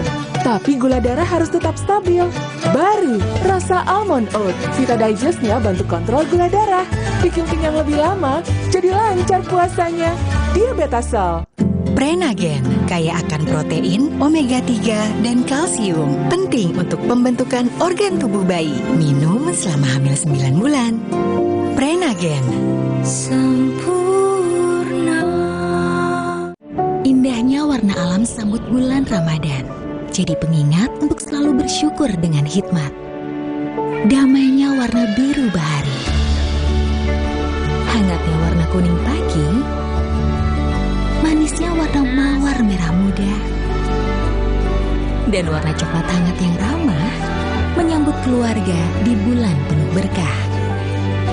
Sambut sentuhan warna baru Ramadan dari Nippon Paint.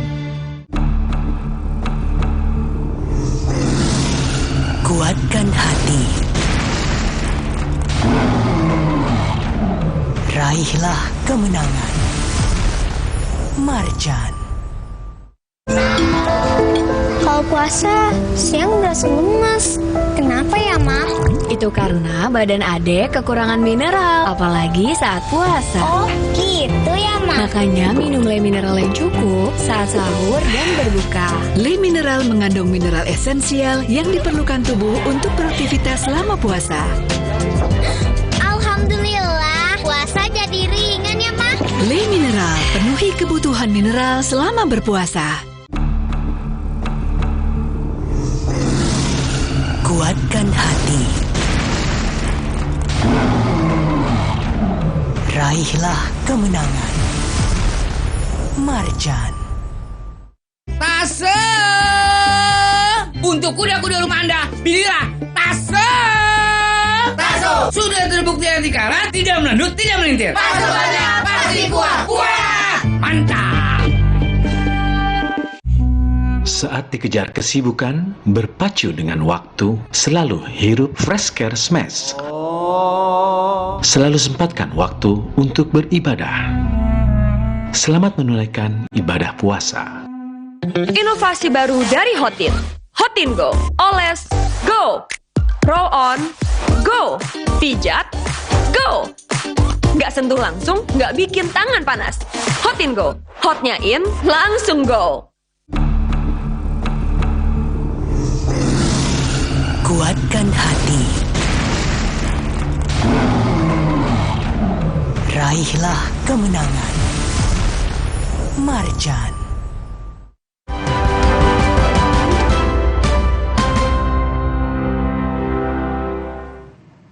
Masih di Sapa Indonesia Malam bersama saya Friska Clarissa. Dewan Perwakilan Daerah memutuskan membentuk panitia khusus mengusut dugaan kecurangan pemilu. DPD menyebut pansus bukan hanya mendalami dugaan kecurangan terkait pemilu, namun juga pemilu DPR dan Pilpres. Dewan Perwakilan Daerah RI mengagetkan publik dengan membentuk panitia khusus untuk mengusut dugaan kecurangan penyelenggaraan pemilu 2024. Mereka mendahului langkah DPR RI yang masih tarik ulur menggulirkan hak angket dugaan kecurangan pemilu.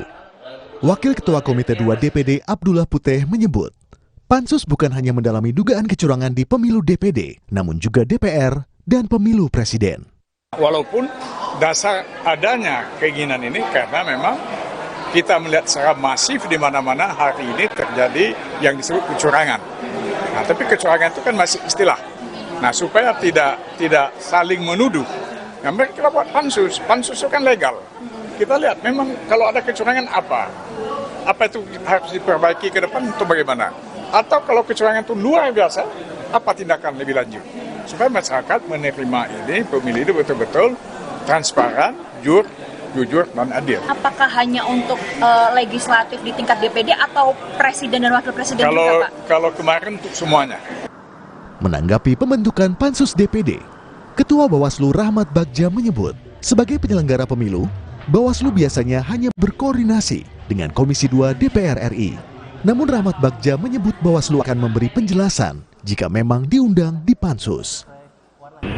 Kalau itu kami nggak bisa komen lah masalah angket dan lain-lain, angket pansus dan lain-lain, karena kami ya berhubungannya dengan Komisi 2, ya, DPR RI dan juga dengan DPR RI ya, dan DPD juga, tapi dalam beberapa case itu kan kami hanya bisa menjelaskan, kami tidak pada titik kemudian ikut mencampuri urusan hak dan kewenangan teman-teman lembaga lainnya. Gitu. Pakar Hukum Tata Negara Universitas Jayabaya Muhammad Truliandi menyebut, langkah DPD membentuk pansus tak tepat. Menurutnya, hasil dari pansus DPD pun tak akan berdampak apapun. Pansus itu dalam pasal 16, ya, pasal 16 itu ada 2 ayat, ayat 1 dan ayat 8. Nah, di dalam ayat 8 itu pembentukan pansus ya itu tidak lepas dari ketentuan ayat 1, yaitu kebijakan presiden yang berdampak besar. Nah, ini kan persoalannya bukan kebijakan presiden, soal kecurangan pemilu, ya, sehingga ini harus diselesaikan dengan undang-undang pemilu pembuktiannya, bukan DPD yang membuat pansus. Jika pansus tetap dipaksakan dampaknya apa, Bang? Gak ada apa-apa. tidak ada kepastian hukum, tidak ada kekuatan hukum yang mengikat, dan sangat lemah. Tidak ada saluran rekomendasi kemanapun. Setelah membentuk pansus, DPD pun akan membentuk posko pengaduan kecurangan pemilu di setiap provinsi. Tim Liputan, Kompas TV. Lalu seperti apa efektivitas pembentukan pansus DPD untuk mengusut dugaan kecurangan pemilu? Kita akan bahas bersama dengan anggota DPD Tamsil Lindrung dan pakar hukum tata negara Universitas Jayabaya Muhammad Ruliandi. Selamat malam Mas Ruli, selamat malam juga Pak Tamsil, sudah terhubung? Selamat malam, siang di sini Mbak Priska. Terima kasih sudah bergabung Bung Tamsil. Jadi bagaimana Pak Tamsil, awalnya kenapa DPD sampai akhirnya membentuk pansus ini sejalan atau tidak sebenarnya dengan tatip di DPD misalnya? Iya, terima kasih Mbak Priska. Yang pertama, bahwa sebelum pembentukan pansus, kita lebih dahului pembentukan posko-posko dugaan kecurangan pemilu di daerah-daerah. Karena pemilu ini, barusan kali ini ada pemilu, narasi kecurangan itu sudah menjadi pembicaraan yang sangat viral jauh sebelum pencoblosan ini dilakukan. Karena itu kita melihat apakah dugaan-dugaan ini adalah sebuah fakta di lapangan. Karena itu teman-teman DPD itu kita anjurkan berkoordinasi dengan sekretariat di setiap provinsi untuk membentuk posko. Nah, poskonya ada di provinsi, ada juga di rumah-rumah aspirasi di setiap kabupaten oleh anggota-anggota DPD di daerah pemilihannya masing-masing. Nah, kemarin ketika kita sudah memasuki masa sidang, kemudian kita mendengarkan laporan dari Sekjen yang menyampaikan, Kesekjenan menyampaikan ada beberapa laporan yang sudah masuk dan melampirkan bukti-bukti tentang adanya kecurangan tersebut yang sangat terstruktur dan sistemik dan masif. Nah, atas dasar itu kemudian paripurna awalnya merekomendasikan untuk komite kalau di DPR ya, komite 1 mendalami laporan tersebut dengan bisa mengundang pihak-pihak terkait yang disebut di dalamnya sebagai yang terlibat di dalam, diduga ya terlibat di dalam kecurangan tersebut. Di antaranya disebut Kapolri karena instansi polisi ini yang dinilai sangat masif bergerak di daerah, mobilisasi kepala-kepala desa dan lain-lain. Karena itu salah satu yang disebut oleh pimpinan dalam hal ini Ketua DPD Pak Lanyala Mataliti. Nah, ketika selesai menyampaikan laporan, saya kemudian menginstruksi menyampaikan saya kira laporan ini tidak cukup hanya kita tugaskan kepada komite 1, apalagi sekedar untuk melaporkan ke Bawaslu. Tapi ada alat kelengkapan dewan yang sesuai dengan tatip, sesuai dengan Undang-Undang nomor 17 tahun 2017 misalnya, yang memungkinkan untuk kita membentuk yang lebih luas daripada penugasan ke komite 1, yaitu pansus. Nah, di pansus itu ya jelaskan bahwa di dalam Undang-Undang nomor 17 tahun 2014 tentang MD3 di dalam pasal 259 itu dimungkinkan yakni bagian G, alat kelengkapan lain yang diperlukan dan dibentuk oleh rapat paripurna. Nah, itu kemarin kita langsung bentuk di rapat paripurna dan juga di dalam tatip disebutkan itu. Ya, saya kira kalau pasal-pasal tentang bolehnya itu pasti boleh. Keliru kalau ada yang menyatakan ini inkonstitusional karena ini bukan baru sekarang, pansus ini sudah pernah kita bentuk juga sebelumnya. Kalau ada penilaian bahwa ini tidak bakal efektif, itu lain soal. Kita akan lihat saja nanti Oke, tapi dianggapnya oleh DPD bahwa ini adalah konstitusional. Kalau Mas Ruli melihatnya apakah ini konstitusional dan sesuai dengan tugas fungsi DPD? Ya, jadi gini ya, DPD ini tugasnya terbatas ya. Dia itu di dalam ketentuan Undang-Undang MD3 tidak lepas ya dari persoalan-persoalan yang menyangkut soal otonomi daerah, pemekaran, hubungan pusat dengan daerah, kemudian APBN, pajak, agama, pendidikan, dan lain sebagainya. Ada 9 ruang lingkup mengenai pelaksanaan kewenangan DPD ya yang berkaitan dengan itu. Nah, jadi artinya kalau itu pansus dibentuk dalam sidang paripurna mengenai kecurangan pemilu, tanda tanya besar.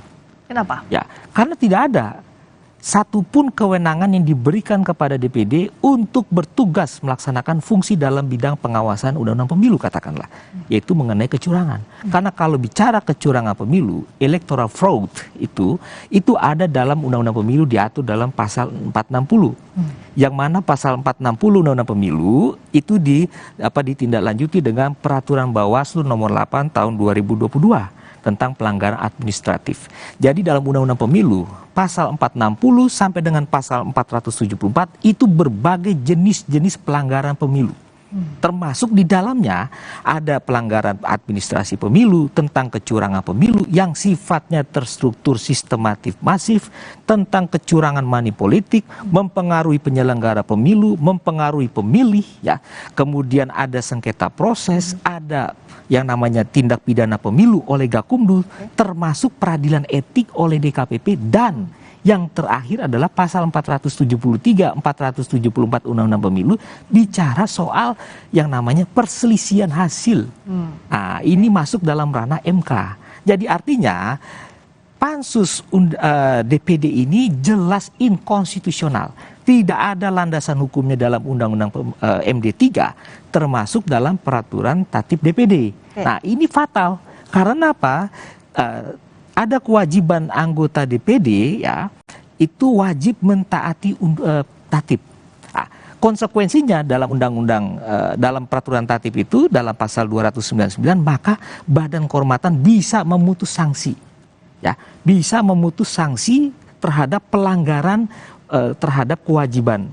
Nah, salah satunya adalah soal tidak mentaati tata tertib. Karena ini dalam ruang lingkup yang namanya pansus itu ada di dalam pasal 16. Oke, baik. Nah, jadi dianggapnya ini inkonstitusional justru Pak Tamsil.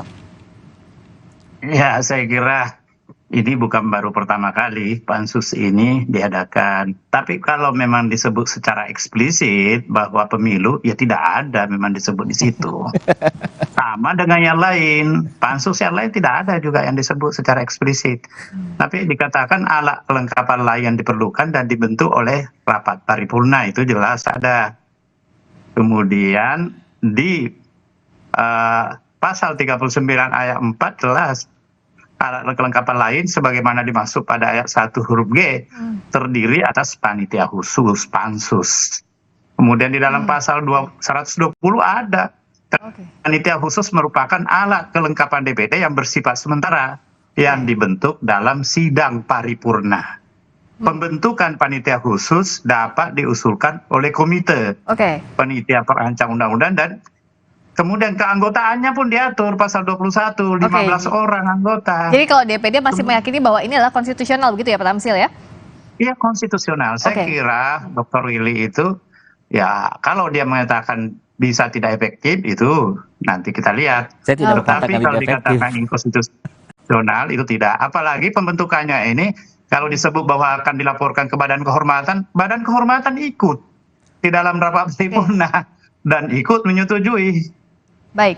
Jadi nggak mungkin Badan Kehormatan bisa meloloskan ini kalau itu tidak kalau itu inkonstitusional. Mantan Ketua MK ya juga ya ada ikut Pak Jimli Sidiki di dalam sidang paripurna.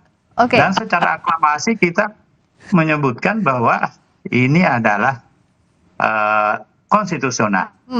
Kemudian kalau ada yang berpendapat tidak efektif atau ada yang mengatakan bahwa tidak ada kecurangan, bukan di sini tempatnya untuk dibicarakan. Datang saja karena ini putusannya belum tentu kita mengambil keputusan bahwa ini benar seperti laporan pengaduan itu. Oke, baik. Bisa jadi untuk memberhentikan kegiatan-kegiatan demo di luar, ada kanalisasi, Oke. yaitu di dalam pembentukan pansus ini. Oh, baik. Jadi kalau dari DPD bilang bahwa ini akan jalan terus karena menganggap ini konstitusional.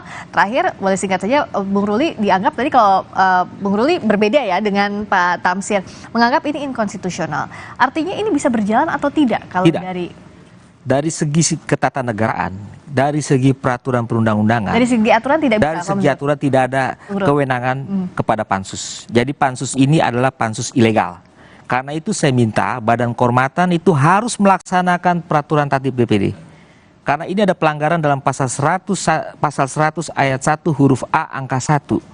Yaitu Badan Kehormatan harus periksa ini kalau ada pelanggaran tidak mentaati tata tertib. Karena ruang lingkup hak bertanya ditindaklanjuti oleh pansus dalam rangka untuk bertanya mengenai kebijakan presiden yang berdampak luas. Tidak ada soal kecurangan pemilu di situ, ya. Jadi ini suatu pelanggaran karena sudah diparipurnakan. Saya minta Badan Kehormatan ini objektif untuk melaksanakan semua peraturan perundang-undangan dengan seluruh-seluruhnya. Ini adalah jelas-jelas merupakan tindakan inkonstitusional oleh lembaga negara. Seluruh kegiatan pansus yang menggunakan uang negara, BPK, Badan Pemeriksa Keuangan harus periksa ini. Karena potensi ini merupakan kegiatan ilegal. Oke, kalau Bung Ruli bilang ini ada ilegal, tidak bisa dilanjutkan. Kalau dari DPD percaya dirinya outputnya apa yang bisa dihasilkan nanti dari pansus ini? Pak Tamsil, singkat saja. Iya, jadi ini kan kita merespon laporan-laporan dari posko pengaduan. Nah, merespon laporan ini kita akan mengkonfrontir dengan yang disinyalir siapa saja yang terlibat di dalam dugaan kecurangan ini. Nanti kita akan minta mereka apa betul seperti bansos yang disalahgunakan. Kita akan panggil Menteri Sosial. Apa betul ini atau tidak? Nanti Menteri Sosial akan memberikan jawaban-jawabannya. Kemudian bagaimana hasilnya? Hasilnya karena memang terbatas DPD akan meneruskan ke DPR sesuai dengan Undang-Undang MD3. Sifatnya rekomendasi berarti Pak Tamsil? Iya, rekomendasi ke DPD hasilnya nanti itu, pansus itu. Selalu seperti itu. Saya memimpin pansus baru-baru ini juga. Pansus guru dan tenaga kerja honorer. Itu kita teruskan ke sana. Di samping kita mendengar rekomendasi-rekomendasi yang lain. Misalnya Komnas HAM merekomendasikan bahwa pelanggaran ini berakibat fatal bagi presiden kalau tidak di follow up apa yang menjadi temuan daripada pansus. Itu kita kirimkan ke presiden dan akhirnya berubah beberapa kebijakan presiden itu yang terkait dengan masa guru honorer dan tenaga kerja kependidik honorer. Jadi saya kira keliru Dr. Willy ini. Saya baru mendengar dari dia sendiri yang berpendapat seperti ini. Banyak juga pakar negara yang kita hadirkan dan memberi pendapat bahwa ini konstitusional. Di antaranya Refli Harun itu sudah menyampaikan. Kalau Pak Tamsil tadi bilang bahwa ini bisa jalan terus, singkat saja tapi. Ya, ini kan jelas apa yang disampaikan tadi adalah membuka posko-posko itu oleh DPD. Itu dalam rangka sebetulnya sudah mengganti peran Bawaslu. Pengaduan-pengaduan terhadap kecurangan masalah pemilu di lapangan itu tugas Bawaslu, bukan tugas DPD. Maka dari itu dalam sistem ketatanegaraan sudah ada pembagian tugas kewenangan lembaga negara. Itu prinsip yang paling mendasar. DPD dibentuk dalam semangat reformasi dengan adanya prinsip check and balances. Tapi checks and balances dia bukan soal pemilu. Gitu. Ini ranahnya adalah soal pemilu yang dibahas hari ini. Ini bukan soal pemilu. Ya, ini khusus DPD bicara kepada eksekutif. Jadi tidak ada kaitannya dengan persoalan pemilu. Oke, ada dua perspektif tajam yang berbeda kalau dari Pak Tamsil dan Bung Ruli. Kita lihat nanti.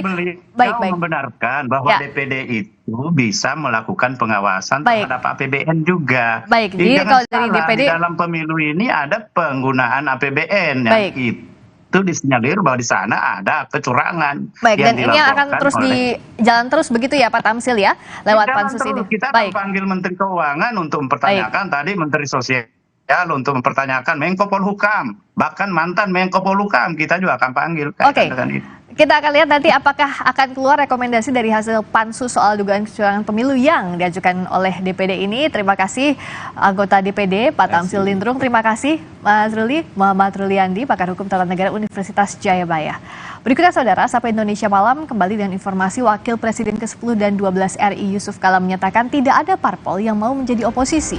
Menurut JK, bagi parpol oposisi adalah kecelakaan. Sesaat lagi di Sapa Indonesia Malam.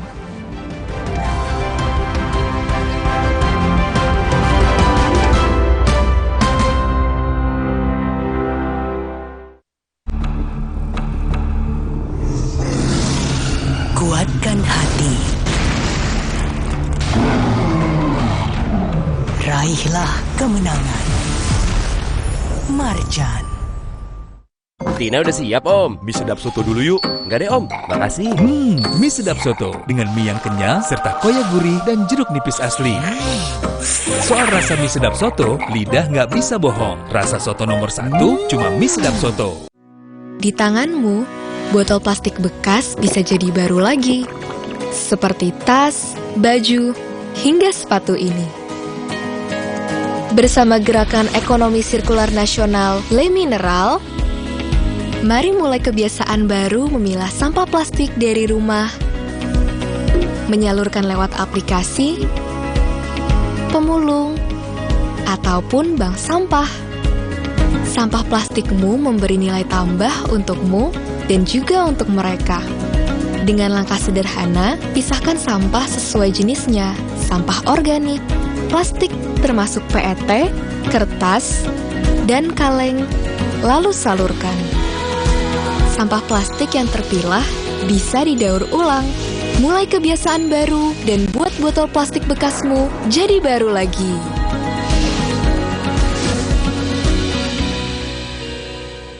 Hijabers, ini shampoo yang match buat kita karena ada serumnya. Baru, Cerasoft Serum Shampoo Hijab 3-in-1. Rambut jadi 3 kali lebih lembut, gak lepek dan gak ketombean. Cerasoft Serum Shampoo Hijab 3-in-1. Try and feel the difference.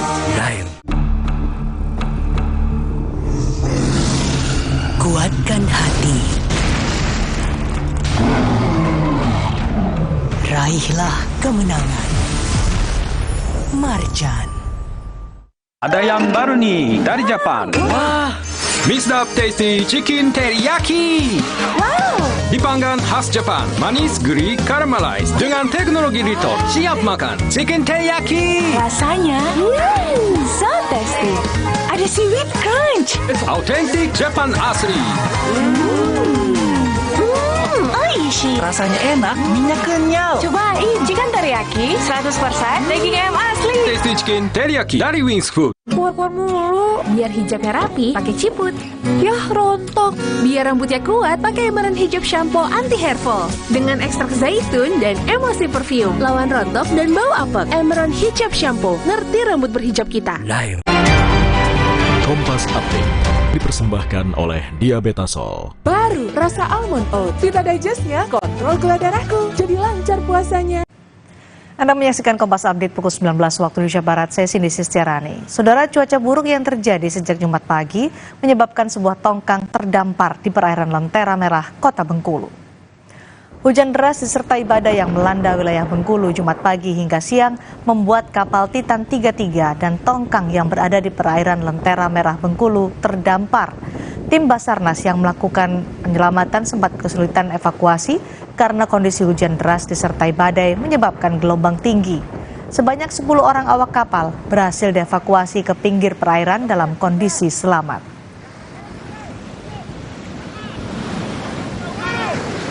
Demikian Kompas Update, terima kasih, sampai jumpa. Kompas Update dipersembahkan oleh Prenagen, nutrisi lengkap ibu dan buah hati. Rasa lapar saat puasa, kadang naik, kadang turun. Tapi gula darah harus tetap stabil. Baru, rasa almond oat. Vita Digestnya bantu kontrol gula darah. Bikin kenyang lebih lama, jadi lancar puasanya. Diabetasol. Prenagen, kaya akan protein, omega 3, dan kalsium. Penting untuk pembentukan organ tubuh bayi. Minum selama hamil 9 bulan. Prenagen. Sempurna.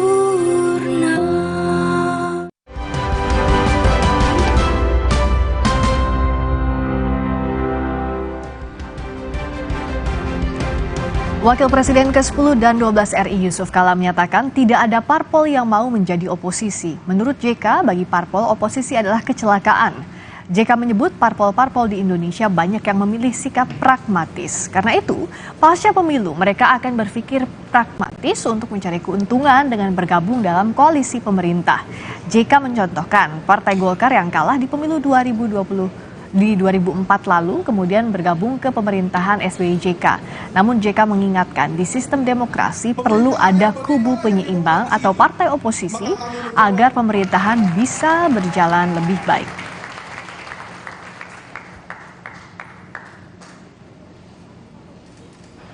Apakah partai-partai akan berubah? Banyak partai yang sudah, termasuk partai saya Golkar. Kalau pemilu 2004, saya menjadi presiden bukan didukung oleh Golkar, saya jalan sendiri. Tapi begitu menang kita, bergabung Golkar. Itu biasa saja. Sekali lagi, tidak ada partai yang didirikan atau mau jadi oposisi. Oposisi bagi partai adalah kecelakaan.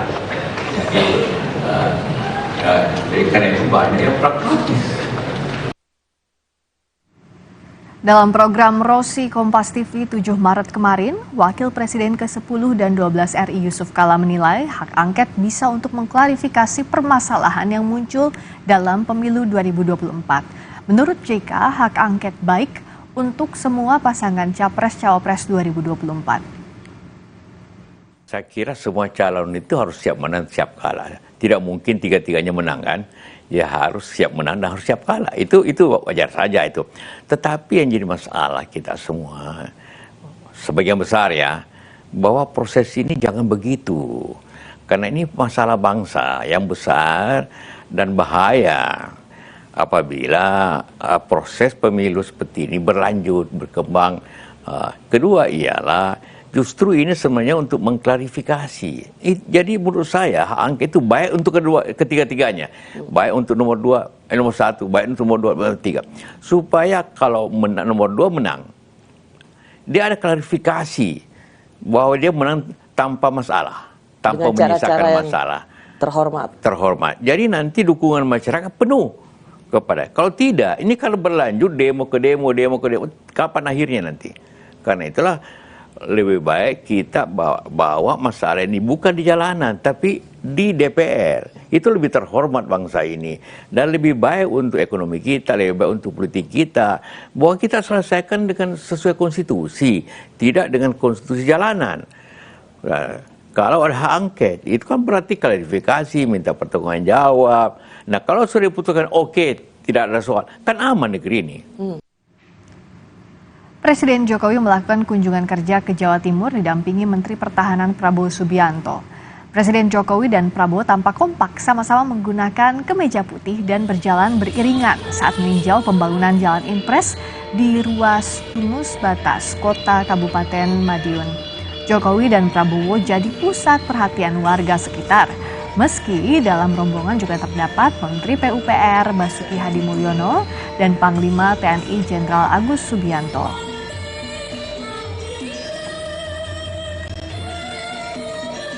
Sebelumnya, Presiden Jokowi bersama dengan Menteri Pertahanan Prabowo Subianto mengecek kesiapan sejumlah pesawat tempur F-16 dan pesawat tempur latih T-50 di Pangkalan TNI AU Iswahyudi, Magetan. Pesawat tempur F-16 yang dicek Jokowi merupakan pesawat yang telah menjalani upgrade atau peningkatan kemampuan.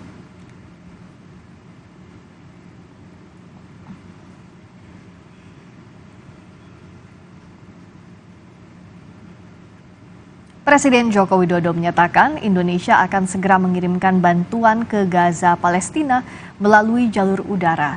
Bantuan akan disalurkan menggunakan pesawat Hercules milik Indonesia. Presiden menyatakan Indonesia menjadi salah satu negara yang diberi kesempatan memberikan bantuan kemanusiaan ke rakyat Palestina melalui jalur udara. Simulasi penyaluran bantuan kemanusiaan ke Palestina melalui jalur udara juga telah dilakukan. Menurut Jokowi, penyerahan bantuan lewat jalur darat ke Palestina saat ini tidak lagi memungkinkan. Bukan di 33 ruas jalan. Karena Indonesia merupakan salah satu negara yang diberi kesempatan untuk bisa memberikan bantuan ke Gaza, ke rakyat Palestina dengan lewat udara, karena lewat darat sudah sangat sulit. Lewat udara yang tadi kita coba terlebih dahulu, kira-kira akan seperti apa dengan menggunakan pesawat Hercules, dan ini akan segera kita bawa bantuan ke Gaza dan di drop dari udara dengan pesawat Hercules kita. Tadi sudah disimulasi dan saya melihat hasilnya baik. Sapa Indonesia Malam kembali dengan informasi lainnya sesaat lagi.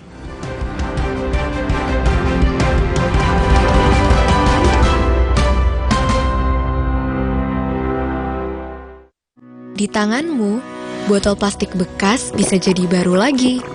Seperti tas, baju, hingga sepatu ini.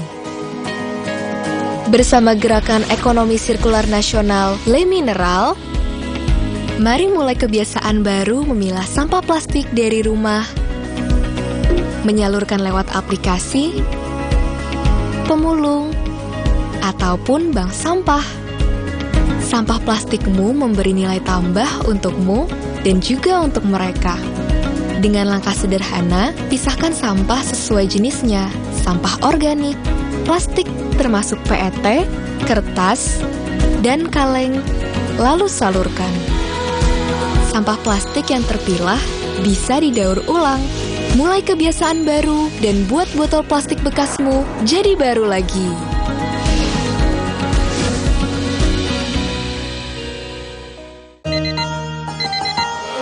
Ini bulan penuh rasa semangat.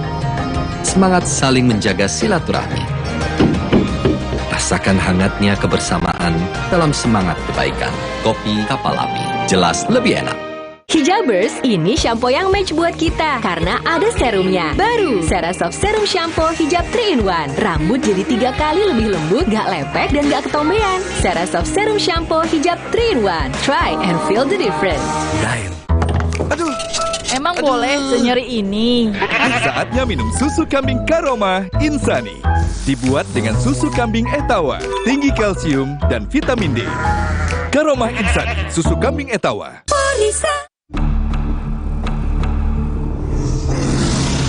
Kuatkan hati.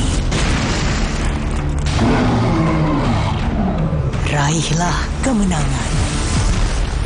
Marjan. Ada yang baru nih, Mr. Tasty Chicken Teriyaki dipanggang khas Jepang dengan teknologi Rito. Siap makan. Rasanya so tasty. Ada seaweed crunch-nya juga, autentik Jepang asli. Tasty Chicken Teriyaki dari Wings Food. Keluar mulu, biar hijabnya rapi, pakai ciput. Yah rontok, biar rambutnya kuat, pakai Emerald Hijab Shampoo Anti Hair Fall. Dengan ekstrak zaitun dan emosi perfume, lawan rontok dan bau apek. Emerald Hijab Shampoo, ngerti rambut berhijab kita. Lain.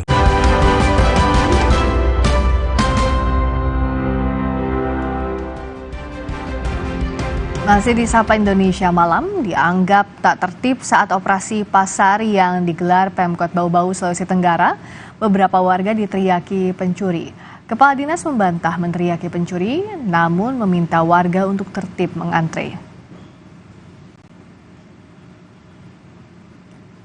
Sejumlah warga tak terima diteriaki pencuri lantaran sudah membayar ke panitia untuk mendapat beras SPHP seberat 5 kg. Sementara Kadis Perindak Bau-Bau mengaku terjadi salah paham antara petugas dengan warga saat meminta warga tertib. Sebelumnya Pemkot Bau-Bau menggelar operasi pasar murah dengan membawa 4 ton beras dan membatasi masing-masing warga mendapatkan beras bulog SPHP 5 kg. Pencuri hanya kebetulan ada yang ambil karena kita tidak perhatikan pengambilannya itu, sehingga mereka nyolong begitu saja.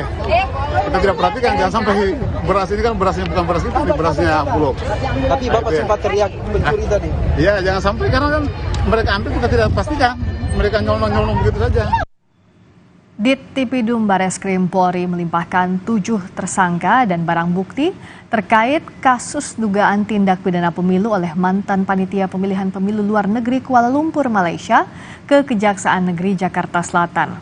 Sebelumnya para tersangka diduga menambah dan memalsukan daftar pemilih tetap atau DPT di Kuala Lumpur. Karopenmas Polri Brigjen Truno Yudo Wisnu Andiko bilang para tersangka merupakan panitia pemilihan pemilu luar negeri atau PPLN di Kuala Lumpur yang diduga melakukan penambahan dan pemalsuan DPT saat pemilu berlangsung. Selanjutnya, para tersangka segera menjalani persidangan untuk mempertanggungjawabkan perbuatannya. Pelimpahan 7 tersangka PPLN ke Kejaksaan Agung. Kemarin tepatnya sudah dinyatakan P21 oleh Jaksa Penuntut Umum dalam hal di Kejagung yang masuk bagian daripada Sentra Gakumdu dalam suatu sistem criminal justice system yang ada di Sentra Gakumdu. Tentunya hari ini akan dilakukan tahap 2 kepada para 7 tersangka, yaitu ke Kejaksaan Agung yang masuk bagian daripada Sentra Gakumdu.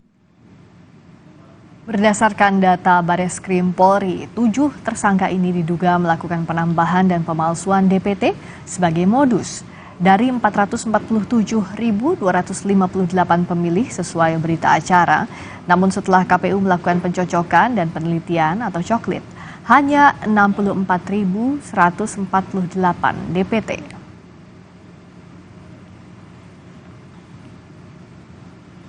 Pemungutan suara ulang atau PSU Pemilu 2024 di Kuala Lumpur, Malaysia akan digelar pada hari Minggu 10 Maret mendatang. Pemungutan suara ulang tidak lagi menggunakan metode pos, tapi dengan metode TPS dan kotak suara keliling. Ketua KPU Hashim Asyari menyatakan DPT Kuala Lumpur yang berjumlah 447.258 pemilih hasil pemalsuan dari PPLN kini jadi tersangka. Maka sesuai rekomendasi Bawaslu, KPU telah melakukan pemutakhiran DPT Kuala Lumpur menjadi sebanyak 62.217 pemilih. KPU menyiapkan 22 TPS dengan jumlah pemilih 42.372 pemilih, sedangkan kotak suara keliling disiapkan sebanyak 120 unit dengan jumlah pemilih 19.845 pemilih. Nah, dari 447.258 DPT yang lalu, kemudian dilakukan pemutakhiran. Kemudian KPU memutuskan sekarang ini untuk keperluan pemungutan suara ulang Kuala Lumpur, jumlah DPT-nya adalah 62.217 pemilih, 62.217 pemilih untuk pemungutan suara ulang di Kuala Lumpur. Dengan perincian sebagai berikut. Yang pertama, metode TPS. Jumlah TPS yang akan dioperasionalkan adalah 22 TPS. Jumlah pemilih yang akan dilayani dengan menggunakan metode TPS adalah 42.372 pemilih, 42372. Yang kedua, dengan metode kotak suara keliling akan dioperasionalkan 120 KSK atau kotak suara keliling untuk melayani 19.845 pemilih. Berikutnya sorotan kasus pembunuhan anak di Bekasi, Jawa Barat. Polisi menetapkan ibu korban sebagai tersangka. Pelaku dijerat pasal kekerasan terhadap anak dan pembunuhan. Untuk mendalami kasus termasuk motif tersangka membunuh anak, penyidik Satreskrim Polres Metro Bekasi Kota akan melibatkan asosiasi psikologi forensik. Polisi juga sedang memeriksa ayah korban yang pada saat kejadian sedang berada di luar kota. Sementara itu adik korban yang berusia kurang dari 2 tahun kini sudah dalam pendampingan Komisi Perlindungan Anak Daerah Kota Bekasi. Saudari SNF atau ibu dari korban itu telah ditetapkan sebagai tersangka. Ya, berdasarkan bukti yang cukup yang ditemukan oleh penyidik. Penyidik telah bersurat ke APSIFOR, Asosiasi Psikologi Forensik, nanti akan dilakukan pemeriksaan oleh tim APSIFOR. Penyidikan yang dilakukan juga mempedomani prinsip-prinsip scientific crime investigation. Penyidikan berbasis ilmiah, berbasis keilmuan, melibatkan beberapa ahli. Guna mengusut dugaan kecurangan pemilu, Dewan Perwakilan Daerah atau DPD memutuskan membentuk panitia khusus, bukan hanya mengusut dugaan kecurangan, ada pemilu, namun juga pilpres.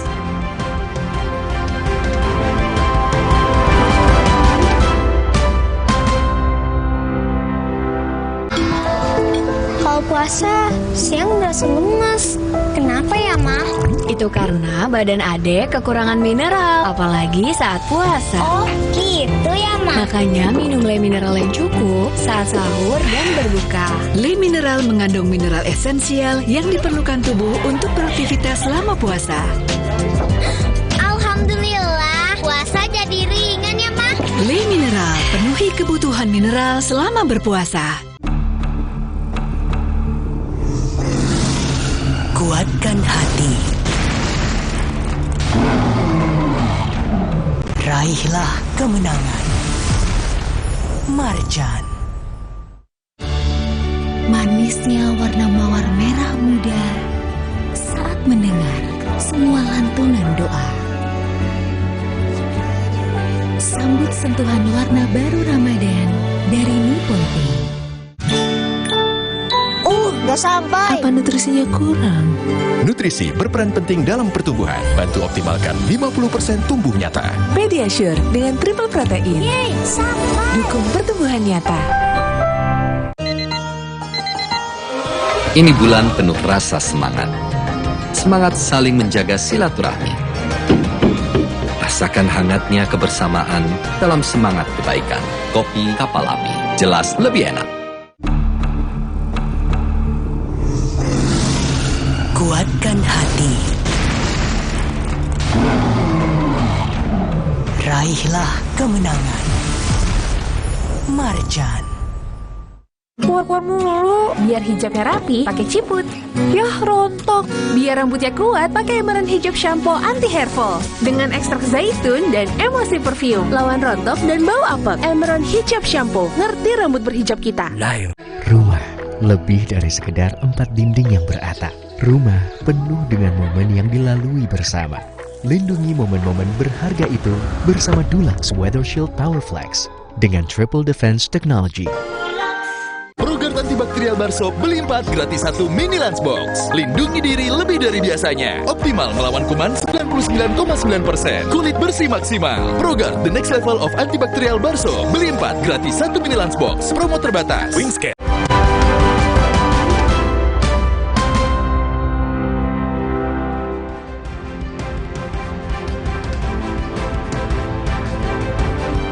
Masih di Sapa Indonesia Malam, Saudara.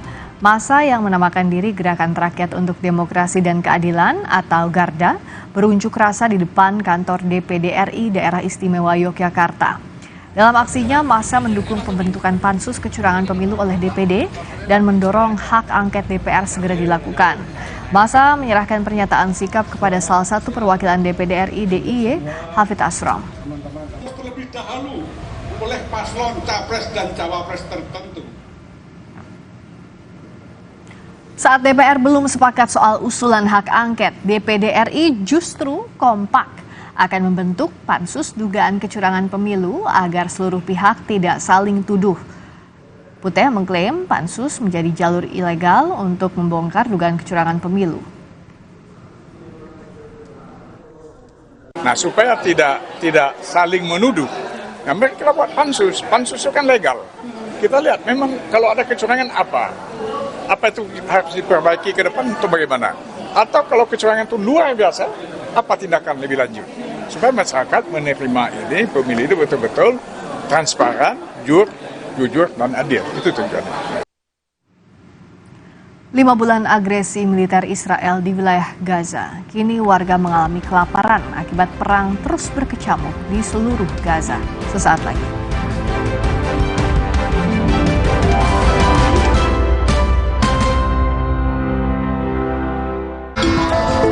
Kalau puasa, siang udah lemas. Kenapa ya, Ma?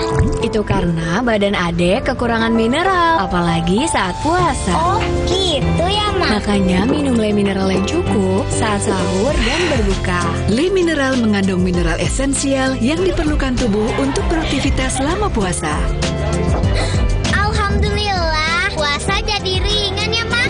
Le Mineral, penuhi kebutuhan mineral selama berpuasa. Hijabers, ini shampoo yang match buat kita karena ada serumnya. Baru, Cerasoft Serum Shampoo Hijab 3-in-1. Rambut jadi 3 kali lebih lembut, gak lepek dan gak ketombean. Cerasoft Serum Shampoo Hijab 3-in-1. Try and feel the difference.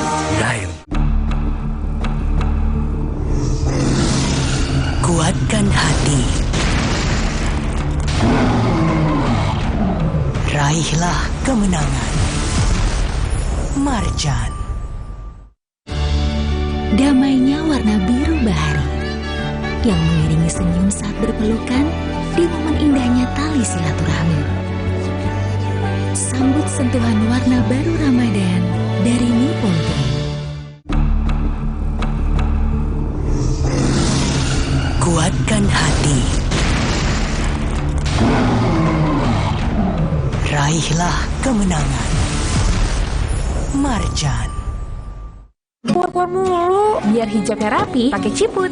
Yah, rontok. Biar rambutnya kuat, pakai Emerald Hijab Shampoo Anti Hair Fall. Dengan ekstrak zaitun dan emosi perfume. Lawan rontok dan bau apek. Emerald Hijab Shampoo. Ngerti rambut berhijab kita. Kalau puasa, siang udah lemas. Kenapa ya, Ma?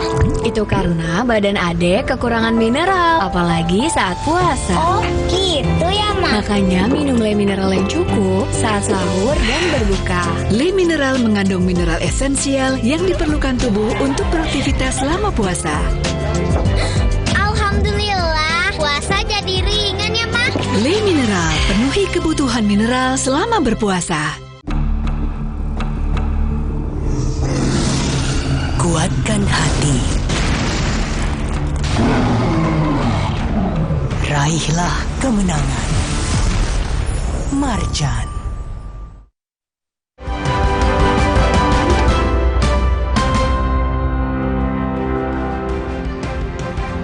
Dampak 5 bulan agresi militer Israel membuat mengalami kelaparan akibat perang di seluruh Gaza. Truk-truk bantuan berisi air dan makanan langsung menarik lainnya akan hadir di Sapa Indonesia Malam sesaat lagi.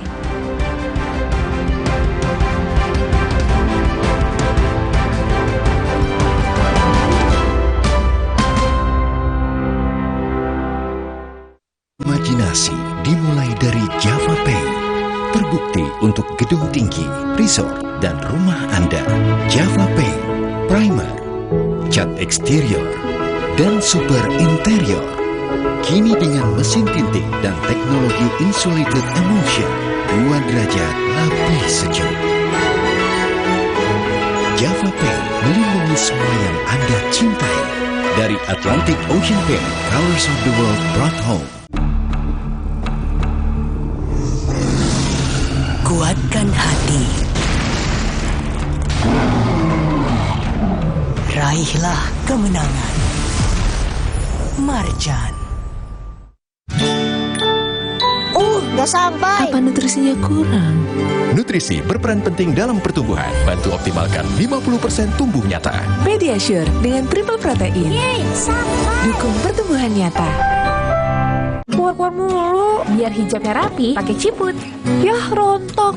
Biar rambutnya kuat, pakai Emerald Hijab Shampoo Anti Hair Fall. Dengan ekstrak zaitun dan emosi perfume. Lawan rontok dan bau apek. Emerald Hijab Shampoo. Ngerti rambut berhijab kita. Kuatkan hati. Raihlah kemenangan. Marjan. Tina udah siap, Om. Mie sedap soto dulu yuk. Enggak deh, Om. Makasih. Mie sedap soto dengan mie yang kenyal serta koya gurih dan jeruk nipis asli. Soal rasa mie sedap soto, lidah nggak bisa bohong. Rasa soto nomor 1 cuma mie sedap soto. Program anti antibakterial Barso beli 4 gratis 1 mini lunchbox. Lindungi diri lebih dari biasanya. Optimal melawan kuman 99,9%. Kulit bersih maksimal. ProGuard, the next level of antibakterial Barso. Beli 4 gratis 1 mini lunchbox. Promo terbatas. Wingscan. Kuatkan hati.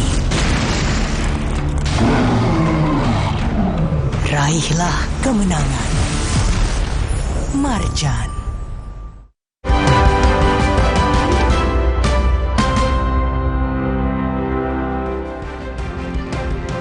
Roti panggang keju tradisional jadi menu favorit warga Inggris. Meski asli resep Inggris, tapi dinamakan croque-monsieur atau sandwich daging bertabur keju lezat. Informasi ini sekaligus menutup jumpa kita di Sapa Indonesia Malam. Saya Friska Clarissa. Saya Cindy Sistiarani, terima kasih. Sampai jumpa.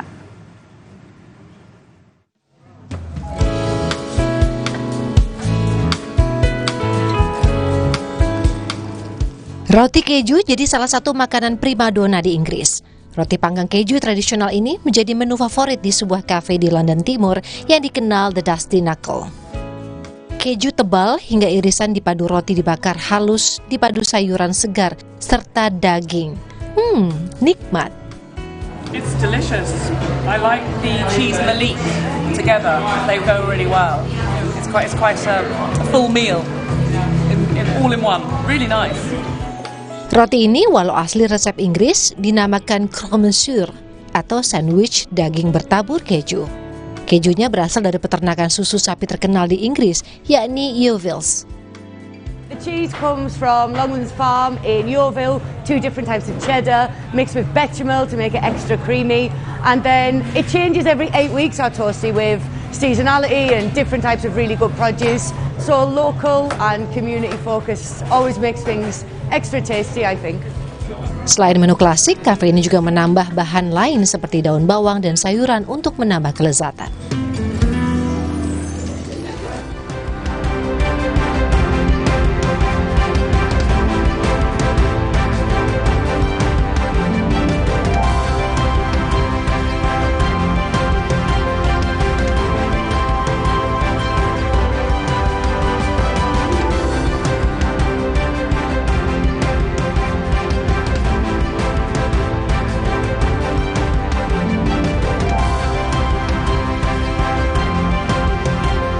Konstitusi meminta besaran ambang batas parlemen 4% dikoreksi.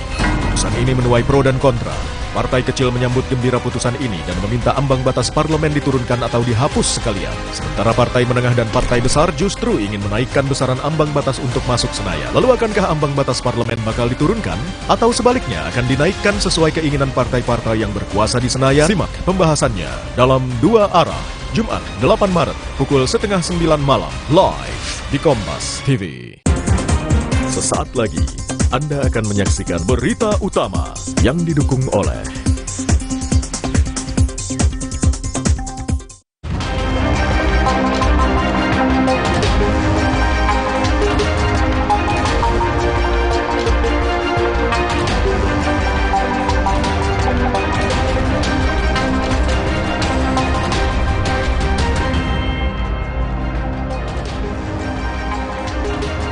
Halo saudara, bagaimana kabarnya Anda hari ini? Selama 1 jam ke depan, Berita Utama akan menyajikan sejumlah informasi menarik. Bersama saya, Yogi Fridianto. Dan saya masih Tertaringan. Saudara, polisi menetapkan 4 tersangka atas kasus mengeroyokan pengunjung di sebuah kafe di Kemang.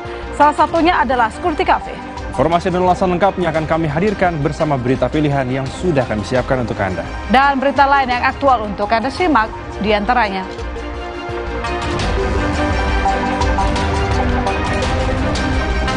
Langkah para caleg untuk melenggang menjadi wakil rakyat ternyata masih harus menempuh jalan panjang. Mereka kini mati-matian menjaga agar perolehan suara mereka tidak hilang di tengah rekapitulasi.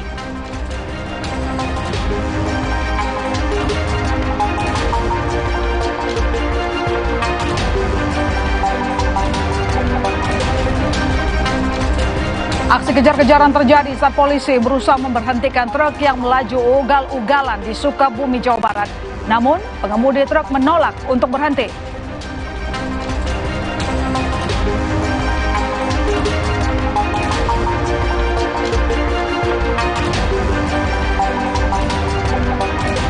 Ya, Keracara kami juga memiliki video pelihan detik-detik angin kencang disertai hujan deras menerjang dan porak-porandakan wilayah Al Daryan, Oman. Banjir juga masuk ke dalam rumah warga.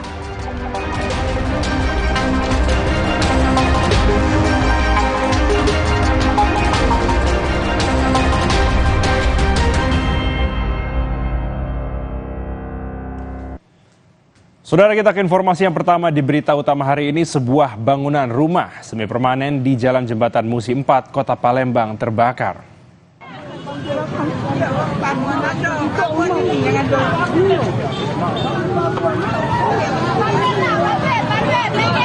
Api dengan cepat membakar bangunan rumah semi permanen yang banyak terbuat dari kayu. 10 unit mobil pemadam kebakaran dikerahkan untuk memadamkan api agar tidak merembet ke bangunan lain. Milik rumah yang mengetahui insiden ini histeris hingga jatuh pingsan. Sempat terjadi ketegangan antara relawan dan warga saat hendak mengevakuasi korban yang jatuh pingsan ke rumah sakit terdekat. Ketegangan dapat direda oleh petugas yang berada di TKP. Diduga kebakaran disebabkan oleh korsleting listrik.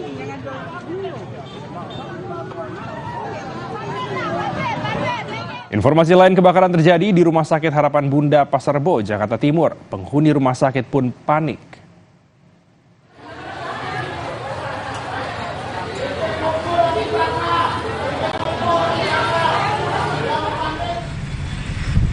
Kamis malam penghuni rumah sakit berhamburan keluar saat kebakaran terjadi di lantai 4 rumah sakit.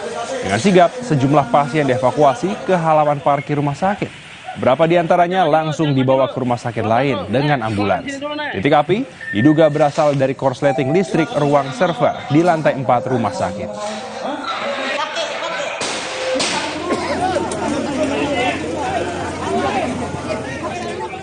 Informasi berikutnya, aksi kejar-kejaran terjadi saat polisi berusaha memberhentikan truk yang melaju ugal-ugalan di Sukabumi, Jawa Barat.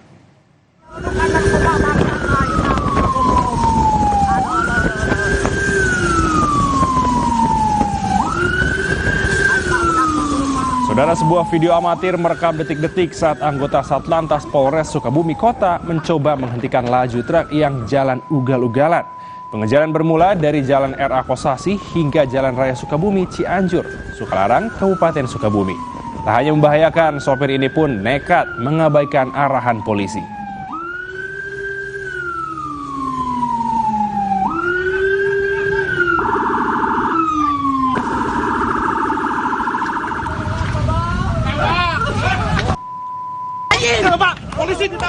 Pelarian sopir truk terhenti usai terjebak dalam kepadatan arus lalu lintas di Sikalarang, Jalan Raya Sukabumi Cianjur. Sang sopir sempat menjadi sasaran amukan warga karena sangat membahayakan pengendara lain. Setelah ditangkap, sopir truk langsung dibawa ke Polres Sukabumi Kota untuk dimintai keterangan. Saat kejadian, polisi meminta pengemudi untuk mengarah ke jalur selatan saat melintas di Jalan RA Kosasi. Namun, pengemudi malah memilih kabur dengan kecepatan tinggi.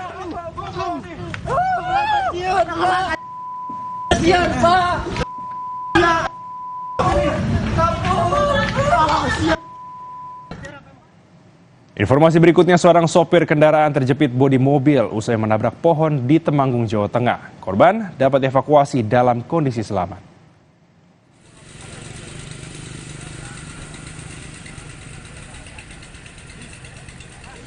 Dalam rekaman video amatir warga, proses evakuasi dilakukan secara hati-hati dengan memotong bagian dashboard kendaraan.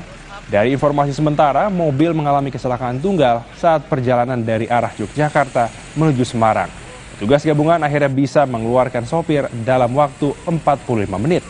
Saat ini, sopir dan penumpang yang berada dalam mobil sudah dibawa ke rumah sakit untuk menjalani perawatan lanjutan.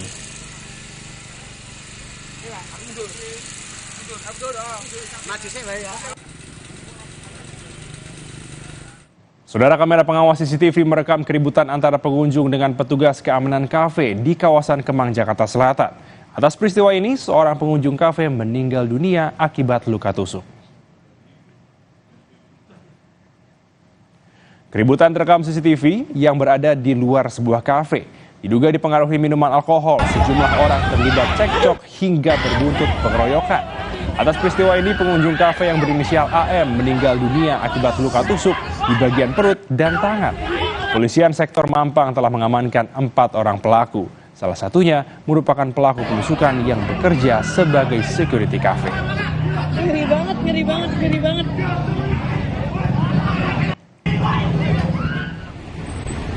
Usai menyerahkan diri ke Polsek Mampang Perapatan Kamis petang, pelaku berinisial SS langsung menjalani pemeriksaan oleh penyidik. Diketahui SS merupakan security yang terlibat pengeroyokan sekaligus melakukan penusukan terhadap salah satu pengunjung kafe berinisial AM. Penyidik bersama SS mencari barang bukti pisau yang digunakan untuk menusuk korban yang sempat dibuang ke Taman Kemang pada saat kejadian. Polisi masih memburu satu pelaku lain. Kejadian bermula saat korban memecahkan botol minuman lalu berujung pada keributan. Tersangka utama atas nama SS yang melakukan penusukan kepada korban AM berdasarkan hasil keterangan adalah untuk melumpuhkan korban AM karena dirasa korban AM selalu melawan dan berusaha untuk memukul para security yang ada di situ. Beralih ke sorotan lain, Saudara, Presiden Jokowi melakukan kunjungan kerja ke Jawa Timur didampingi Menteri Pertahanan Prabowo Subianto. Presiden Jokowi dan Prabowo tampak kompak sama-sama menggunakan kemeja putih dan berjalan beriringan saat meninjau pembangunan jalan Inpres di ruas Dungus, batas kota Kabupaten Madiun. Jokowi dan Prabowo jadi pusat perhatian warga sekitar, meski dalam rombongan juga terdapat Menteri PUPR Basuki Hadimulyono dan Panglima TNI Jenderal Agus Subianto.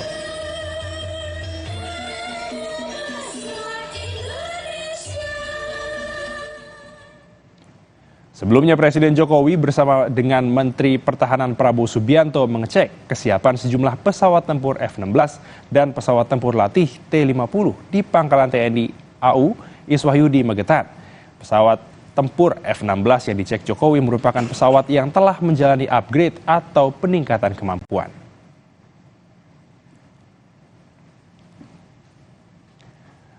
Sorotan lain, Saudara, sejumlah aliansi masyarakat kembali menggelar unjuk rasa di depan gedung DPR Jakarta. Ada dua kubu, pro dan kontra terkait usulan hak angket atas dugaan kecurangan pemilu 2024.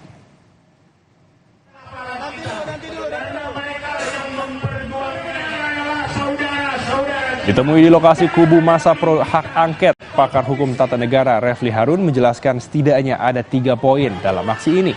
Salah satunya meminta hak angket DPR dilaksanakan. Terlepas hasil hak angket tidak bisa merubah hasil pemilu 2024, kendati demikian ini bisa menjadi harapan untuk menindak pihak yang diduga melakukan kecurangan.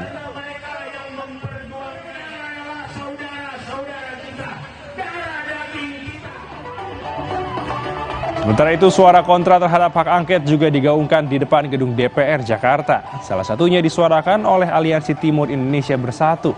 Ada 5 hal yang diperjuangkan, termasuk penolakan terhadap usul hak angket karena dinilai dapat merusak persatuan dan kesatuan bangsa. Masa juga menunjukkan dukungannya terhadap kinerja KPU.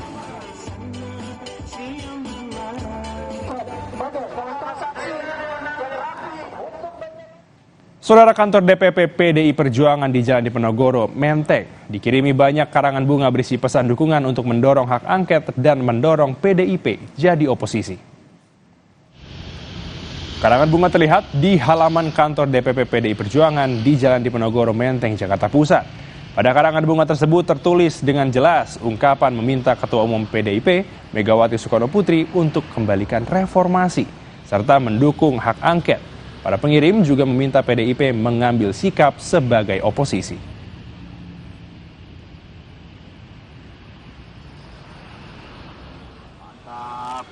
Calon Wakil Presiden nomor urut 3 Mahfud MD menegaskan tim ses Ganjar Mahfud kini tengah menyusun naskah pengajuan hak angket secara serius. Mahfud bilang Megawati meminta ia dan Ganjar menyelesaikan sengketa pemilu melalui jalur politik yang dipimpin Ganjar dan jalur hukum yang dipimpin dirinya. Adanya dugaan angket untuk memakzulkan presiden. Mahfud menegaskan hak angket tidak berkaitan langsung dengan pemakzulan karena prosedurnya berbeda.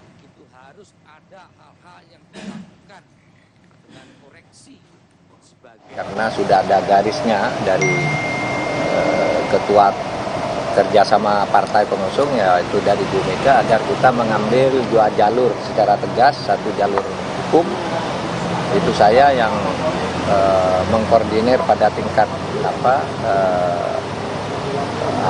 pasangan calon, kemudian jalur politik itu nanti saya tidak ikut jalur politik, yaitu angket, karena saya bukan orang partai. Berita utama akan segera kembali usai jeda saudara dengan informasi langkah para caleg untuk melenggang menjadi wakil rakyat ternyata masih harus menempuh jalan panjang. Mereka kini mati-matian menjaga agar perolehan suara mereka tidak hilang di tengah rekapitulasi.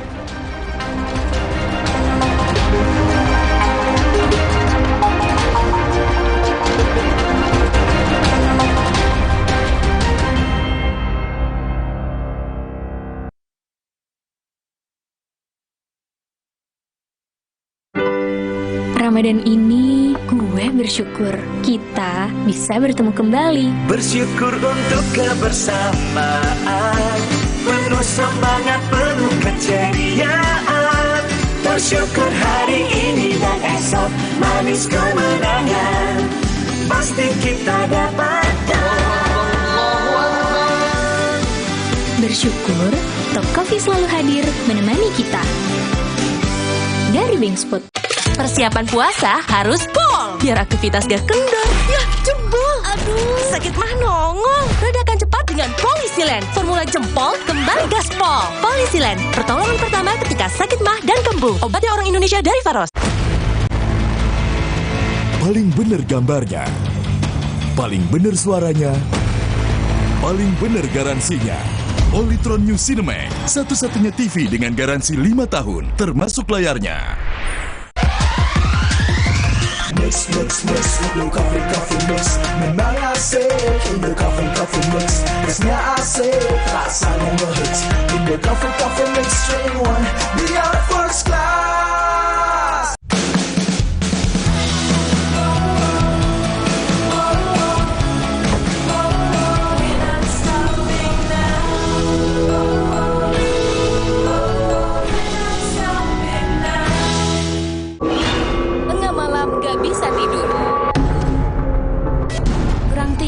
Minum Sedares, kandungan dipenidramin 25 mg bisa bantu tidur. Tidur yang cukup bikin aktivitas kembali lancar. Sedares bikin tidur.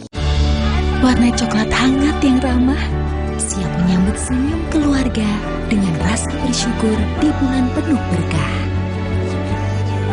Sambut sentuhan warna baru Ramadan dari Nippon Paint. Persiapan puasa harus pol, biar aktivitas gak kendor. Ya, jebol. Aduh, sakit mah nongol. Redakan cepat dengan Polisilen. Formula jempol kembali gaspol. Polisilen, pertolongan pertama ketika sakit mah dan kembung. Obatnya orang Indonesia dari Faros. Tase! Untuk kuda-kuda rumah Anda, pilihlah Tase!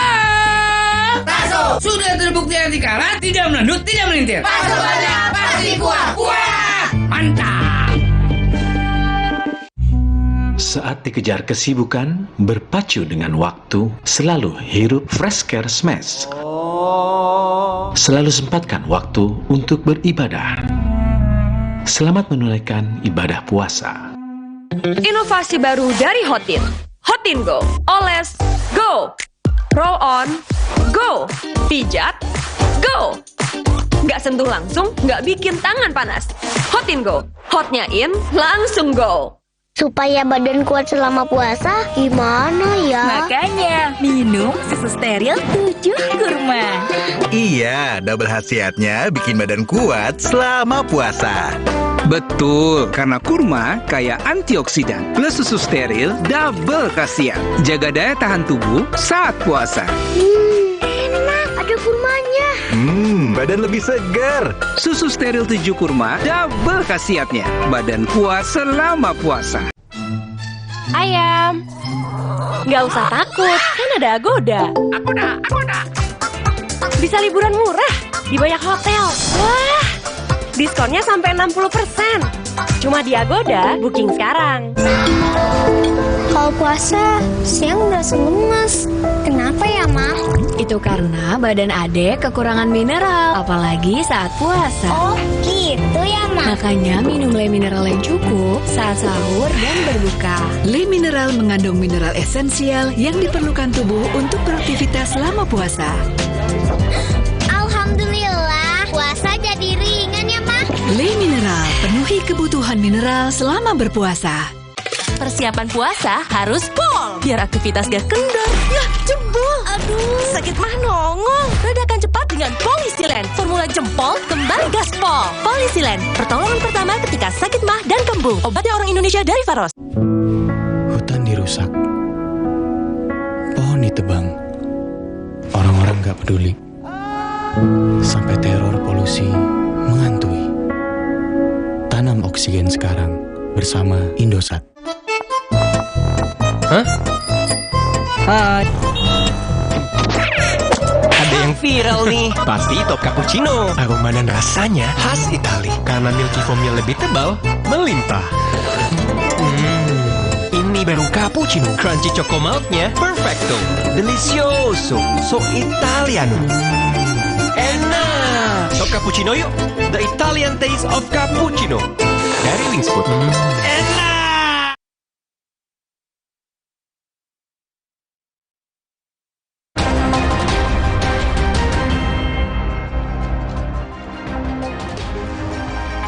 Saudara, langkah para caleg untuk melenggang menjadi wakil rakyat ternyata belum usai. Masih menempuh jalan panjang. Gaduh dugaan kecurangan mewarnai proses penghitungan suara masih berlangsung di KPU. Rasa was-was terjegal masuk Senayan di injury time pun menghantui para caleg. Tak heran, caleg kini mati-matian bahkan sampai adu urat demi menjaga perolehan suaranya. Karena satu suara begitu berharga untuk memperoleh kursi wakil rakyat.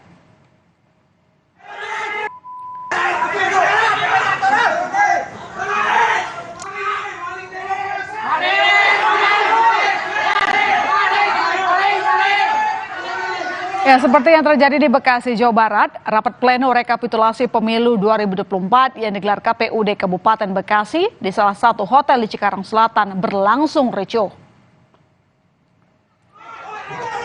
Ya, pendukung dua caleg menggeruduk lokasi rekapitulasi dan meminta penghitungan suara dihentikan. Masa menduga ada kecurangan dan dugaan penggelembungan suara yang merugikan calon anggota legislatif di dua partai yang berbeda. Polisi dan TNI sampai turun tangan untuk mengamankan sejumlah orang yang memicu kericuhan.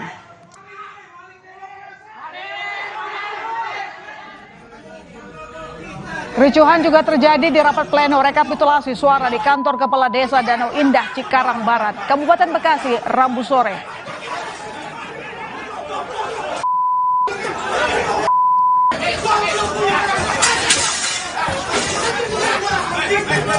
Kericuhan ini dipicu saat salah satu saksi dari partai politik protes karena menduga ada kecurangan yang menggelembungkan suara salah satu caleg. Ternyata aksi protes ini memancing emosi dari saksi caleg lain. Kericuhan pun terjadi sampai-sampai rapat pleno rekapitulasi suara di Cikarang ini harus dihentikan sementara.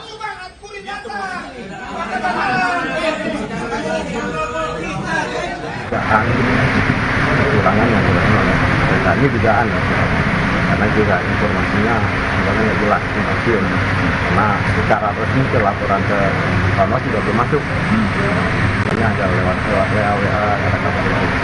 Nah kami juga ya keberatan kalau ini dilanjutkan. Ribut-ribut soal penghitungan suara tak hanya ke antar caleg dari beda partai, namun caleg yang masih satu partai pun bisa juga ikut ribut gara-gara suara. Seperti yang terjadi di rapat konsolidasi PDIP Kecamatan Weru, Sukoharjo, Jawa Tengah.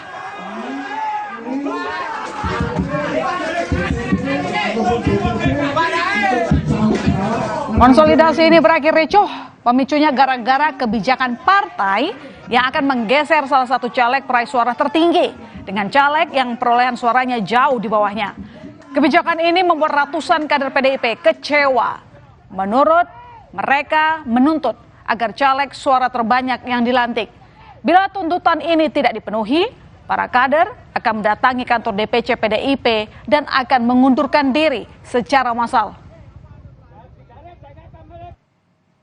Kami hanya menuntut, kami hanya ingin Mbak Tiwi ataupun Narisatu itu dilantik menjadi anggota Dewan sesuai dengan PKPU nomor 5 2024 pasalnya 51 tentang penentuan anggota dewan dengan suara terbanyak sesuai MK.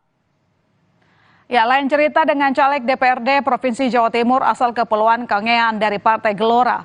Muhammad Sadi meluapkan emosinya kepada panitia pemilih Kecamatan Kanganyan, Sumeneb, Jawa Timur karena perolehan suaranya hilang. Ia mengaku ada sekitar 750 suaranya hilang. Sadi pun memprotes mengapa hasil rekapitulasi menyatakan ia tidak memperoleh suara sama sekali. Sementara itu, Komisioner KPU Sumeneb menyatakan, sesuai regulasi, perolehan suara yang dibacakan dari hasil PPK dianggap sah dan final. Jika ada caleg yang komplain, caleg diminta untuk mengisi form keberatan untuk disampaikan saat rekapitulasi tingkat provinsi Jawa Timur. Saya juga heran, nyampainya di kabupaten heran. Karena saya juga punya mertua, saya di Kangayan. Terus saudara-saudara Kangayan, pesantren kami juga di Kangayan. Terus C1-nya gimana? Di C1-nya terisi. Terisi C1-nya. Ternyata di hasil 0. Tidak ada suara sama sekali untuk provinsi. Saya caleg juga. Apabila ada keberatan yang sudah selesai di tingkat kecamatan, itu tidak bisa diajukan kembali di tingkatan berikutnya. Karena luapan emosi kekecewaan dari para caleg dan juga masa pendukung yang tak terbendung, tak jarang sejumlah petugas jadi korban kemarahan. Seperti yang dialami Ketua PPK Kecamatan Gane Barat Utara, Halmahera Selatan. Ia jadi korban pemukulan dari salah satu saksi dari paslon Prabowo Gibran untuk wilayah Halmahera Selatan. Diduga pelaku tak puas dengan penjelasan korban soal dugaan pengurangan suara pada pasangan Prabowo Gibran. Pelaku yang menyimpan dendam lantas menyerang korban saat rapat pleno rekapitulasi. Akibatnya, korban mengalami luka memar di kepala. Itu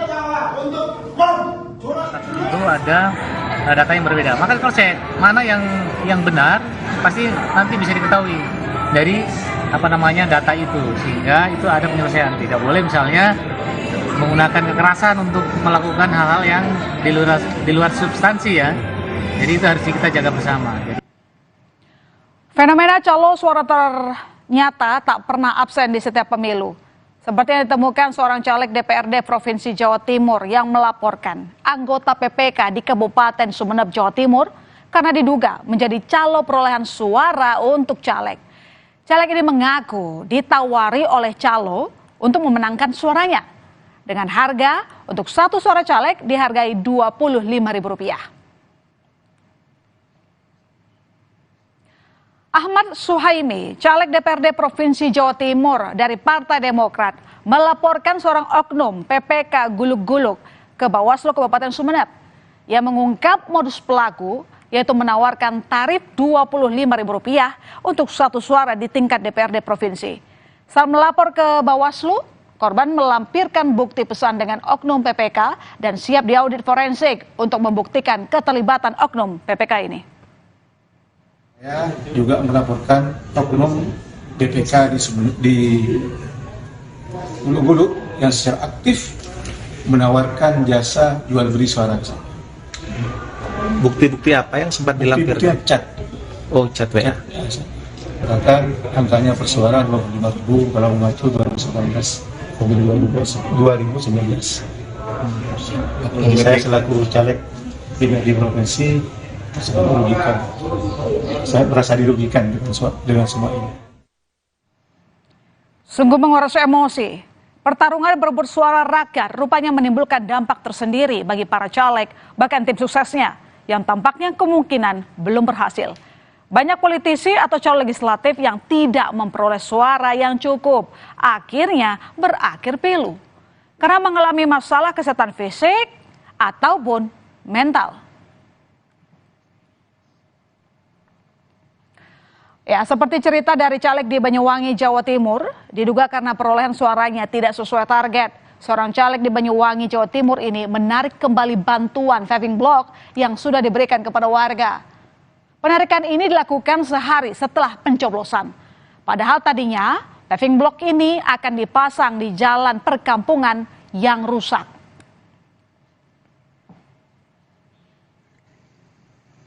Nah, kalau yang ini bukan menimpa calegnya, melainkan seorang tim sukses dari caleg dari salah satu partai di Kabupaten Cirebon, Jawa Barat.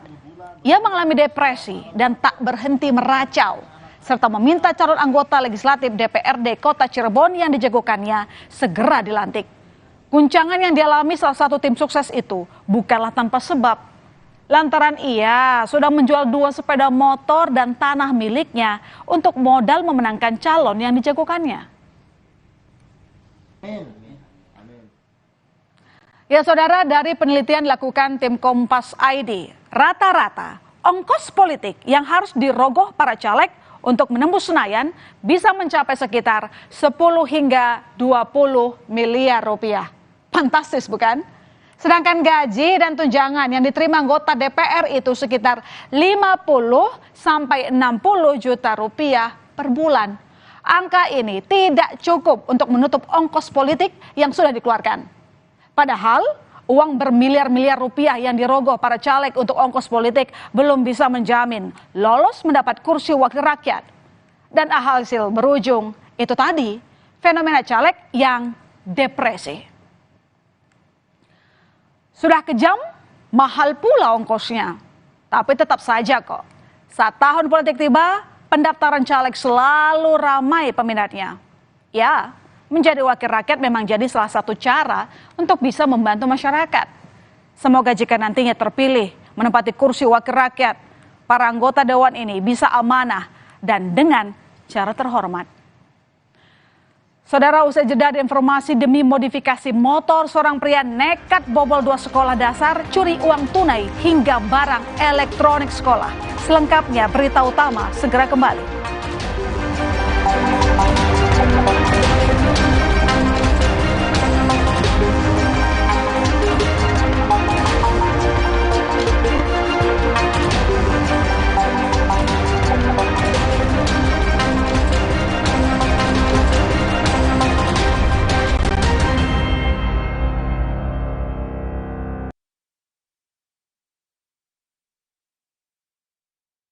Jadikan Ramadan Anda lebih bernilai bersama program-program istimewa Kompas TV. Kompas Sahur, Series of Faith, Suci Barbar Show, Kalam Hati Spesial Ramadan, Cooking is Fun, Mutiara Ramadan, Kurma Kuliah Ramadan.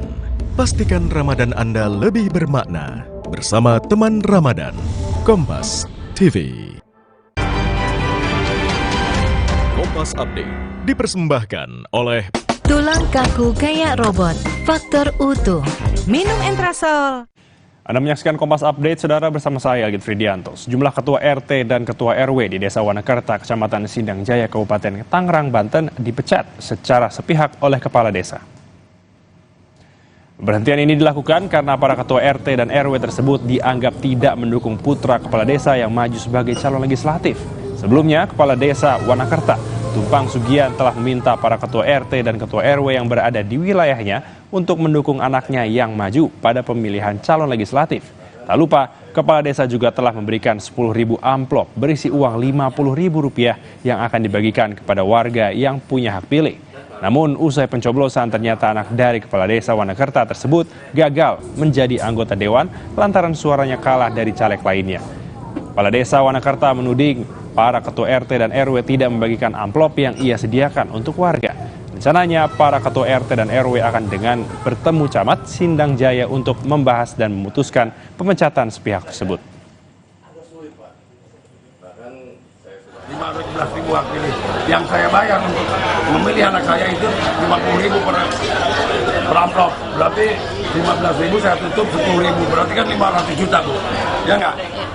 Kenapa uang yang dari saya dikasihkan, kenapa tidak dikasihkan ke warga saya, titipan dari saya? Ada beberapa RT yang jelas-jelas sudah menyalahi aturan.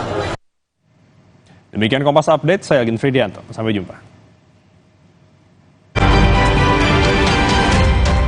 Kompas Update dipersembahkan oleh Hydro Coco. Tulang kaku kayak robot, faktor utuh, minum Entrasol. Ekstrak buah zaitunnya bantu penyerapan kalsium lebih cepat pada tulang. Kenapa? Bye tulang kaku, bye-bye faktor U. Entrasol. Ada tradisi sehat berbuka dengan kebaikan air kelapa asli. Hydro Coco, kaya nutrisi, kembalikan kesegaran alami tubuh. Yuk berbuka dengan segarnya air kelapa asli. Hydro Coco. Damainya warna biru bahari yang mengiringi senyum saat berpelukan di momen indahnya tali silaturahmi.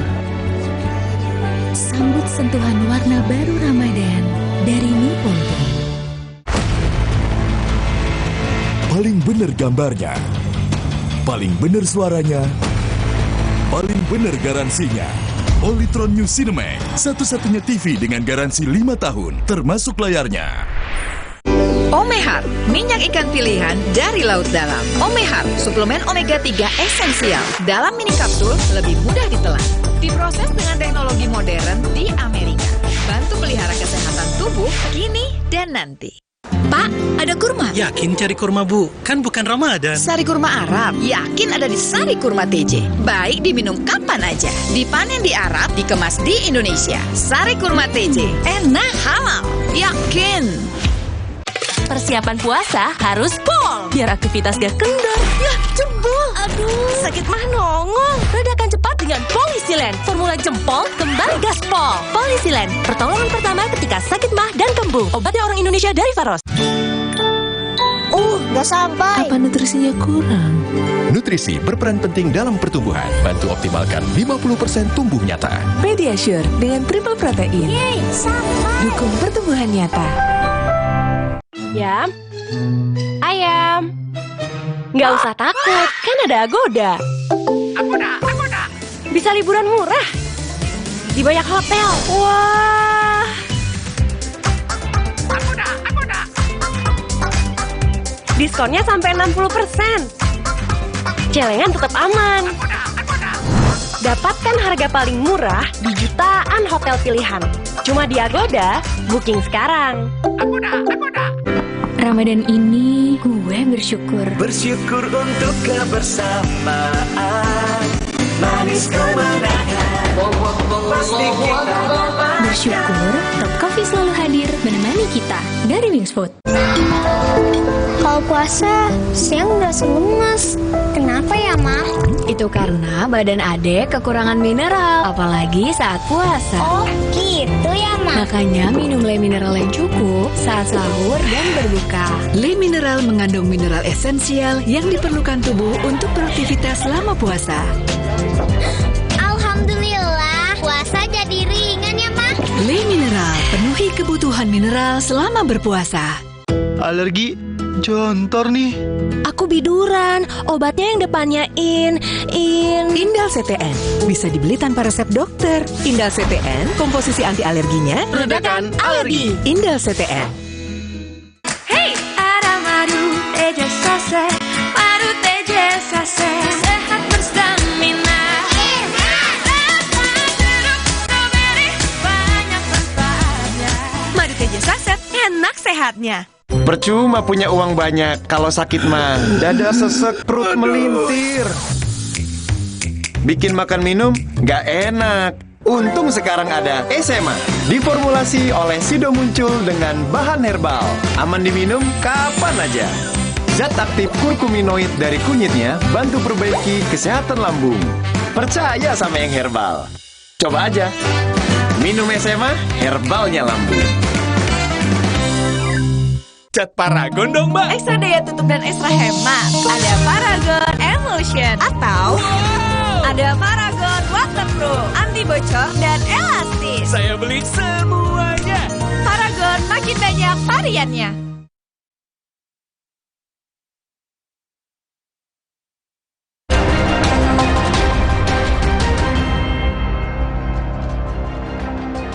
Berita utama kembali hadir untuk Anda, Saudara, dan kami sudah menyiapkan 5 berita pilihan untuk Anda. Kita ke informasi yang pertama, bocah 5 tahun dibunuh ibu.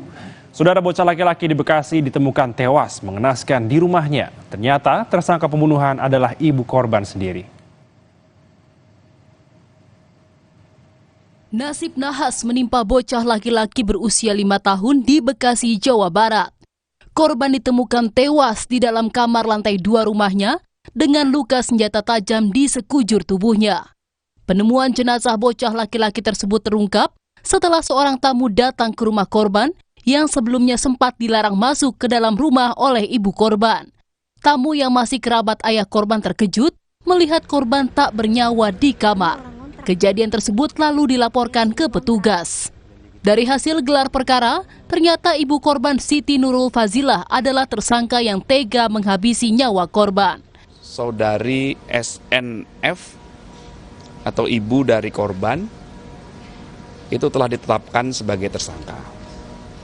Ya, berdasarkan bukti yang cukup yang ditemukan oleh penyidik. Setidaknya sudah 5 saksi yang dilakukan pemeriksaan. 3 diantaranya security, kemudian 1 kerabat tersangka, yang 1 lagi adalah saudara dari suaminya tersangka.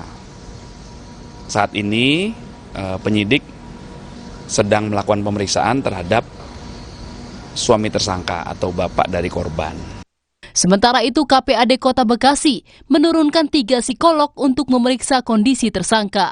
Selain itu, psikolog juga membantu menghilangkan trauma adik korban setelah melihat peristiwa mengenaskan itu terjadi. Anak hari ini dalam proses pendampingan oleh tim dari DP3 dan Komisi Perlindungan Anak Daerah Kota Bekasi. Kalau dari, kan memang dia secara komunikasi belum lancar ya, tapi ada beberapa indikasi sempat anak itu kaget, beberapa kagetan gitu ya. Seperti ada shock trauma melihat sebuah kejadian yang belum pernah dilihat sebenarnya. Karena anak itu masih usia 2 tahun ya, jadi belum bisa bercerita secara kata-kata, mungkin secara visual. Hingga kini polisi masih mendalami motif tersangka yang begitu tega menghabisi nyawa anaknya sendiri. Akibat perbuatannya, tersangka dijerat dengan pasal berlapis. Alexander Blegur, Kompas TV Bekasi, Jawa Barat. Berikutnya, saudara, kren timpa kereta api. Ambruknya girder flyover yang menimpa kereta api di Muara Enim diduga lantaran adanya miskomunikasi antara 2 pekerja operator saat mengangkat balok girder. Akibat peristiwa ini mengakibatkan 2 pekerja meninggal dunia dan 7 lainnya terluka.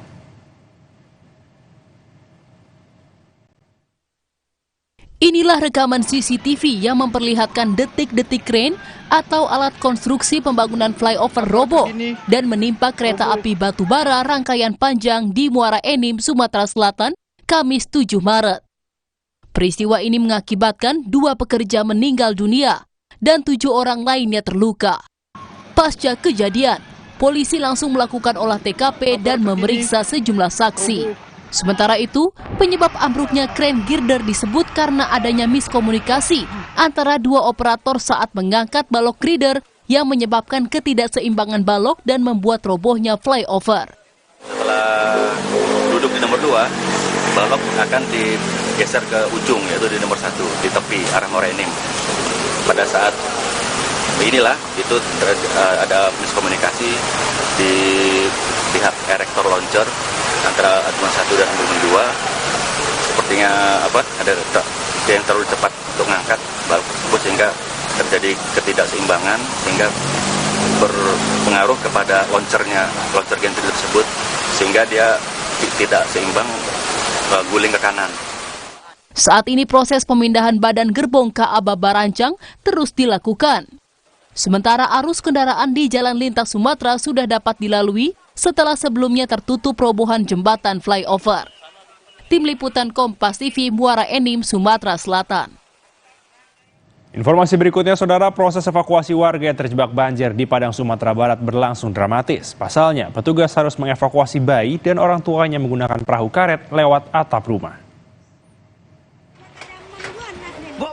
Seorang ibu dan bayi dievakuasi oleh tim SAR akibat banjir merendam wilayah Lubuk Begalung, Padang, Sumatera Barat Kamis sore. Proses evakuasi berlangsung dramatis. Pasalnya banjir setinggi 1 meter merendam rumah mereka dan memaksa keduanya harus naik ke atap rumah. Dengan hati-hati, akhirnya bayi dan ibunya berhasil dievakuasi dan dibawa ke pengungsian. Banjir yang diakibatkan luapan sungai ini merendam 10 kecamatan. Total 500 warga harus dievakuasi ke pengungsian karena rumah mereka terendam banjir. Bahwa data dari Kota Padang itu 10 kecamatan dan bermacam kelurahan yang terdampak dalam banjir. Dan saat ini sudah terevakuasi di Kota Padang oleh tim gabungan itu lebih dari 500 orang. Selain banjir, cuaca ekstrim yang melanda sebagian besar daerah di pesisir barat Sumatera Barat mengakibatkan longsor di Nagari Gantiang Mudiak Utara Surantia, Kabupaten Pesisir Selatan. 10 orang terdampak, 1 diantaranya ditemukan meninggal, sementara 9 orang lainnya masih dalam pencarian. Rio Johannes, Kompas TV Padang, Sumatera Barat. Informasi terakhir, saudara, demi modifikasi motor, seorang pria nekat bobol 2 sekolah dasar, curi uang tunai hingga barang elektronik sekolah. Aksi seorang pemuda nekat mencuri di sekolah daerah Lendah, Kabupaten Kulon Progo terekam kamera CCTV. Pria berusia 21 tahun ini ketahuan mencuri uang tunai senilai 3 juta rupiah yang disimpan di ruang guru. Tak cuma sekali, tersangka mengaku sudah melakukan aksinya di 2 sekolah dasar. Tak hanya uang tunai, tapi juga mencuri barang elektronik sekolah. Kepada polisi, tersangka mengaku nekat mencuri demi memodifikasi motor kesayangannya. Pelaku mencari TKP yang sepi dan penjaga sekolah yang tidak istilahnya tidur di sekolah, tapi tidur di rumah. Jadi himbauan kepada masyarakatnya, silakan untuk masyarakat apabila bepergian ataupun penjaga sekolah atau kantor yang meninggalkan kantornya agar dipastikan keamanannya. Selain mengamankan tersangka, polisi berhasil menyita 3 unit laptop dan barang bukti lainnya dengan total sekitar 6 juta rupiah. Akibat perbuatannya, pelaku terancam hukuman maksimal 7 tahun penjara. Ahmadi, Kompas TV, Kulon Progo, Yogyakarta. Usai jeda, saudara, berita utama akan kembali dengan informasi polisi menggerebek sebuah gudang yang dijadikan tempat pengoplosan beras bulog dengan beras tak layak konsumsi di wilayah Kecamatan Carenang, Kabupaten Serang, Banten.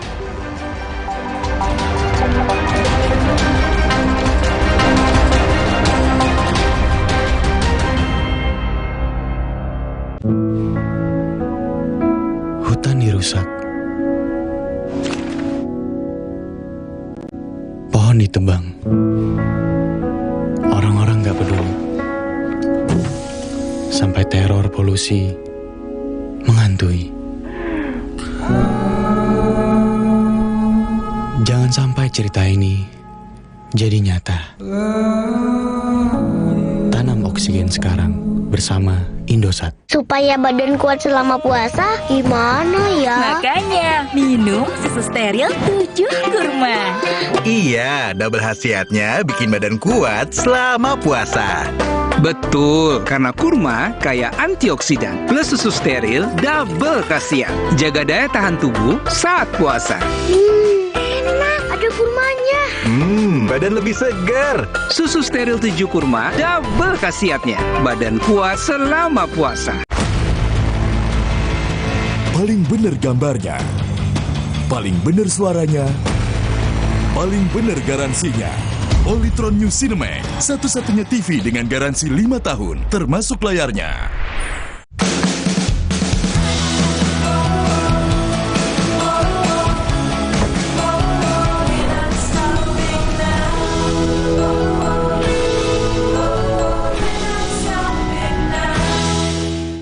Indahnya warna alam sambut bulan Ramadan, jadi pengingat untuk selalu bersyukur dengan hikmat. Damainya warna biru bahari, hangatnya warna kuning pagi, manisnya warna mawar merah muda, dan warna coklat hangat yang ramah menyambut keluarga di bulan penuh berkah. Sambut sentuhan warna baru Ramadan dari Nippon Paint. Kalau puasa, siang berasa lemas. Kenapa ya, Ma? Itu karena badan Adek kekurangan mineral, apalagi saat puasa. Oh, gitu ya, Ma? Makanya minum Le Mineral yang cukup saat sahur dan berbuka. Le Mineral mengandung mineral esensial yang diperlukan tubuh untuk beraktivitas selama puasa. Alhamdulillah, puasa jadi ringan ya, Ma. Le Mineral, penuhi kebutuhan mineral selama berpuasa. Top Cappuccino, milky foamnya lebih tebal dan crunchy choco maltnya. Ini baru cappuccino. Beli 2, ekstra 1. Kopi yang delicioso, Top Cappuccino. Enak. Cobain, beli 2, ekstra 1 dari Wings Food. Alergi jontor nih. Aku biduran, obatnya yang depannya Indal CTN bisa dibeli tanpa resep dokter. Indal CTN, komposisi anti alerginya redakan alergi. Indal CTN. Hey, ada madu teja sase, madu teja sase, sehat berstamina.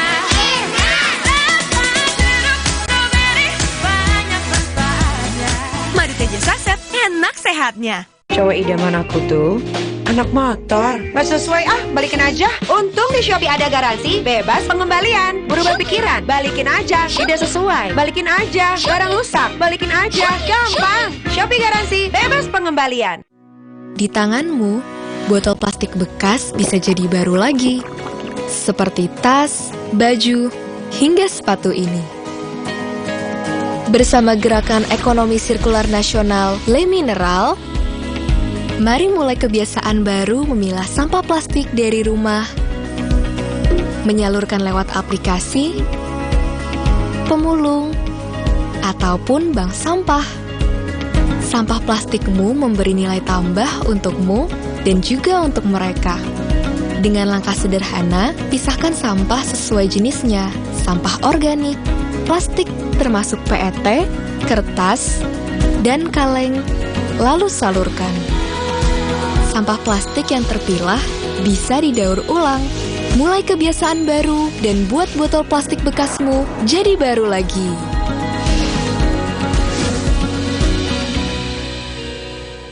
Supaya badan kuat selama puasa, gimana ya? Makanya, minum susu steril 7 kurma. Iya, double khasiatnya bikin badan kuat selama puasa. Betul, karena kurma kaya antioksidan plus susu steril double khasiat. Jaga daya tahan tubuh saat puasa. Enak, ada kurmanya. Badan lebih segar. Susu steril 7 kurma double khasiatnya. Badan kuat selama puasa. Baru, Kopi ABC Kahwa. Nikmati kebersamaan dengan kebaikan. Kopi susu kurma ABC Kahwa. Kopi ABC Kahwa. Terasa nikmatnya, terasa baiknya. Manisnya warna mawar merah muda saat mendengar semua lantunan doa. Sambut sentuhan warna baru Ramadan dari Nippon Tea.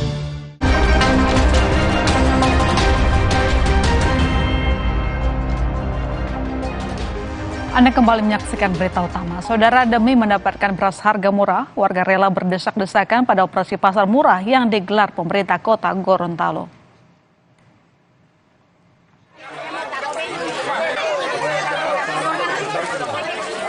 Sejumlah warga rela berdesak-desakan demi bisa mendapatkan pasokan beras murah pada gerakan pangan murah yang digelar pemerintah Gorontalo.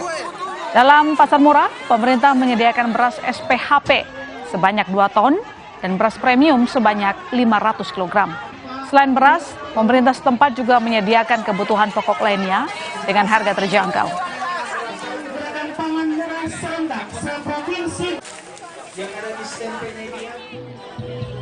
Ratusan warga di Maros, Sulawesi Selatan rela mengantre berdesak-desakan dan saling dorong demi mendapatkan beras murah di halaman kantor Dinas Pertanian dan Ketahanan Pangan Kabupaten Maros. Warga yang mengantri sejak pagi tidak sabar mendapatkan beras murah hingga menyerobot mobil bulog pengangkut beras. Paket 5 kg beras murah dijual dengan harga Rp53.000. Gerakan pangan murah kolaborasi Pemkab Maros dan Bulog setempat untuk menekan harga beras yang melonjak tajam di pasaran.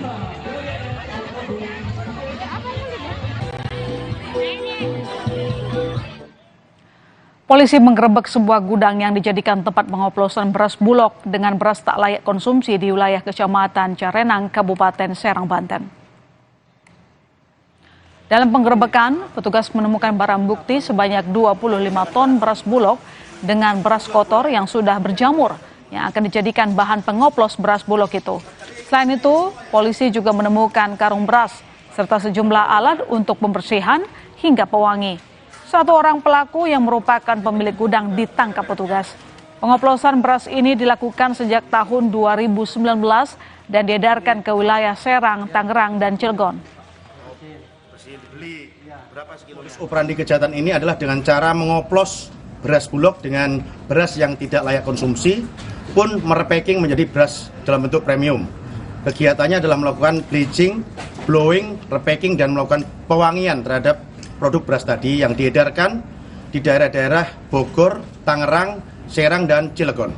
Kemudian terkait pembuktian kita dari akhir bulan Desember 2023 sampai sekarang sudah didistribusikan kurang lebih 270 ton beras kepada konsumen. Angin kencang disertai hujan deras dan banjir menerjang dan porak-porandakan wilayah Al-Dahirah, Oman. Banjir juga masuk ke dalam rumah warga. Selengkapnya sesaat lagi di Berita Utama.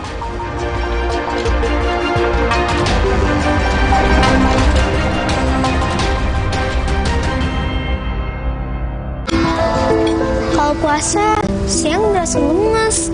Kenapa ya, Ma? Itu karena badan Adek kekurangan mineral, apalagi saat puasa. Oh, gitu ya, Ma? Makanya minum Le Mineral yang cukup saat sahur dan berbuka. Le Mineral mengandung mineral esensial yang diperlukan tubuh untuk beraktivitas selama puasa.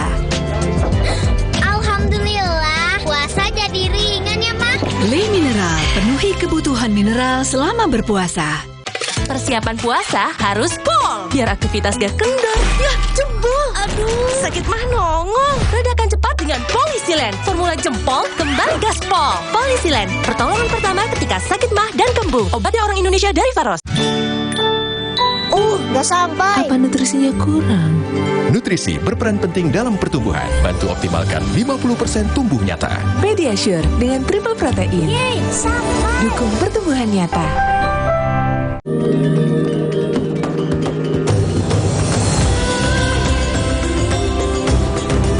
Every day for 20 years, we have been helping keep Indonesians healthy and happy. Helping Indonesians for a prosperous Indonesia to help strengthen your immune system. Drink UC 1000 vitamin with 1000 milligrams of vitamin C. Healthy inside, fresh outside. Dunia terus berputar. Begitu banyak hal yang berakhir, namun banyak juga yang kembali dalam bentuk baru, memberi harapan baru. Seperti botol plastikmu yang dapat menjadi barang baru lagi melalui gerakan ekonomi sirkular nasional Le Mineral. Kini, plastik tidak lagi menjadi sampah, namun terus berputar dengan dipilah dan didaur ulang menjadi baru. Semua bisa mengambil peran penting dalam perputaran itu dari hulu ke hilir. Mulai dari kamu yang memilah sampah dari rumah, pemulung yang mengumpulkannya, hingga pekerja pabrik yang mendaur ulang. Bersama gerakan ekonomi sirkular nasional Le Mineral, mari jadikan botol plastikmu jadi baru lagi.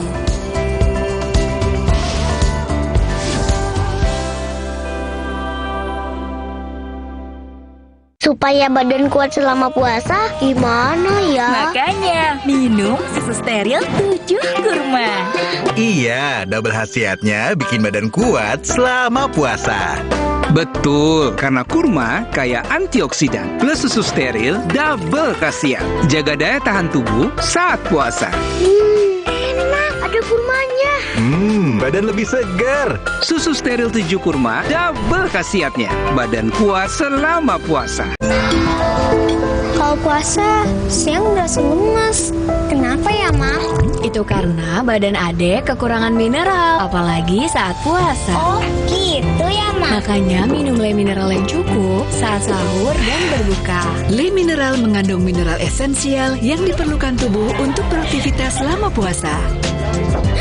Alhamdulillah, puasa jadi ringan ya, Ma? Le Mineral, penuhi kebutuhan mineral selama berpuasa. Baru, kopi ABC Kahwa. Nikmati kebersamaan dengan kebaikan. Kopi susu kurma ABC Kahwa. Kopi ABC Kahwa. Terasa nikmatnya, terasa baiknya. Gondong, Mbak. Perlu yang mana? Ekstra daya tutup dan ekstra hemat. Ada Paragon Emulsion atau ada Paragon Premium 1000 yang bisa dibersihkan dan antibakteri. Atau ada Paragon Waterproof, anti bocor dan elastis. Oke, saya beli semuanya. Sekarang Paragon makin banyak variannya.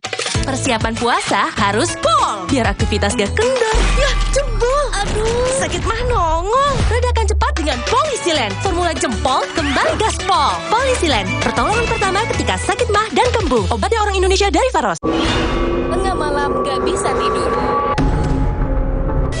Kurang tidur, minum Sedares. Kandungan dipenidramin 25 mg bisa bantu tidur. Tidur yang cukup bikin aktivitas kembali lancar. Sedares bikin tidur. Hangatnya warna kuning pagi ketika bersama menikmati momen istimewa saat sahur tiba. Sambut sentuhan warna baru Ramadan dari Nippon Paint. Jalan yuk! Usia nambah, gerak susah ya. Kesehatan sendi harus diperhatikan. Rajin gerak badan tak berlebihan. Bila perlu, minum Wellmove. Diproduksi dengan teknologi modern, higienis, dan halal. Wellmove, bergerak itu nikmat. Untuk membantu atasi capek, pegal, dan nyeri otot, pakai Hotin Cream. Kalau untuk meredakan nyeri sendi, rematik dan keseleo, nah, itu pakai Hotin DCL baru. Bahan aktif DCL-nya efektif mengobati rematik, lindung, dan nyeri sendi. hotnya Hotin banget deh.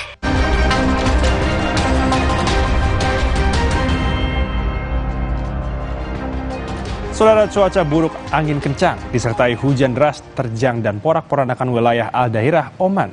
Banjir juga masuk ke dalam rumah warga.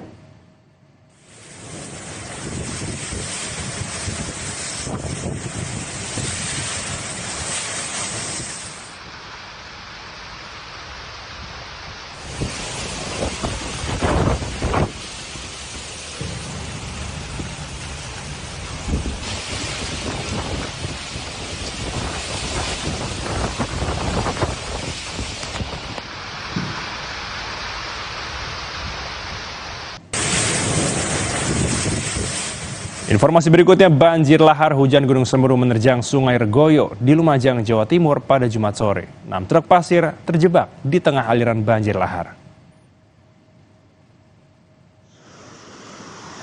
1, 2. Saudara, 6 truk pasir ini terjebak saat banjir lahar Semeru menerjang Sungai Regoyo.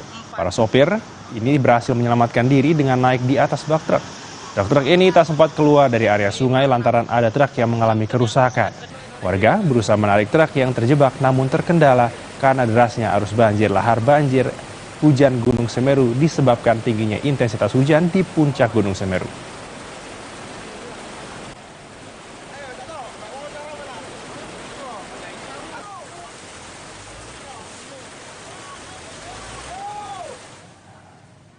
Saudara, seekor ular piton sepanjang 8 meter melilit di dalam rumah panggung milik warga di desa Tamimato, Kecamatan Ujung Lo, Kabupaten Bulukumba, Sulawesi Selatan.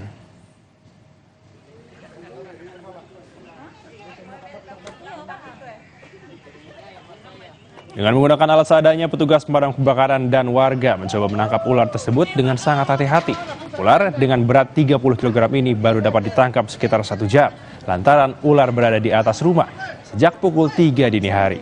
Diduga kemunculan ular karena sedang mencari mangsa di rumah warga yang berada di tengah kebun. Kemunculan ular sempat membuat pemilik rumah ketakutan dan mengungsi ke rumah keluarganya.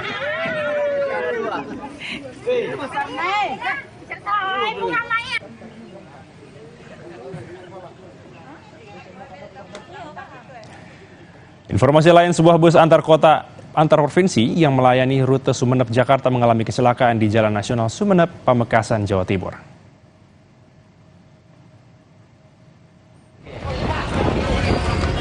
Arah mau ke Jakarta, guys. Terjadi di... Saudara, inilah video amatir yang memperlihatkan sebuah bus antar kota antar provinsi rute Sumeneb Jakarta usai mengalami kecelakaan di Jalan Nasional Sumeneb, Pamekasan, Jawa Timur. Bus sebelumnya sempat menabrak pohon hingga akhirnya terguling dan terseret sejauh 20 meter. 8 orang penumpang yang mengalami luka termasuk sang sopir dilarikan ke puskesmas terdekat untuk mendapatkan perawatan.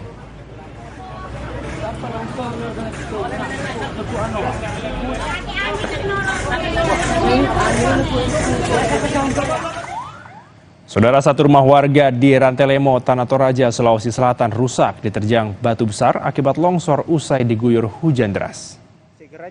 Segera mungkin alat berat loader atau eskavator karena batu yang menimpa rumah ini masih sementara tetap bergerak dan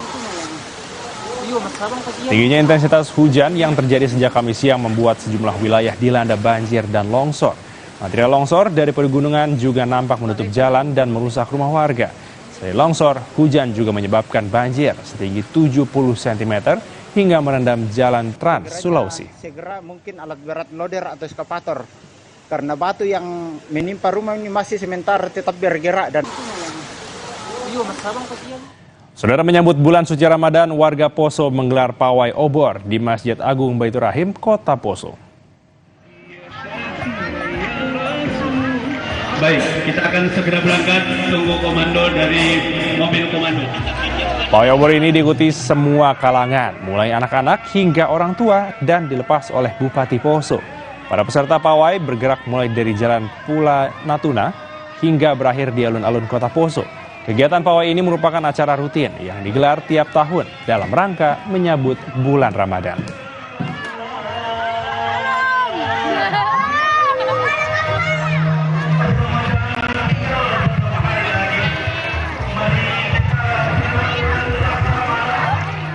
Terima kasih telah menyaksikan berita utama hari ini, Saudara. Saya Algin Fridianto. Dan saya masih Tertaregan. Tetap saksikan Kompas TV, independen terpercaya. Terima kasih.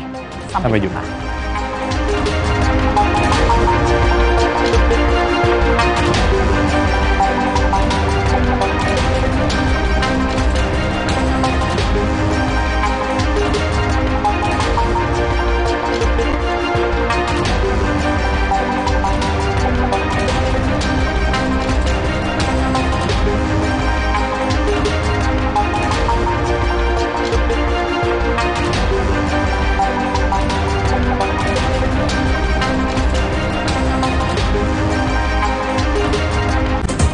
Terima kasih. Anda telah menyaksikan berita utama yang didukung oleh Jadikan Ramadan Anda lebih bernilai. Jelajahi kota-kota bukti kemajuan peradaban Islam di berbagai belahan dunia sambil mencermati nilai-nilai ilahi